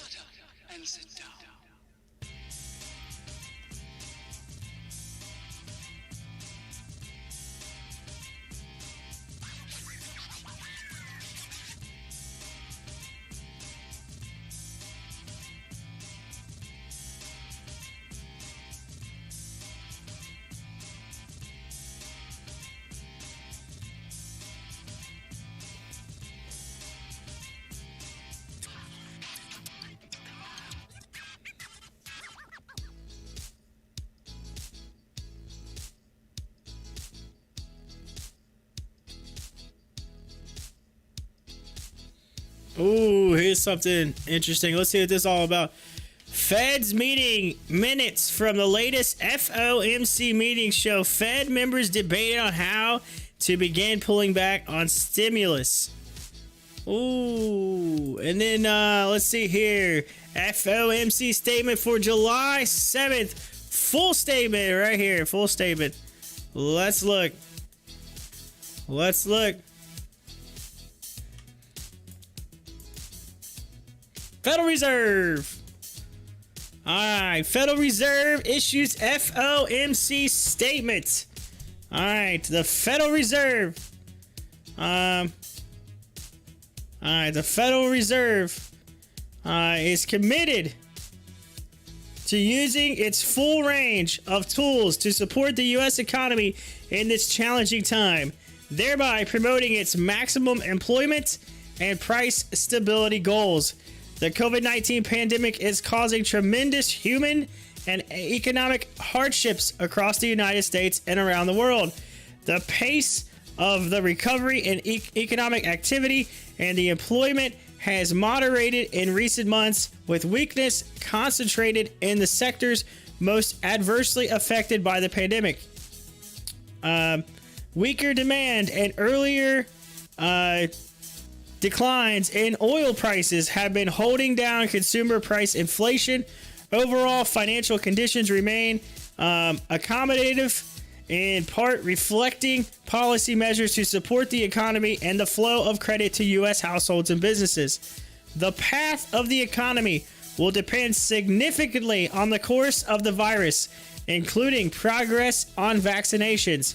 The ongoing public health crisis continues to weigh on economic activity, employment, and inflation, and poses considerable risk to the economic outlook.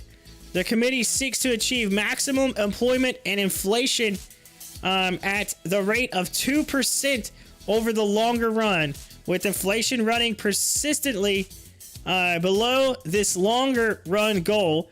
The committee will aim to achieve inflation moderately above 2% for some time, so that inflation averages 2% over time and longer-term inflation expectations remain well anchored at 2%. The committee expects to maintain an accommodative stance on monetary policy until these outcomes are achieved.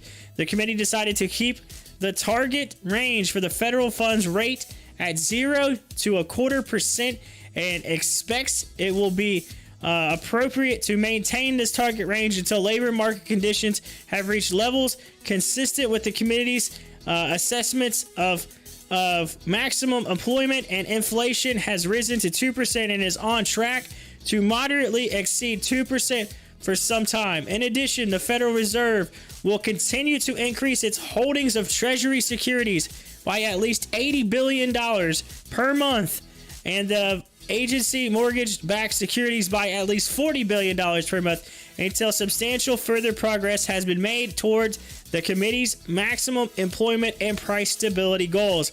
These asset purchases help foster smooth market functioning and accommodative financial conditions, thereby supporting the flow of credit to household and businesses. In assessing the appropriate stance of monetary policy, the committee will continue to monitor the implications of incoming information for the economic outlook. The committee would be prepared to adjust the stance of monetary policy as appropriate if risks emerge that could impede the attainment of the committee's goals. The committee's assessment will take into account a wide range of information, including readings on public health, labor markets, inflation pressures and inflation expectations, and financial and international developments. Voting for the monetary policy action were Jerome Powell, Chair John C. Williams, Vice Chair Thomas I. Barkin, Raphael W. Bostic, Michelle W. Bowman, Leo Brainerd, Richard H. Clarita, Barry C. Daly, Charles L. Evans, Randall K. Carls, and Christopher J. Waller. It says the implementation note was issued on January 27th of 2021.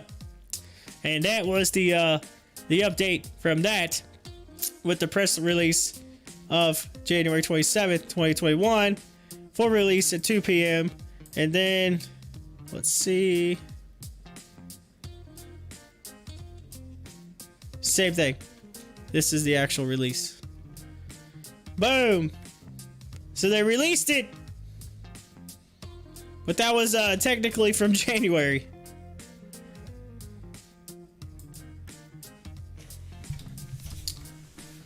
All right. It says Fed meeting minutes from FOMC meetings show that some of the federal members see conditions for beginning to reduce pace of asset purchases could be met somewhat earlier than they had expected. So there you go. It says meeting shows some Fed members saw incoming data as providing a less clear signal about underlying economic momentum. Several participants saw benefits to reducing the pace of mortgage-backed securities purchased more quickly earlier than Treasury purchases in light of valuation pressures in the housing markets. And it also says several Fed members emphasize uncertainty about the economic outlook.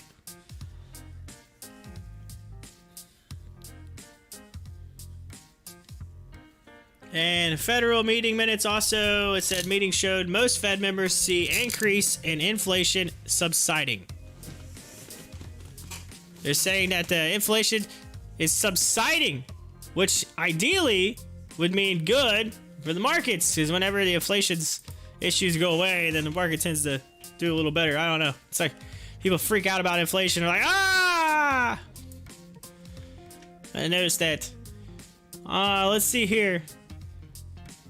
April says almost I've been debating on getting a GME. Almost everyone I know sold AMC here, but I'm still in there regretting not selling now when it hits 70. With the buy orders going in, dark pools, and sell orders hitting the exchange, it's going to be a very long hold. I'm afraid, but I'm going to hold. I guess just forget about it and have other plays for fun. So here's the deal. So April, all right now. There were peeps that were giving me a hard time for selling a while back. And I said, you know, AMC's eventually going to go back down. You can buy back into it again. Those people were like, you're crazy. You're not. You don't have the big ape kahuna balls. You know what I'm saying? Which you do have the big ape kahuna balls. I got to give it to you for holding on. You're still holding. You're still in there. But you could have Sold, made profit, buy back in, but at the lower price. But you may not have as many shares as you had before. Keep that in mind. So you would have been diluted a little bit. However, you would have made some profit. Woo! 700 million shares token since lunchtime. I'm excited right now. This thing's taking off.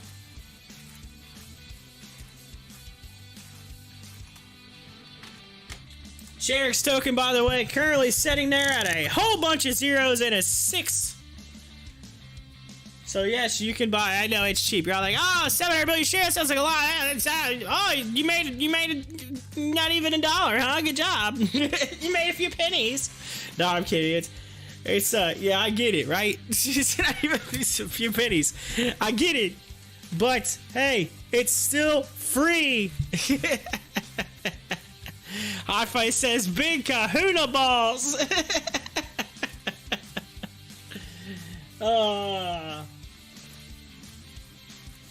You guys love it when I say that, don't you? You love it. Y'all love that. All you ladies and gentlemen love it when I say big kahuna balls. Ha ha ha.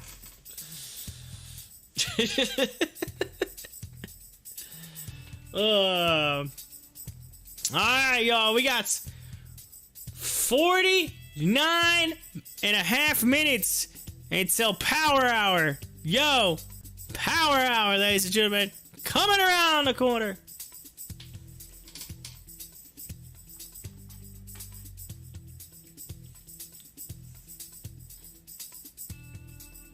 Bitcoin futures and Bitcoin mining companies move higher after FOMC minutes were released. So everybody's seen the minutes and now they're like, oh, Bitcoin. Bitcoin. Let's go.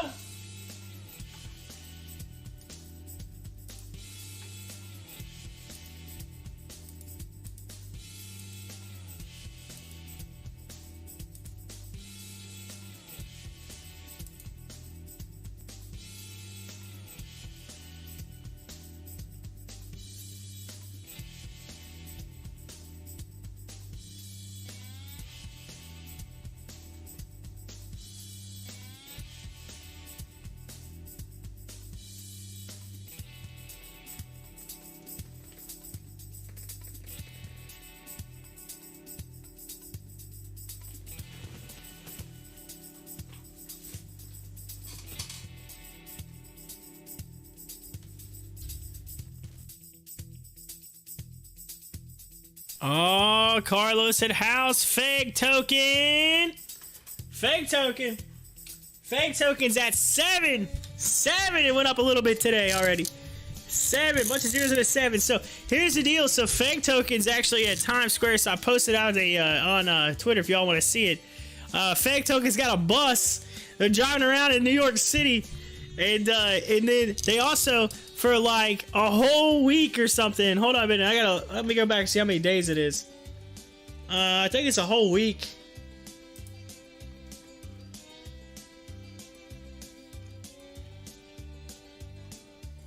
Yes, for 7 days straight. Starting today. It says tomorrow, but today, because it's the 7th, whatever. July 7th is today. But basically from today until the 14th, they've got this big, giant, like, fake token. It's the NASDAQ, the big round circular like LED screen that goes over top the NASDAQ at Times Square down there. They got that all put up with this really like awesome looking like LED screen with all this animation on it and stuff. It looks pretty cool. So yeah, so fake token is on top of the NASDAQ right now. There's a big giant gorilla on there. It's pretty sweet. Let's see. April says, I made more money off MRIN than I have anything. Just think, if the money I have invested in AMC was put into MRIN, I would have been able to retire. And that was just in 2 days on MRIN. Oh! Jeez! Jeez! Man! April! Yeah, huh! Just think! All the money y'all can be putting in crypto right now. You could retire in a year. Retire in a year. And so we were talking about how Bitcoin futures were exploding off of the FOMC minutes, and then here we are. Coinbase global shares now trading higher amid increased price action of Bitcoin, and Bitcoin is starting to increase. It's up 2% now. It was only up 1% earlier, so there you go. It's increasing.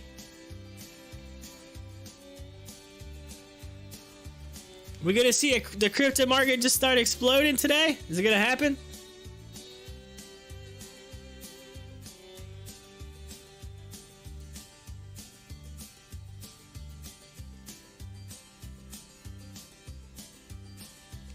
Here, for those of you that didn't see it, I'll pull it up for you so you can see the fact. I know Carlos is asking.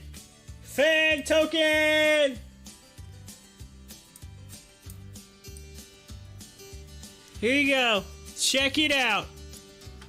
Look at this. Fag token. Here, I'll pull it all the way back. Here's what it looks like. Yeah, look at that.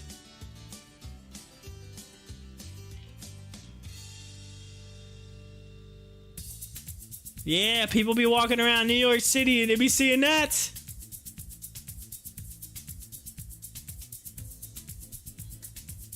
Rebecca says, I'm so ready to sell my Doge. Well, Doge is starting to go up a little bit.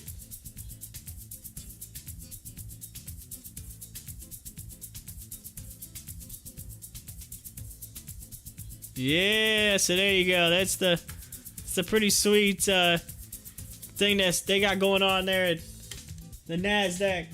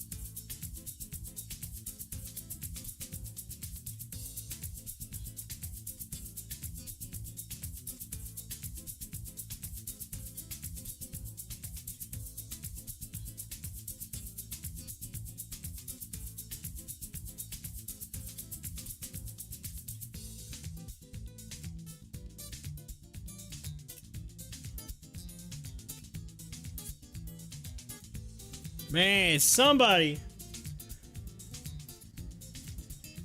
just won $900,000 in cake. Or, excuse me. Hold on a second. Someone just won over $400,000 in cake. 10 people also won $15,000 each. $900,000 in cake is going to be rolled over to the next round. Another $1+ million injects the Pancake Swap lottery will happen in just over 12 hours. So Pancake Swap, which is the platform that's used to like swap out. You can swap different cryptos for other cryptos. I guess they're doing a lottery where if you go on and you start using some of their stuff, they give you entries, and they're paying you in crypto, paying you in their own thing. Is somebody just won $400,000 worth of it? $400,000 on a crypto lottery. The crypto lottery, ladies and gentlemen, the crypto lottery. That's what I need to start. That's the business right there. The crypto lottery. They got crypto casinos. Now let's do the lottery. You could win crypto. Buy your tickets now. Oh my gosh, that's the way to do it. That's the way to do it. Rebecca says 400,000 is SAFEMOON. 400,000 is SAFEMOON. No, they want $400,000 worth of cake. So like it's the cake is valued at let's see here. Let me go to PooCoin and see PooCoin app. Let's see what's cake valued at right now. Give me a second. Type it in here. Cake. Really? Is it gonna load? What's going on? What's taking it so long? Here we go. Cake. Cake is currently valued at $15. $15 per cake. All right.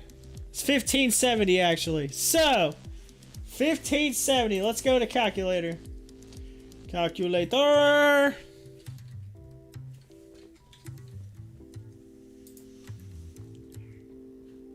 All right. 400,000 divided by 1570.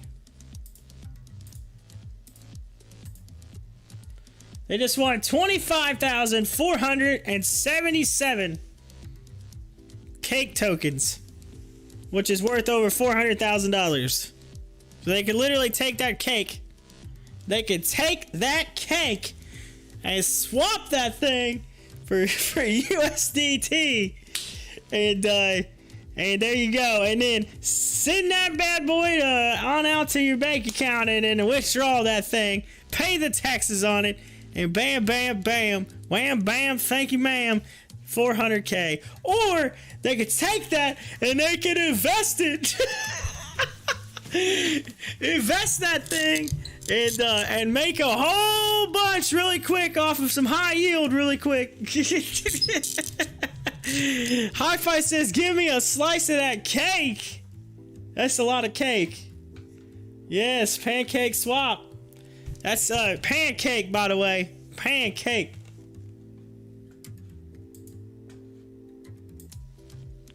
Yes, by the way, Pancake Swap, you don't, they have all kinds of stuff on Pancake Swap. They don't just have swapping, they also have liquidity pool, they have staking, and then apparently they have a lottery now. A lottery. And so you have to check out the Pancake Lottery. I'm going to click on it now and see what it says. I'm going to pull it up here. Tickets on sale soon. $927,284 so far in prizes on the Pancake Swap Lottery. Get your tickets now. 11 hours and 39 minutes until the next drawing. The drawing is a July 8th at 2 a.m. And the prize pot right now is $927,460. Details here. If you match all 6, you win 23,658 cake. If you match the first 5 numbers, you get 11,833 cake. If you match the first 4, 5,916. The first 3, 3,550. And then first 2, 1,775. Match the 1 and you get 592. If you and then there's a burn. It says 11,000 is burned. So here's the deal. So all 6 would net you right now $371,000. If you match 5, you get $185,000. If you match 4, you get $92,000. Match 3 and you get $55,000. Match 2, you get $27,000. And if you match 1, you get $9,000. You get $9,000. Rebecca says crypto lotteries are a great idea. It's genius. All right, so let's see. Connect your wallet to check if you won. Connect your wallet. Yeah, you can check. Yeah, whatever. But buy tickets. How much does tickets cost? Let's see. Tickets. So if I want one ticket would cost me 0.32 cake. All right. And they have a bulk discount, by the way. The bulk discount 2 tickets, they give you a 0.05% discount. 50 tickets, 2.45% discount. And 100 tickets are 4.95% discount. So 0.32 cake. If it's 15, let's go to calculator. Calculator. 15, what did I say? 70. All right, 1570. And we're going to times 0.32 equals $5. So it's $5 a ticket. $5 a ticket. So it's $5 a ticket. And then they discount it down just a little bit for getting multiple tickets. Ooh, $5 to the lottery. It says buy instantly and chooses random numbers with no duplicates among your tickets. Prices are set before each round starts, equal to $5 at the time purchases are final. So as soon as you buy it, you're out. It's like you literally can take your stinking crypto, you can throw it away. But then again, they always say, you can't win if you don't play.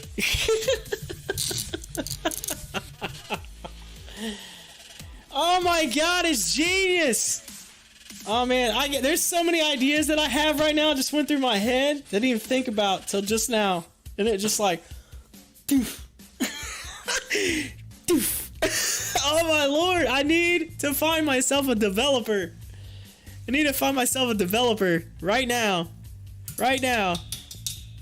I just had a several $million idea. Oh, genius. Genius.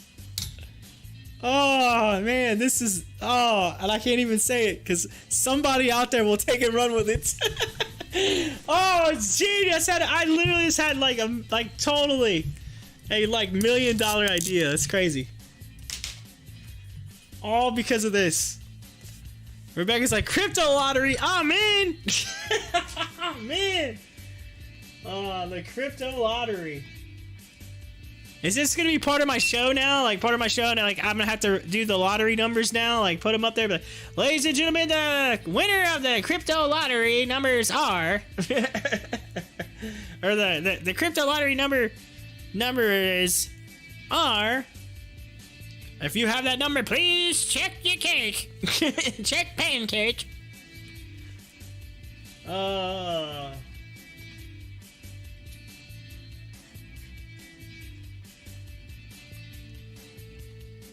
course, it showed on Twitter that the winning numbers were drawn on July 7th of 2021 at, it says 20. So, yeah. It says winning numbers were 9, 6, 1, 7, 7, 6. Somebody just won $400,000 in cake.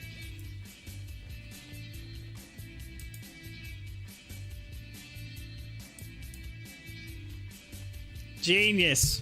Genius.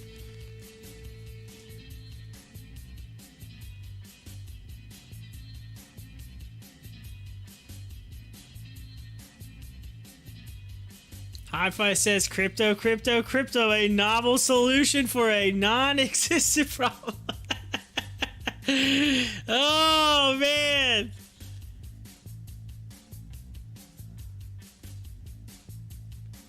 Man.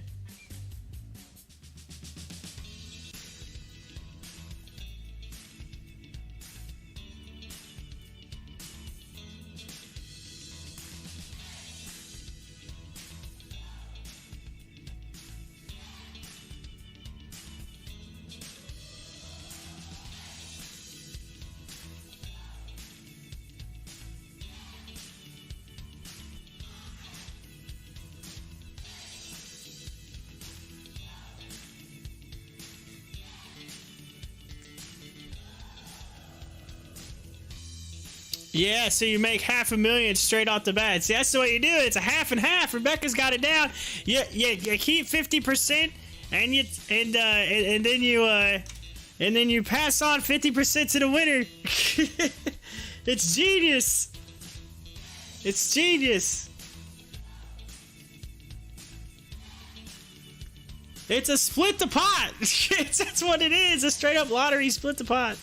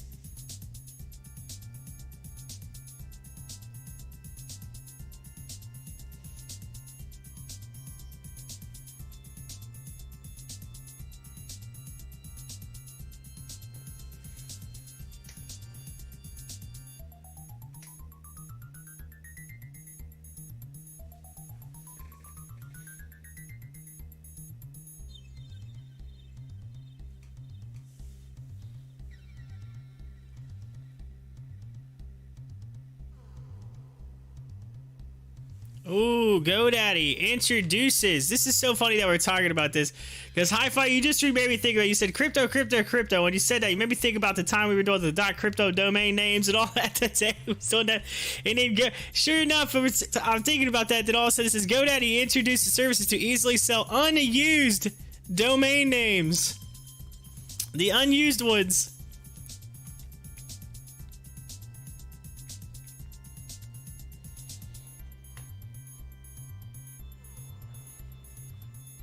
Let's see what that's all about. Unused. It says GoDaddy launched list for sale to quickly and easily list and sell unused domain names. The tool is available for free to all GoDaddy customers who own a domain name. This service provides an opportunity for customers to generate a profit on unused domain names. GoDaddy provides an estimate pricing tool to set an accurate price for their listing. GDDY shares traded by 1% at 89.53 on last check on Wednesday. So GoDaddy, GDDY. Alright. Rebecca says, and you can do it all for different coins, so it appeals to everyone's favorite crypto. So say there are 10,000 tickets available for $100, and the drawing will be once all 10,000 tickets are sold. Way better odds than the normal lottery is how you sell it. Yes, way better odds, huh? Way better. Way better odds. Look at you, Rebecca. Hey y'all, did we just start a company? did we just start a company here? Like for real? Did that just happen on our live stream? Did we just file for a did that just happen?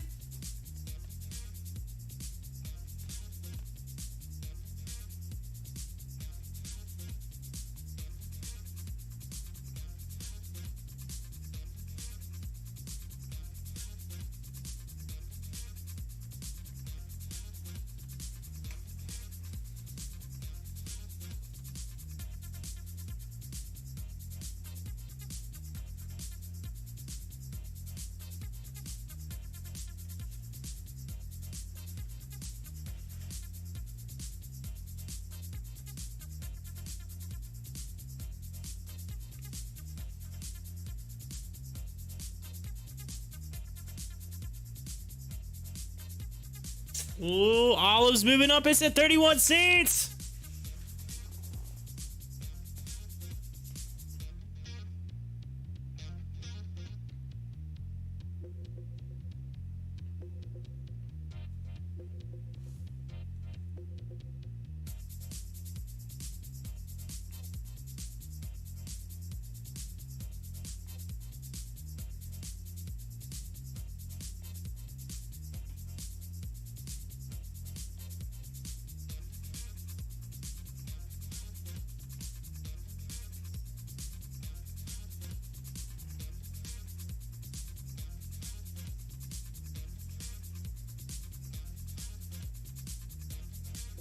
Neo in the news says Neo dips while option traders grab calls. Ooh, Neo. What up with Neo? Let's take a look at that. Let's see here. Rebecca says it's definitely plausible. There are already companies doing things similar with cars and houses. Why not crypto? Genius, Rebecca. We just started a company live. Holy smokes! Oh man! Instead of pop the chart, it's gonna be pop the lotto. Pop the crypto. Crypto pop. That's what we'll call it. Come on in, crypto pop.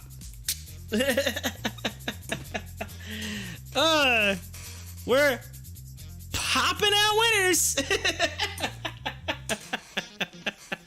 We're popping out winners.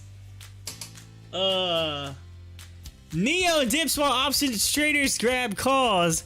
Neo Incorporated rose almost 80% between its May 13th low of $30.71 and the June 1st high of $55.13. Before beginning to pull back, the retracement accelerated on Wednesday, and Neo stocks lost another 8% after the Chinese government threatened to increase regulations on Chinese companies listed offshore. Neo has continued to meet and beat its targets, however, and on Wednesday, the company said it had dispatched its first round of home charging piles and superchargers to Norway. On Tuesday, the China International Capital Corporation Limited raised its sales estimate for Neo by 5% to 98,000 vehicles for the 2021 calendar year. Bullish options traders took advantage of the dip on Neo's stock price and piled into the purchase of a total of $1.13 million worth of call contracts.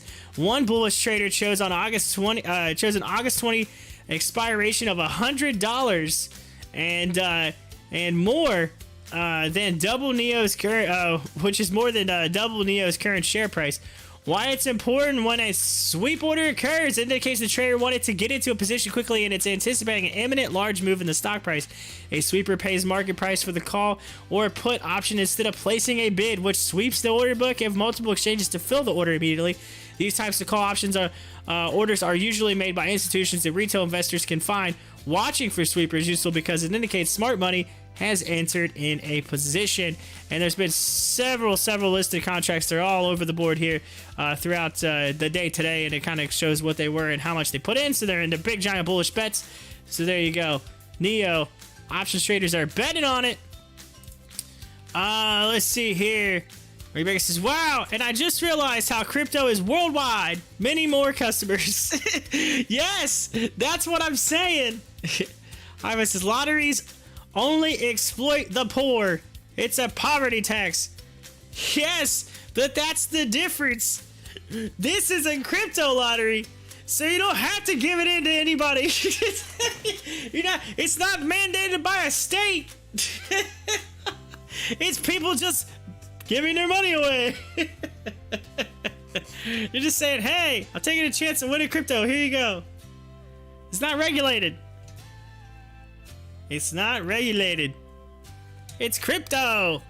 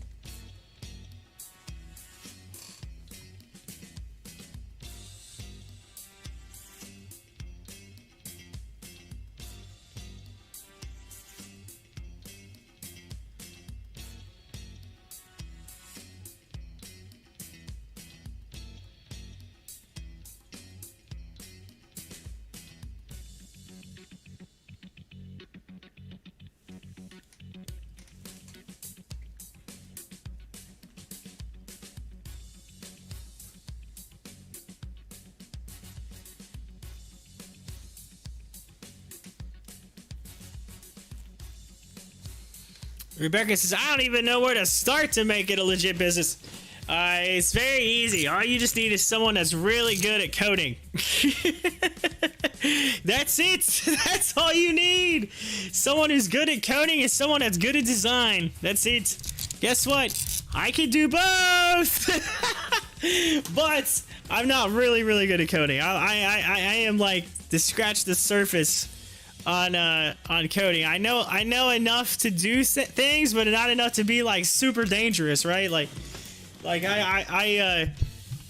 There are some. I tell you what, I had a professor in college that he literally is one of the guys that like wrote the code for the click list on Kroger. Like his company more or less, like Kroger contracted a company to do it, and the company he works for was the company that contracted. He was the guy that basically said, hey, this guy's really good. So him and a team of people, a small team, basically coded up the whole system for Kroger's click list. And so he was our professor in school, and sometimes he'd be teaching us about coding, and sometimes he would be talking, and I would literally just the people in the class, we'd all just look at each other, and like we'd be like, okay, hold on a second. He'd be like, what? We all look at each other, and be like, what the HE double hockey sticks did you just say? Here's the funny thing. So the class that I was in, there was like 5 of us. That's it. It was like 5 of us in this class. It was literally a small class. It was an evening night class. And so like we'd come in, it was a night, then we'd leave. It was one of the very few night classes that I had to take, and just because it was only offered at night, and mostly because he worked in the day and then he did the class. It was like twice a week or once a week or whatever, and we would go there. And so I just remember going in there And like I said, there'd be times where he would just be like on the whiteboard, just going to town with all this code, and like our minds would just be blown, and we're like, okay, and we look at each other, and we look back like, what are you talking about right now? Like, what is this? He's like, okay, hold on a second, hold on. And I think what it is just like someone is really, really good at code. They go into it and they explain it really, really fast in like tech language. And then you're like, okay, can you bring this down a little bit? Slow it down, break it down. Then we have to break it down. Then you'd be like, oh, I get it. Or like, and he'd always say, hey, it's one of those things that when the light bulb goes off, you'll get it and you'll understand everything. It's just, that's the same thing with coding in general. A lot of coding is that way, where like you're sitting there and you're just like lost, and then after a little while, like you figure something out, and then the light bulb goes off, then you realize, holy smokes, it's the same thing for all the different coding languages. What? And then your mind's blown, because your mind is thought to think of each thing as a separate thing, but when in reality, coding, they all use the same concept, the same like thing, but they use them in different. They're just different languages. So think of it this way: like they all are going to be speaking English. It's just instead of saying it in English, they're saying it in Spanish. It's the same words, just used in a different way. That's all. So that's the same. That's basically coding. That's why they call them languages and programming languages. So anyway, that light bulb eventually goes off for you, and then you kind of figure it out. But then it's just a matter of how good are you with coming up with the code from scratch. Because a lot of people, like me, I have trouble with this coming from scratch. Like I have to like I like to source other people's code and then modify it. I'm more of like the Frankenstein doctor when I code things. I Frankenstein it. But some people, they could just sit there on the top of their head, it's just like type it out. I'm like, okay, I'm still having trouble just to think of what would have made me even start typing that in the first place. So that's where I'm at. I gotta kind of work myself on it. But anyway, yes, that's what you need. That's what you need. HOFV says, why not just have a lottery coin? Once a month, everyone who's bought a coin gets tossed in the randomizer, and one person wins everyone else's coins. Clean slate, lather, rinse, repeat next month. Oh, Lord. Rebecca says, I'm screen shooting this combo in case of legal reasons later. There you go. Screenshotting. She said shooting. Screen shooting. She goes, there's been a screen shooting, y'all.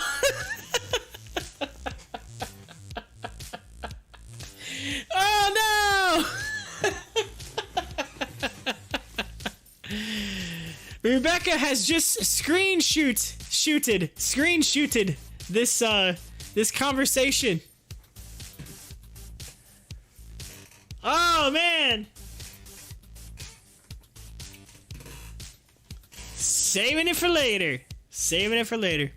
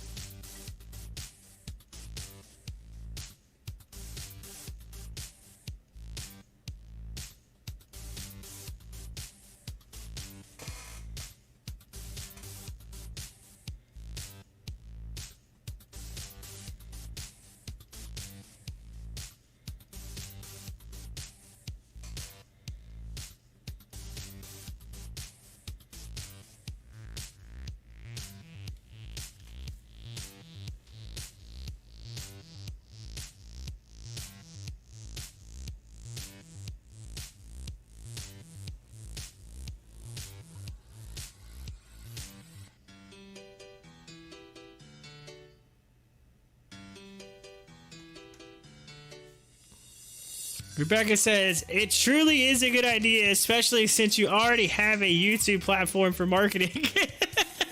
There you go. There you go. I don't know. I just need someone to code some stuff for me. I mean, I guess I could code it. I just have to really, really study it. Learn how to use it. I thought about learning everything about how to make a cryptocurrency myself and just seeing if I can figure out how to do it. Just code it up. Popcoin. Yeah, just like instead of popcorn, it'd be popcoin. Like the little since this is all about AMC, so you had to put like the little you know, the little popcorn bucket with popcorn on it. Popcoin. Oh, come on in and get some popcorn. Come on in.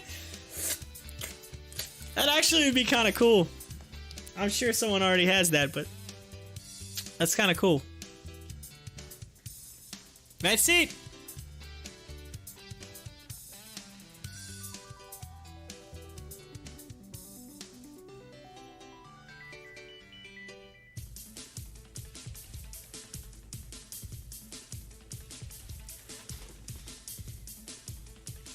It says, come on down and get your hot buttered popcorn.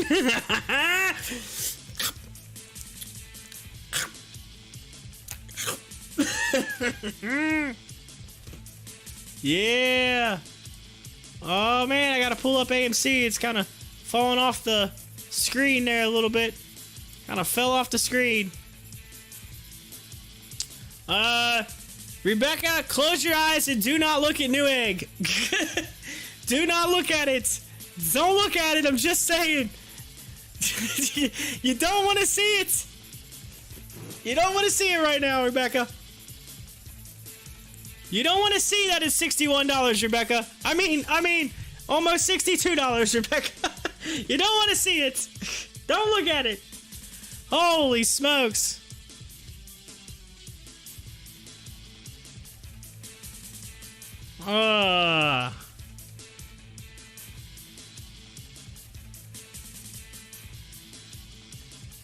Do not screen shoot that, Rebecca. Do not screen shoot it.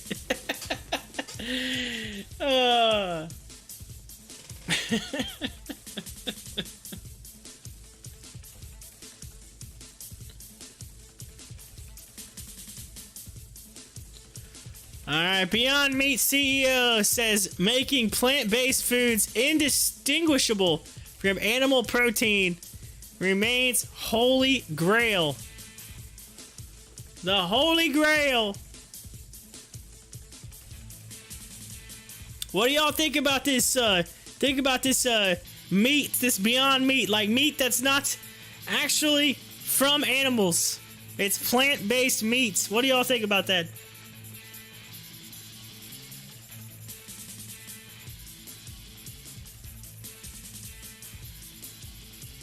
Rebecca says, I'm sad, but that wasn't from about the meat. That was she wrote that before I asked the meat question. All right, y'all.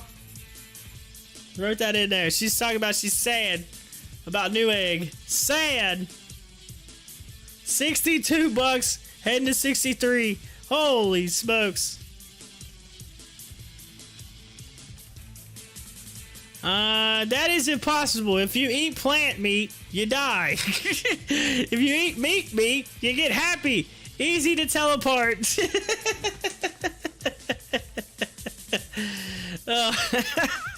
You die since you die. Okay.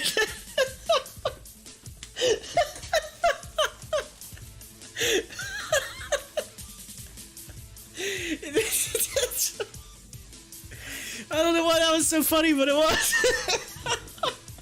He said, if you eat plant meat, you die. Oh my god.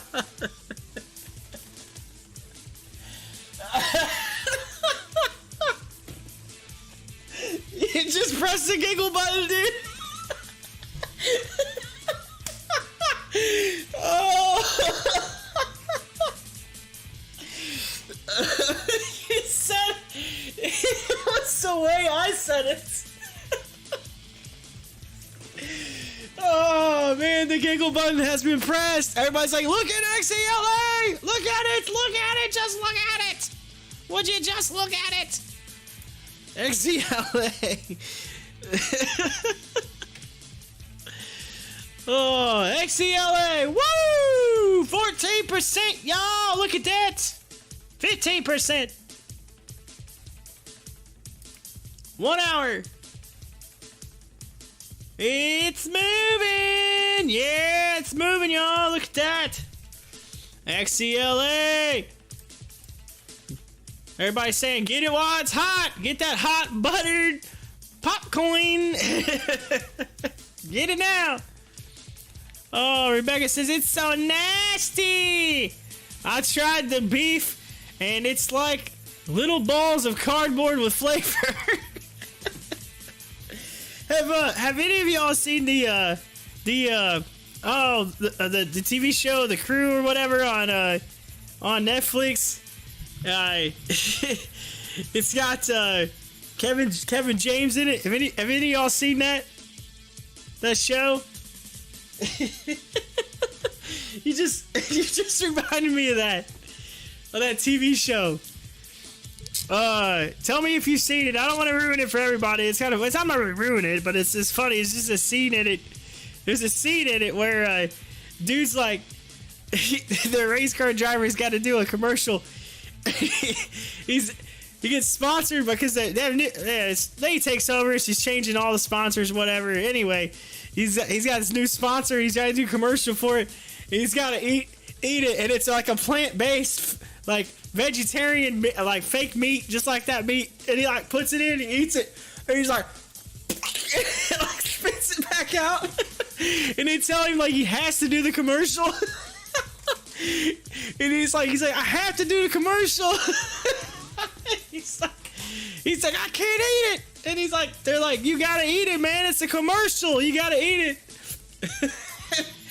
And then the end of the commercial comes up. The end of the commercial, and the commercial shows up on the screen. You finally see it, and he's like, and they said something about I'll just use Beyond Meat as an example. Like Beyond Meat, he goes, it's good. That's it. That's all he says. It's like 2 seconds. And he flashes on the screen. It's good.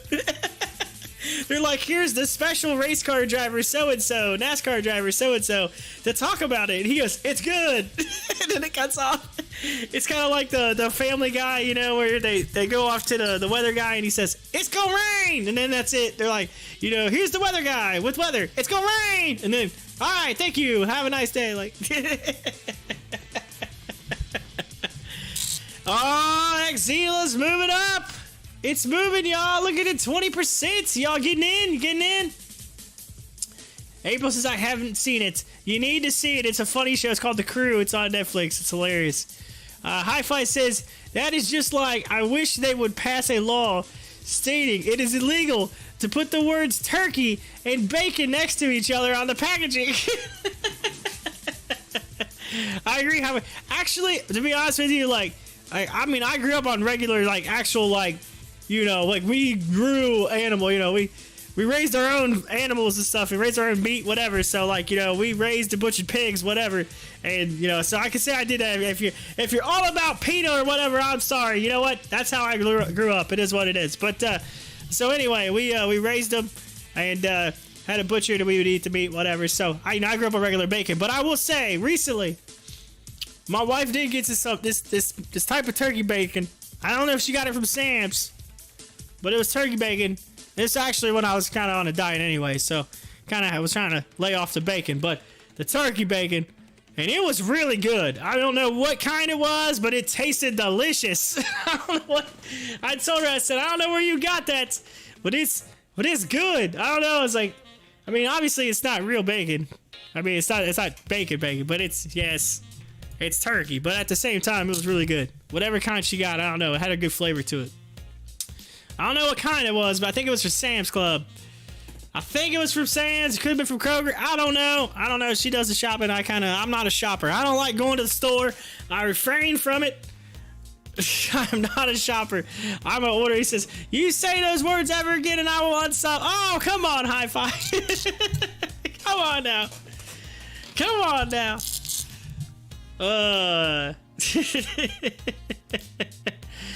Let's see here. AMC, 45 bucks. 45 bucks. Zila moving up 20%.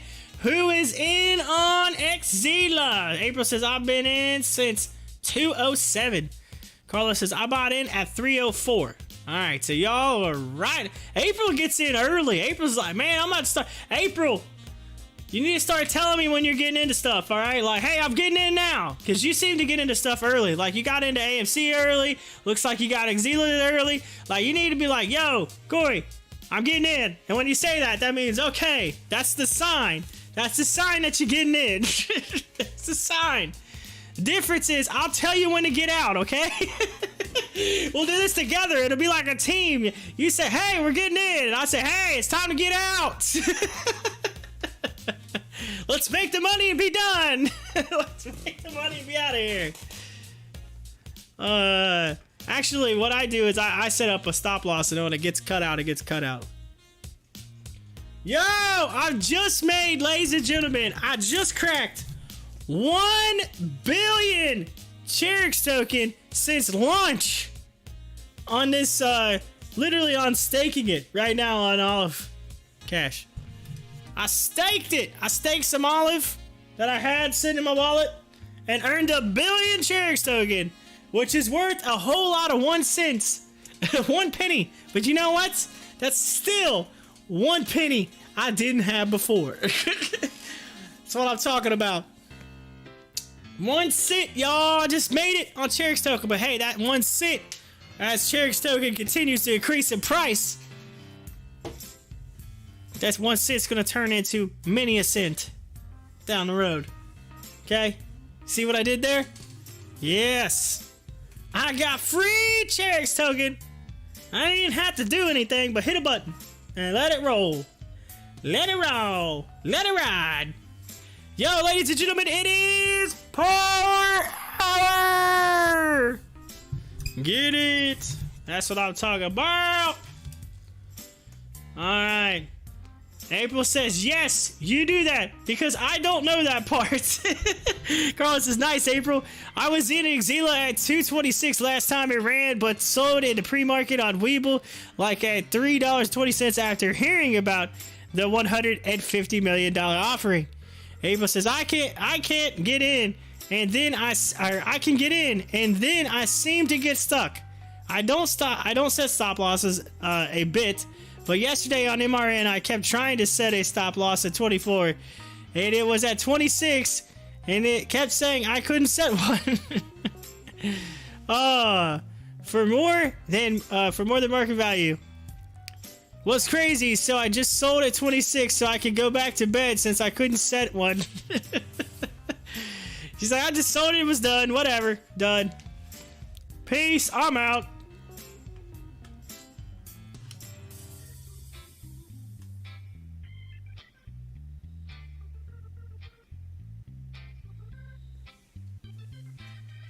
So basically, it goes a little bit like this, April. You find them, we buy them. You find them, we buy them, we sell them. She's like, you find them, we buy them, I sell them. She's like, sell them, we got diamond hands. Alright, ladies and gentlemen, we're into that last hour of the day on this July 7th of 2021. 7/7/2021. On this hump day. Y'all love it when I say that. I swear. I love it. I do it all the time. I'll do it to my wife. I'll sit there. I'll go, hey, what day is it? What day is it? And she'll just look at me like, what day is it? Come on. What day is it? She just kind of like half smiles. And she's like, she goes, it's Wednesday. And I go, hump day.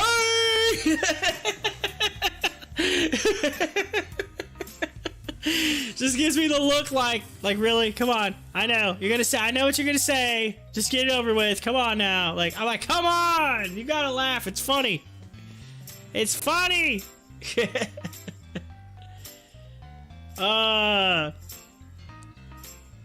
April says, it's crazy.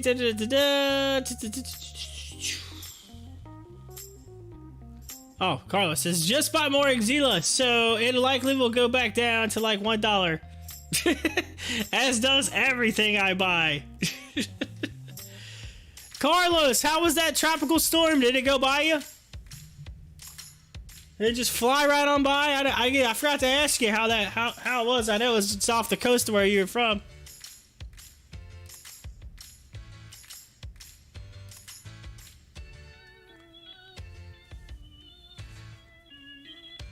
Carlos says, I saw Elsa and then bought Zila. Yeah. Yo, yo, yo!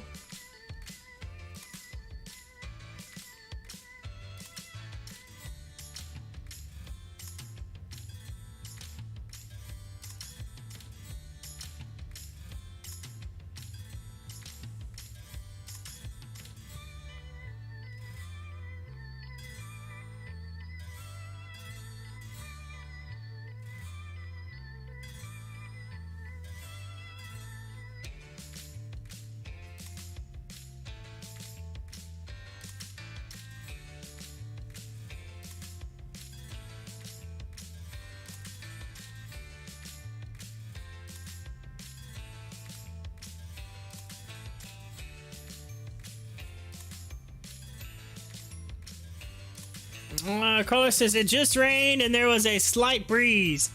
The cold never bothered me anyways. The cold never bothered me anyways. Gotcha. Let's see. It says, I lost the feed. Had to exit and come back. Oh no! Oh no, April! Oh no! Is it messing up? Anybody else having issues with the feed? It's showing green on my end. I know my camera's a little blah. I don't know what's going on with that. I think I probably just got way too much stuff open.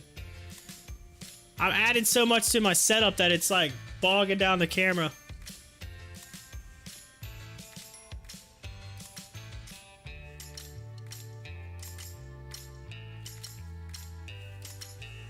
Probably mine.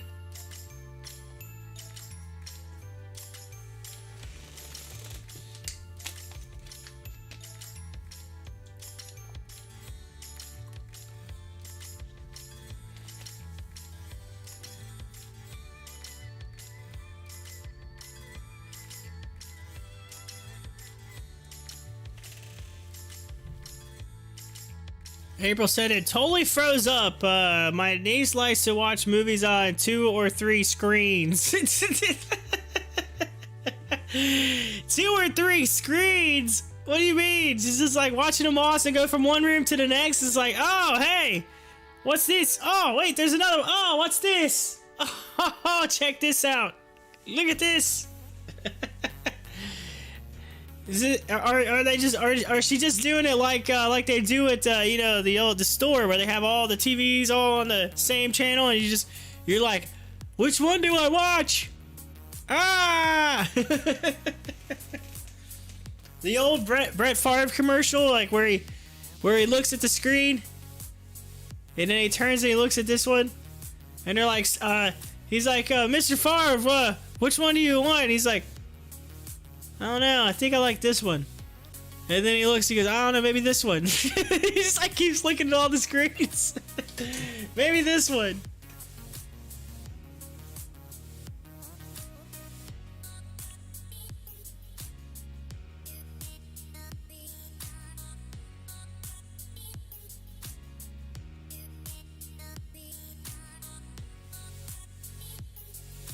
Actually, it's kind of funny that you say that because when football season starts and I get big into fantasy football, I get big into it.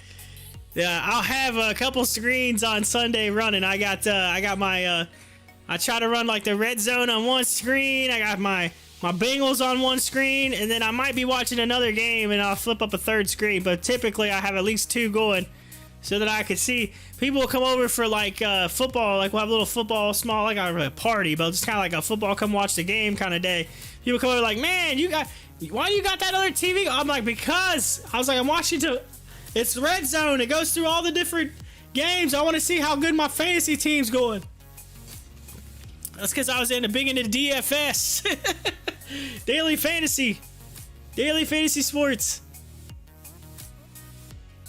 Speaking of football, it's coming in hot, ladies and gentlemen. On Monday, I will officially be starting practice with my football team again. I'm excited. On Monday. Yeah. We'll be going for that. We already three-peated. We went 3 straight years champions. So this is, we're going for year number 4. Year number 4. Starting on Monday. It's like the first week is like the conditioning week, man. Kids love it. They love conditioning week. Why? Because it says, hey, hit it. Hit it. And they're like, ah. You see them start running. And they come back to like, you're like, that's only the first quarter. Well, that's our thing. We always say, we ask our kids, we say, how many quarters of football are they? There's 4 quarters in football. And it's like, all right, hit it again. And then they come back, they get quarter 4, and they're thinking they're done. And then you go, overtime.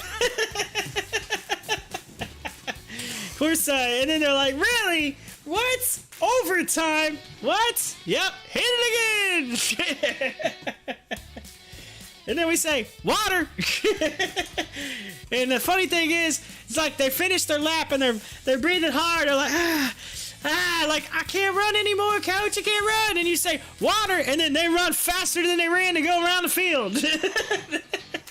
You're like, wait a second here. You just said you couldn't run and you ran really fast to get to that water. Oh, it's funny. That's the kind of stuff that I do on the football field.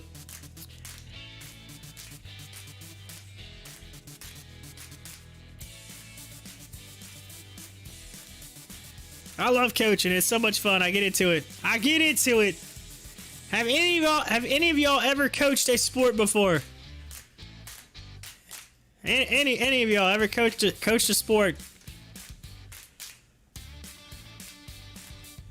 It's so much fun. So much fun. Oh man, looks like MTEX just got halted on a circuit breaker. Let's take a look at it.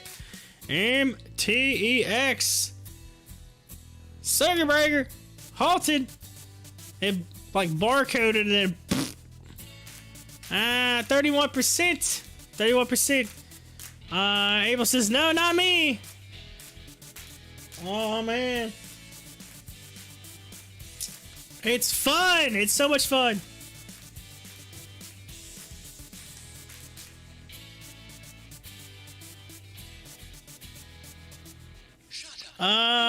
NYPD buys Tesla Model 3 and turns it into an electric patrol vehicle.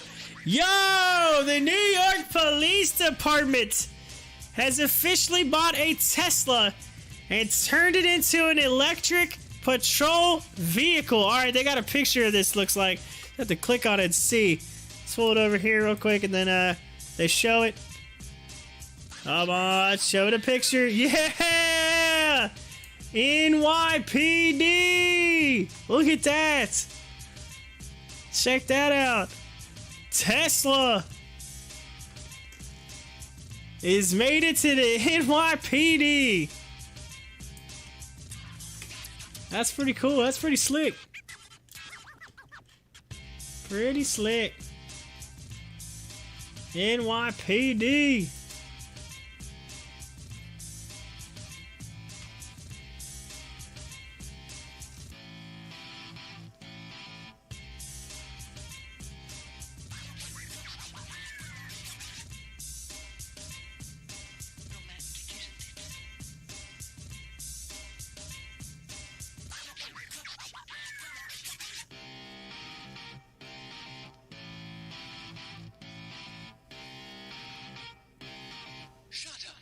and sit down.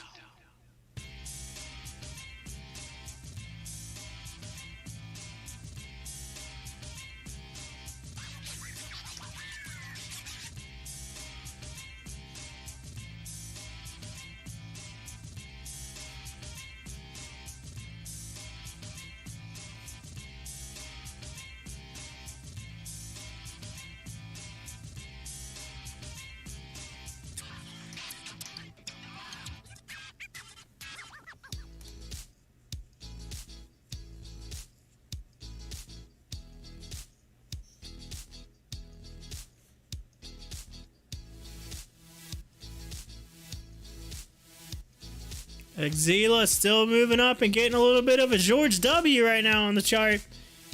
Yo, making some monies on Exila. By the way, we got about a little over 45 minutes. 45 minutes left in the market.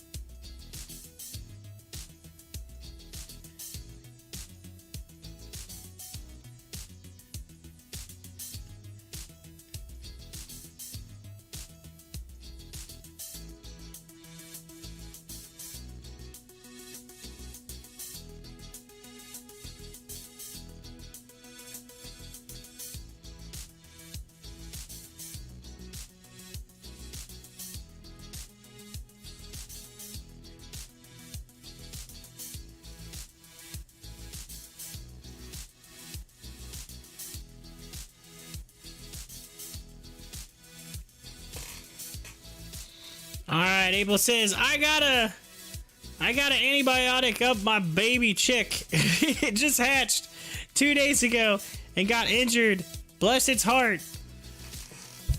You got a baby chick. Oh, man. Antibiotic it up.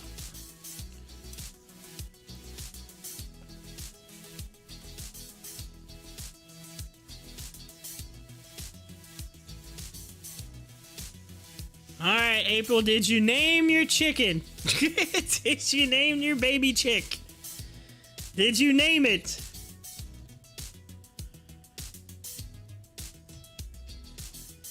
She's like, yep, I named it Nugget.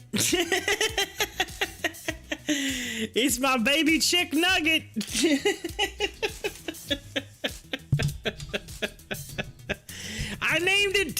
Tindy. Come on over here, Tindy. Come on over here. Oh. You haven't named it yet. Well, there you go. You're gonna name it Tindy. Come on over here, little Tindy. Come on. People look at you like, did you just name it after a chicken tender? That's terrible. Tindy. Don't know if it's a male or female yet. Haha. But yes, Tindy it is. That's funny.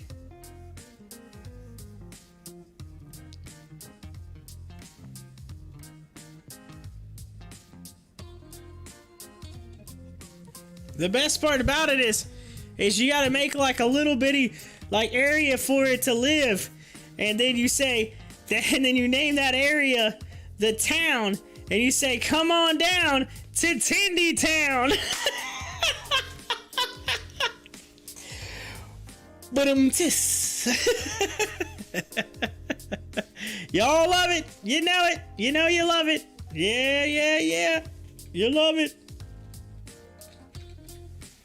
Speaking of chicks, how about this egg? This new egg. New egg.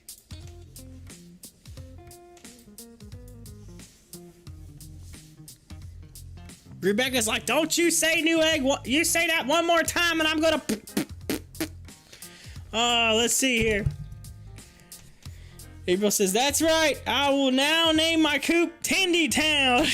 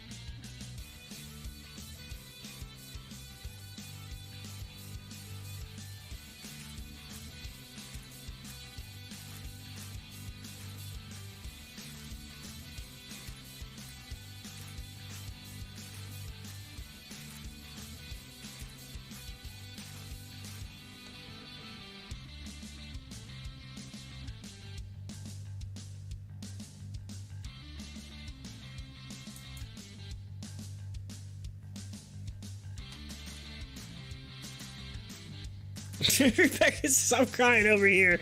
I would have been looking at nearly 10,000 if it hits 80. Oh my god. Oh man. Oh, Rebecca. Oh my lord, 77.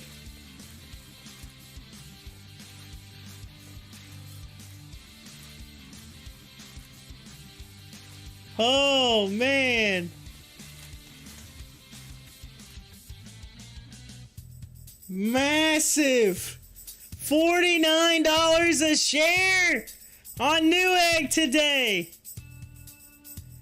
Holy smokes. You just never know what to do or when to do it, April said. Oh man.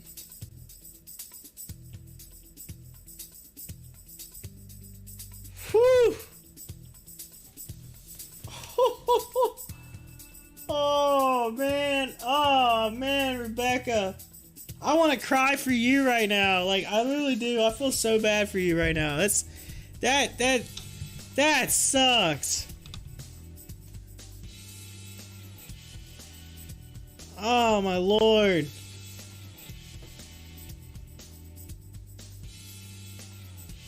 Oh man.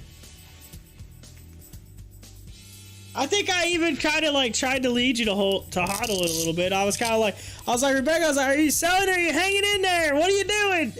And you're like, I already sold. And I was like, oh. I think I had a little bit of something trying to see, are you hanging in there? What's going on? What's the plan? And then you're like, I'm out of here. And then bam. Oh, that sucks. Oh. Abel says, I do too. I feel so bad about that for her. Well, look at the bright side. This is the first big mistake I've made in months. But it's a big mistake. Oh, jeez. Hey, I've been there before. I know exactly what you feel like, where you end up selling and all, like literally like an hour or a couple hours later, just a few hours later, whew, it launches. And you're just like, oh. Like, why? Oh, why?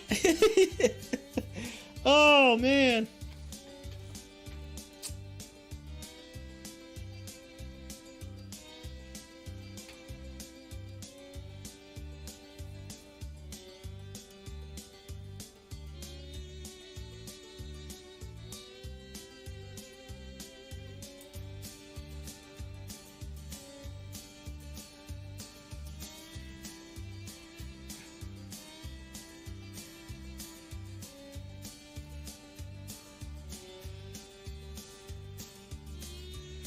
It hit $79 as a high. 79. Rebecca says, I normally always wait until at least the end of the day if the stock drops after buying it that day. Just too much potential loss on the line. Ugh.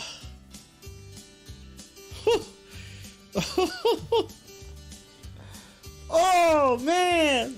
Oh, man. $44 on Newegg.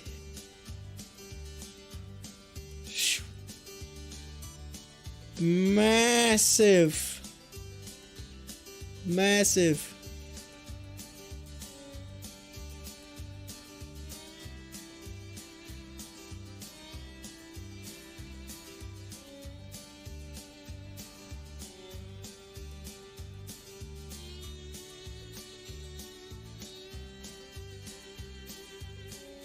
Think about it.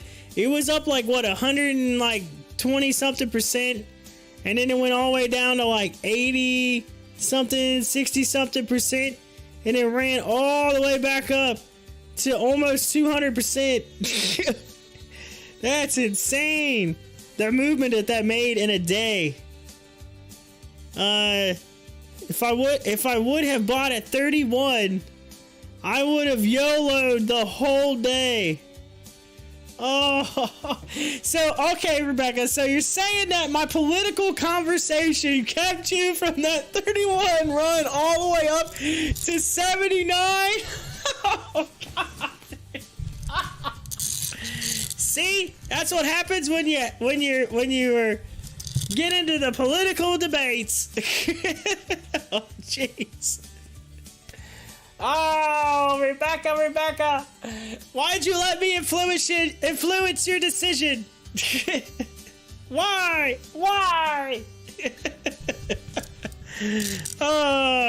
I told you I'm not a financial advisor. Come on.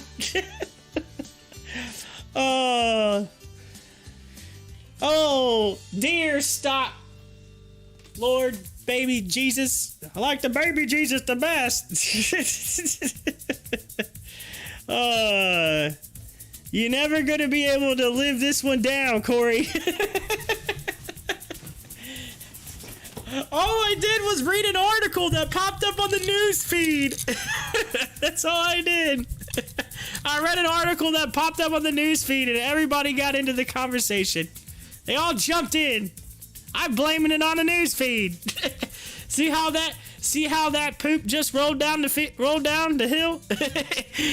See, Rebecca went down to the $31, which then it came to me, and then I moved it right on over to the news feed.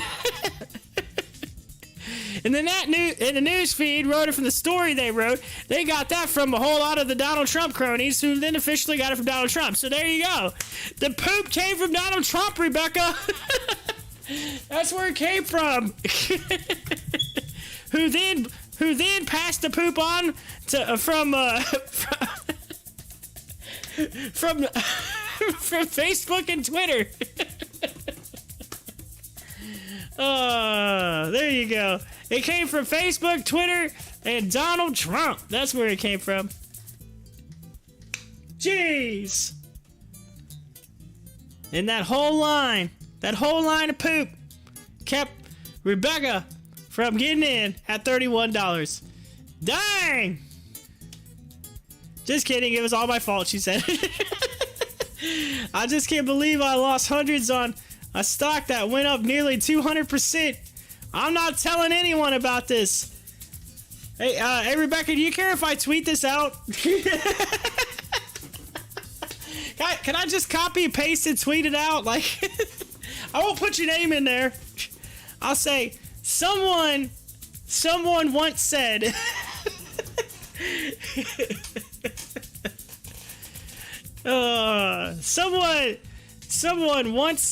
someone wise once said, I just can't believe I lost hundreds on a stock that went up nearly 200%. Gardy says, could you get the link?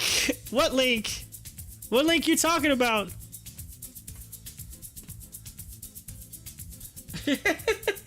Sorry for the caps. Alright, Gardy, what you talking about? What I miss? Did you send me something? Is there something I missed?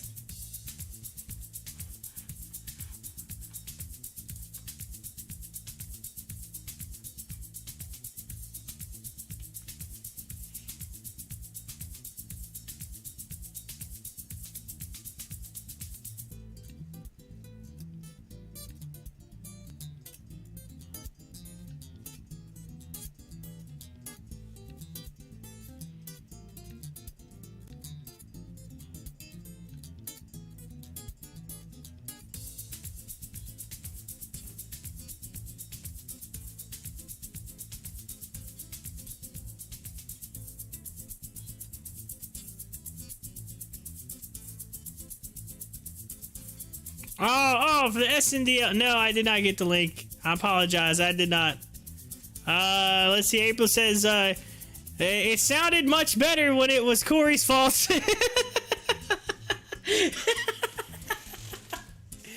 Yes, it did. Yes, it did. Rebecca says, the first time I caught one of the top runners for the day and lose hundreds. Oh, Lord. I'm sorry to the top runners. Oh, that's funny. I'm sorry, the top runners. The top runners. Market close on the imbalance, ladies and gentlemen. 730 mil to the buy side. 27 minutes left in the markets. Yes. Oh, man. Rebecca and April, y'all gotta start telling me when you get into these stocks, like, super early. Y'all gotta, like, message me on Twitter, like, early in the morning before the show and say, hey, yo, we're getting into this. This is what we're doing. We're in. Y'all gotta message me. There's one team, one dream here. Come on, y'all. We're getting in. That's all right. I'm still waiting though. I'm still waiting on my portfolio to not be bleeding out everywhere. It's bleeding. It's bleeding. Oh my God, it's bleeding. Man. Newegg. is insane.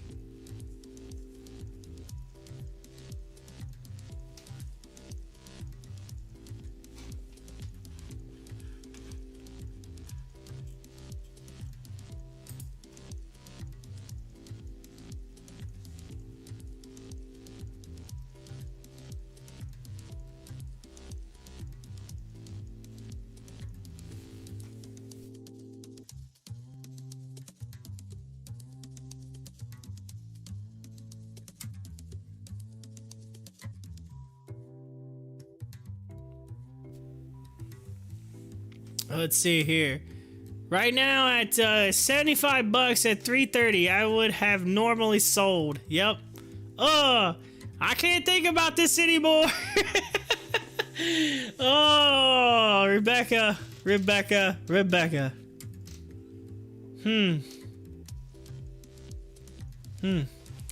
All right. Hearing Fed Chair Jay Powell to testify before the Senate Banking Committee Thursday, July 15th. Ooh. The Senate Banking Committee.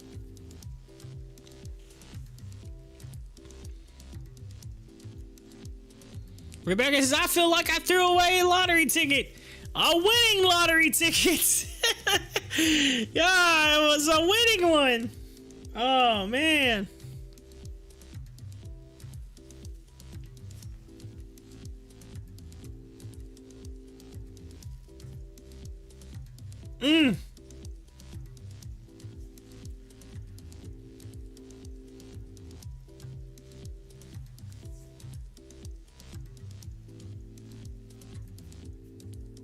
Oh Lord, this just came out 2 hours ago. This is interesting. I just saw this. Sandy Hook families. If you don't know what Sandy Hook is, Sandy Hook was the school where they had the school shooting a few years back. Let's see here. Sandy Hook families asked for documents from a gun manufacturer, and they got 18,000 random cartoons, lawyers say. In the volume of pretrial data turned over by bankrupted Remington to nine Sandy Hook families suing for wrongful marketing. Lawyers said they found 18,000 random cartoons and 15,000 irrelevant pictures of people go-karting and dirt biking. For the moment, the family's attorneys want a court order compelling Remington to abide by its agreement to turn over all the marketing data they requested. Holy smokes. That's insane! That's according to the Connecticut Post, by the way. They posted that out there. They requested documents and they sent them cartoons and pictures of people go-karting and dirt biking. Now, if that isn't bad, I don't know what is. These are, by the way, that's crazy.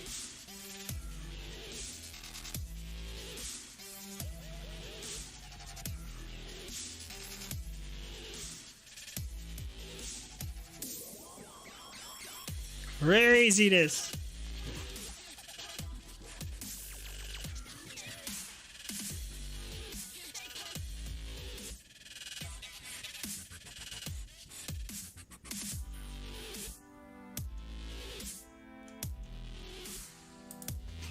Insane.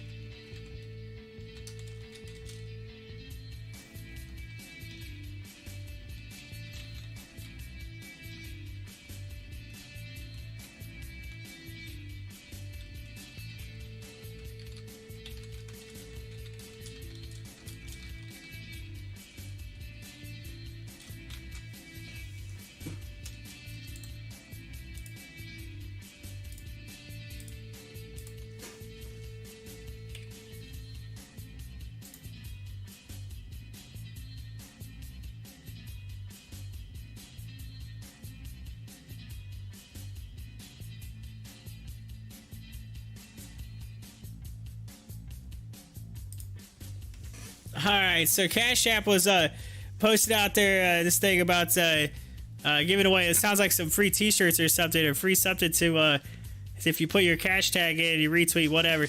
So I I took and I put my cash tag out there again, and I said it says Slime Guy can't wear shirts, but you can. Drop your cash tag to win one. And so I retweeted it and put, I always wear a shirt on. Cash tag, pop the chart. At Cash App, just imagine my subscribers' faces if I didn't. Just imagine.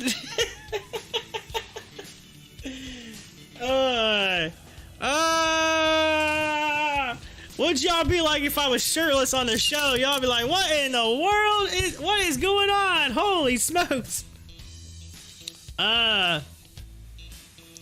I'd have to do it. If I did that, I'd have to be like the guy on the Waterboy, you know, where he's like, got his like, he's like, ah, you know what I'm saying? He's like looking up like, ah, you know what I'm saying? Megan says, I'm not gonna lie though, just had to step into the other room and scream into a pillow. Oh Lord. Oh man. Man.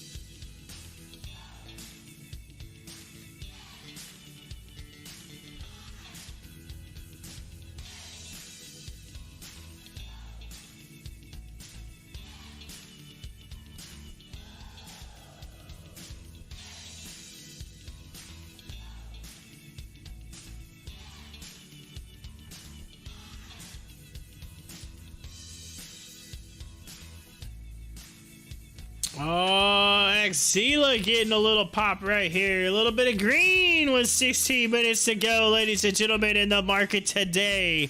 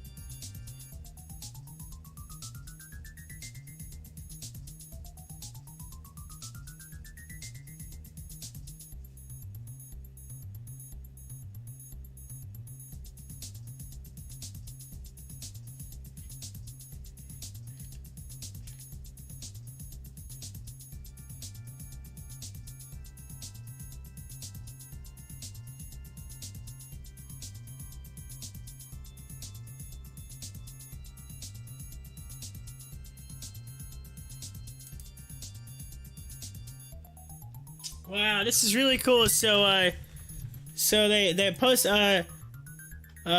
Mars Curiosity posted this out. That's really cool. So the rover on Mars Curiosity. So I liked it, and they posted, said, I'd like to be in a galaxy in a planet star-filled garden out in space. And it says from Mars all the way back to Earth, here's to a birthday full of peace and love for the one and only Ringo Starr music. So there you go. So the little birthday celebration, Ringo Starr for the Beatles. And check this out. They posted this out, and I thought this is really neat. Check this photo out. Let me make it a little smaller here for you. This is from Mars. Look what it says. Earth. There's a little dot. There you go. You can actually, the rover could actually see Earth from Mars as like a little star. Look at that. Just a little star in the sky. Earth. And so like we all stare from Earth and we look up at the stars, and to think that on Mars right now, on Mars is a rover that took a picture, and that picture is looking back at us, and we're just a tiny little dot. How crazy is that? How small does that make you feel? That is like one of those things that you look and you realize how small we really are in the grand scheme of everything. It's tiny, little speckle, to think how many, billion people are on a planet, billions of people on a planet, and we're just a speck, a little dust in the sky. It's crazy, mind blowing.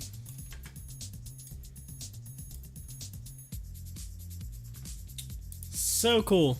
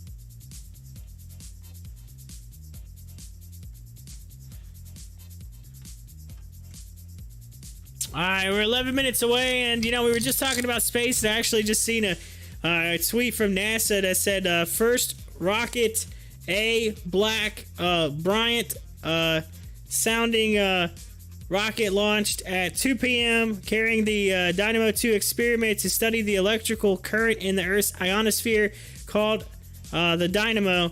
The second rocket will launch no earlier than Friday, July 9th at 10 a.m. to 2 p.m. NASA Wallops Allison Stansel. So there you go. So NASA just said it shows like basically like almost like a missile looking, but it's a rocket. It's almost like a missile. It looks like they shot up off the coast there today and sent it up into the sky there. So yeah.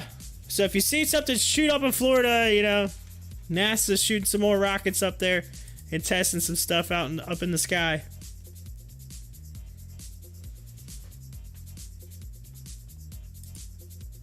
A lot of interesting things today. As we get close to ending the day, and curious to see where Newegg ends the day at. And also, AMC and Exila is like starting to push up now too as well. So see where the day is. See where it ends in the last 9.5 minutes. Ladies and gentlemen, of the day, of the stream, of the show, of the market.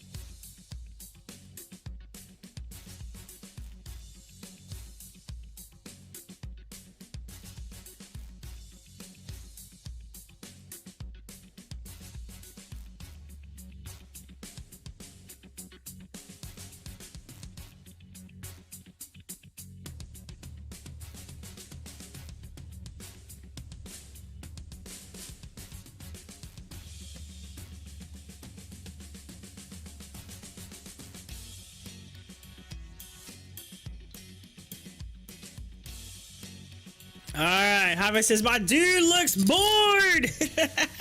Have you been watching the feeding stage?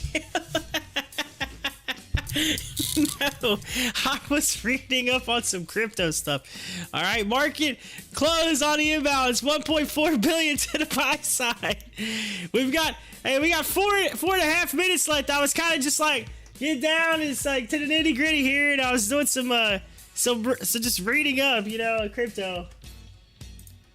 I don't know. I'm kind of interested now. Y'all had me talking about coding and stuff earlier. Now I'm all like thinking about looking into some learning about blockchain tech coding. That would be something I might just on the side just kind of look into now. Look into some programming, learn about it. I might just do it. I may just do it. You never know. I might find something on there I'm good at. Who knows? We'll see.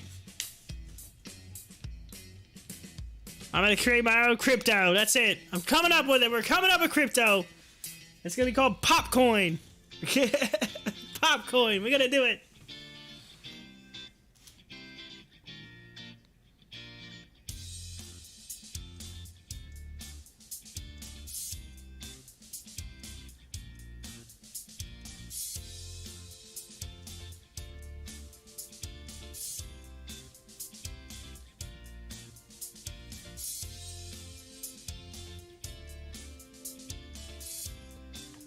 Alright, Hi-Fi says, it is fun as heck to watch. This dude has been feeding Steve the Seagull for a few months now. Went from 0 to 500,000 subs in a couple weeks. Holy smokes. I can't seem to get past 600 subs.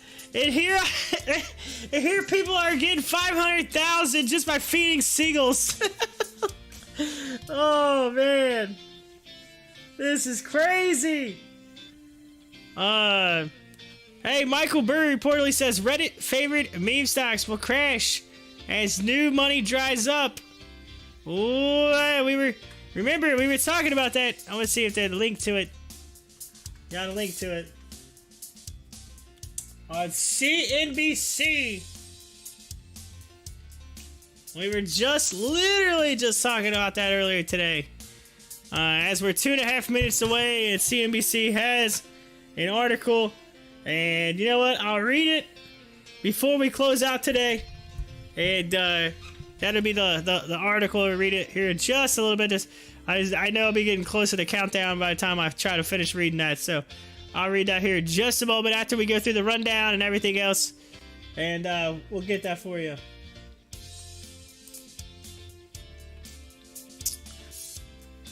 Alright, ladies and gentlemen, it is the 2-minute warning! 2-minute warning! Rebecca says, you need a mascot. I need a seagull to like feed to get 500,000 subs. Oh, Poppy the Gull. Poppy the Gull.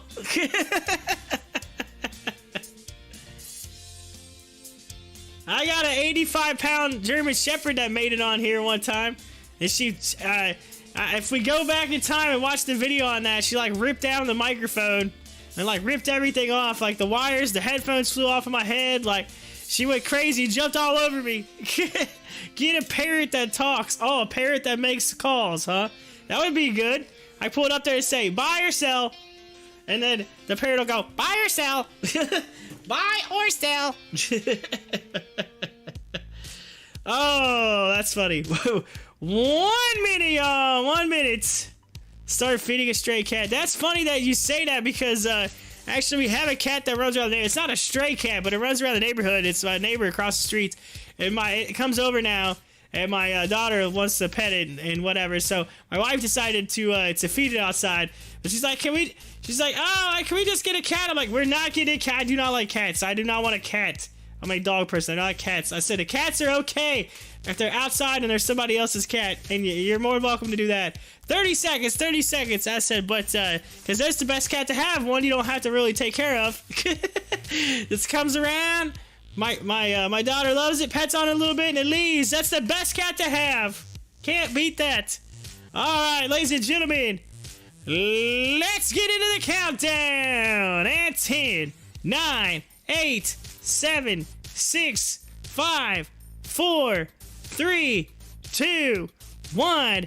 Ding, ding, ding, ding, ding. Ring that closing bell, ladies and gentlemen. It is 4 p.m. on this Wednesday, Hump Day, July 7th, 2021. And the market is closed. And AMC is finishing the day at $45.06, down 9.81%. It had a high of $48.92 and went all the way down to $42.80 on 93.76 million volume. So a big increase in volume, and it ended up moving back up off that $42.80 up to $45.06 and finished the day. And then GameStop, taking a look at it. It finished the day at $190.44, down 4.57%. Opened up at $195, went to $197, and then continued back down to $190. Xzilla, it started running towards the end of the day. Did really good. Finished the day 22.76% in the green. That's right, with $3.29. So y'all making the monies on that. Had a high of 334, had 318.56 mil in volume. And then, ladies and gentlemen, except for Rebecca, please cover your ears. Newegg was the big dog daddy of the day. Yes, it was, ladies and gentlemen. It ended up closing up 148.42% at $67.57. This thing opened at $28.19 and went to a high of $79, ladies and gentlemen, and closed out the day at $67.57, up $40.37 per share. Yes, you could have made some big money on Newegg today. All right.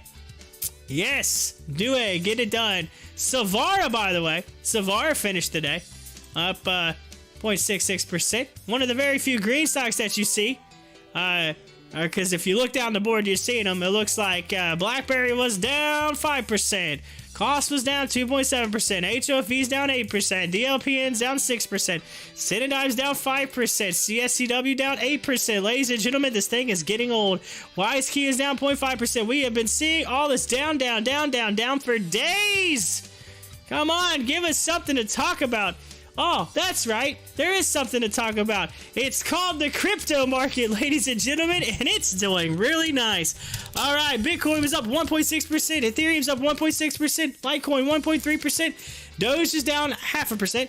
BNB is up 5.6%. Hex is up 2.28%. And Shiba Inu is down 0.34%. So there you go. Also, looking at some of the other ones, Olive Cash up to 31 cents. SafeMoon looks like it went down a little bit. Fang Token is up to 7.1. And Cherix is up to 6.9. So there you go. Boom, boom, boom, boom, boom. We are seeing it, ladies and gentlemen. We're seeing it. And now it's time for the top 4 at 4. According to Stocktwits, let's hit that refresh button. Number 4 is Neo, ladies and gentlemen. Neo, it's down 8.49% on Neo. Number 3, MMAT is trending right now, down 19.47%, all the way down to 579. That's right. I am losing money. I don't even want to hear about it. We're just going to move on. And number 2 is Coinbase, which is up 7.02%. And y'all already know what the number 1 stock that's trending is. Ladies and gentlemen, it's the biggest one of the day. It was massive. It was huge. It was crazy. Rebecca, cover your ears again. It was Newegg. Newegg. That's right. NEGG was up massively today. We talked about that just a few minutes ago. And ladies and gentlemen, that brings us to the end of the day. Even though I'm going to read this one article that just came up on Michael Burry that I want to talk about really quick before the end of the day. And here it is. This is from CNBC. It says, The Big Short investor Michael Burry believes Reddit-favored meme stocks are set to crash like the dot-com and housing market bubbles of previous decades. Barron's reported Friday, "I don't know when meme stocks such as this will crash, but we probably do not have to wait too long, as I believe the retail crowd is fully invested in this theme, and Wall Street has jumped on the coattails." Burry told Barron's, "We're running out of new money available to jump on the bandwagon," he added. Burry was one of the first investors to spot and profit from the subprime mortgage crisis, as profiled in the popular book and movie. He made headlines in 2019 after he said he was long on GameStop, but sold his stake during the fourth quarter of last year before the meme mania in January. So he just missed out on that. And according to Barron's, he believes the speculative trading propping up these meme stocks could soon hurt regular investors. GameStop made Wall Street history in January with its monstrous short squeeze that pushed the stock up 400% in 1 week. The video game retailer became a star on Reddit's Wall Street Bets forum, where retail traders aim to push stock prices higher and squeeze out short-selling hedge funds. The trading mania revived last month as Reddit traders continued to pile into their favorite meme stocks, including GameStop, AMC, and others. While the frenzy has cooled as of late, these stocks are still up an unimaginable amount. GameStop has surged more than 1,000% in 2021, while AMC is up over 2,500% this year. Retail investors represent about 10% of all trades in the market currently, according to a recent Morgan Stanley report. This level has come down since the third quarter of 2020, when retail investing was 15% of all trades during the pandemic-induced retail frenzy. However, the current figure is still in the 82nd percentile. GameStop has taken advantage of its massive rally to raise new capital to accelerate its e-commerce transformation. Last week, the video game retailer said it sold 5 million additional shares, raising $1.13 billion in capital. That's on top of an offering of 3.5 million of additional shares in April, which raised $551 million for the company. This is a godsend for these companies, Burry told Barron's. Boom! Just click here for the full article. There's more to that article, but there's the end of that for right now. But hey, he's saying, ladies and gentlemen, he's saying, this was, as by the way, it's published on July 1st, so this has been out for, a little bit, but hey, for about 6 days. But anyway, Barron is saying it's going down. Barron, he said the housing market was going down. He said GameStop was going up. And now he's saying crypto and meme stocks are going down. Dude really hasn't been wrong. Just saying, he hasn't been wrong. Question is third time a charm? I don't know. We shall see. But this guy, for some reason, tends to be a dude that finds stuff out in advance. Just saying. Gonna have to watch for it. But anyway, Hi-Fi said, let's get ready to tumble. Tumble. Funny. Anyway, ladies and gentlemen, that brings us to the end of the show. And I want to say thank you to each and every one of you for being a part of the show. That includes Hi-Fi, Rebecca, April, Gardy. As I go up through the list of people who came in here, Carlos was in here today.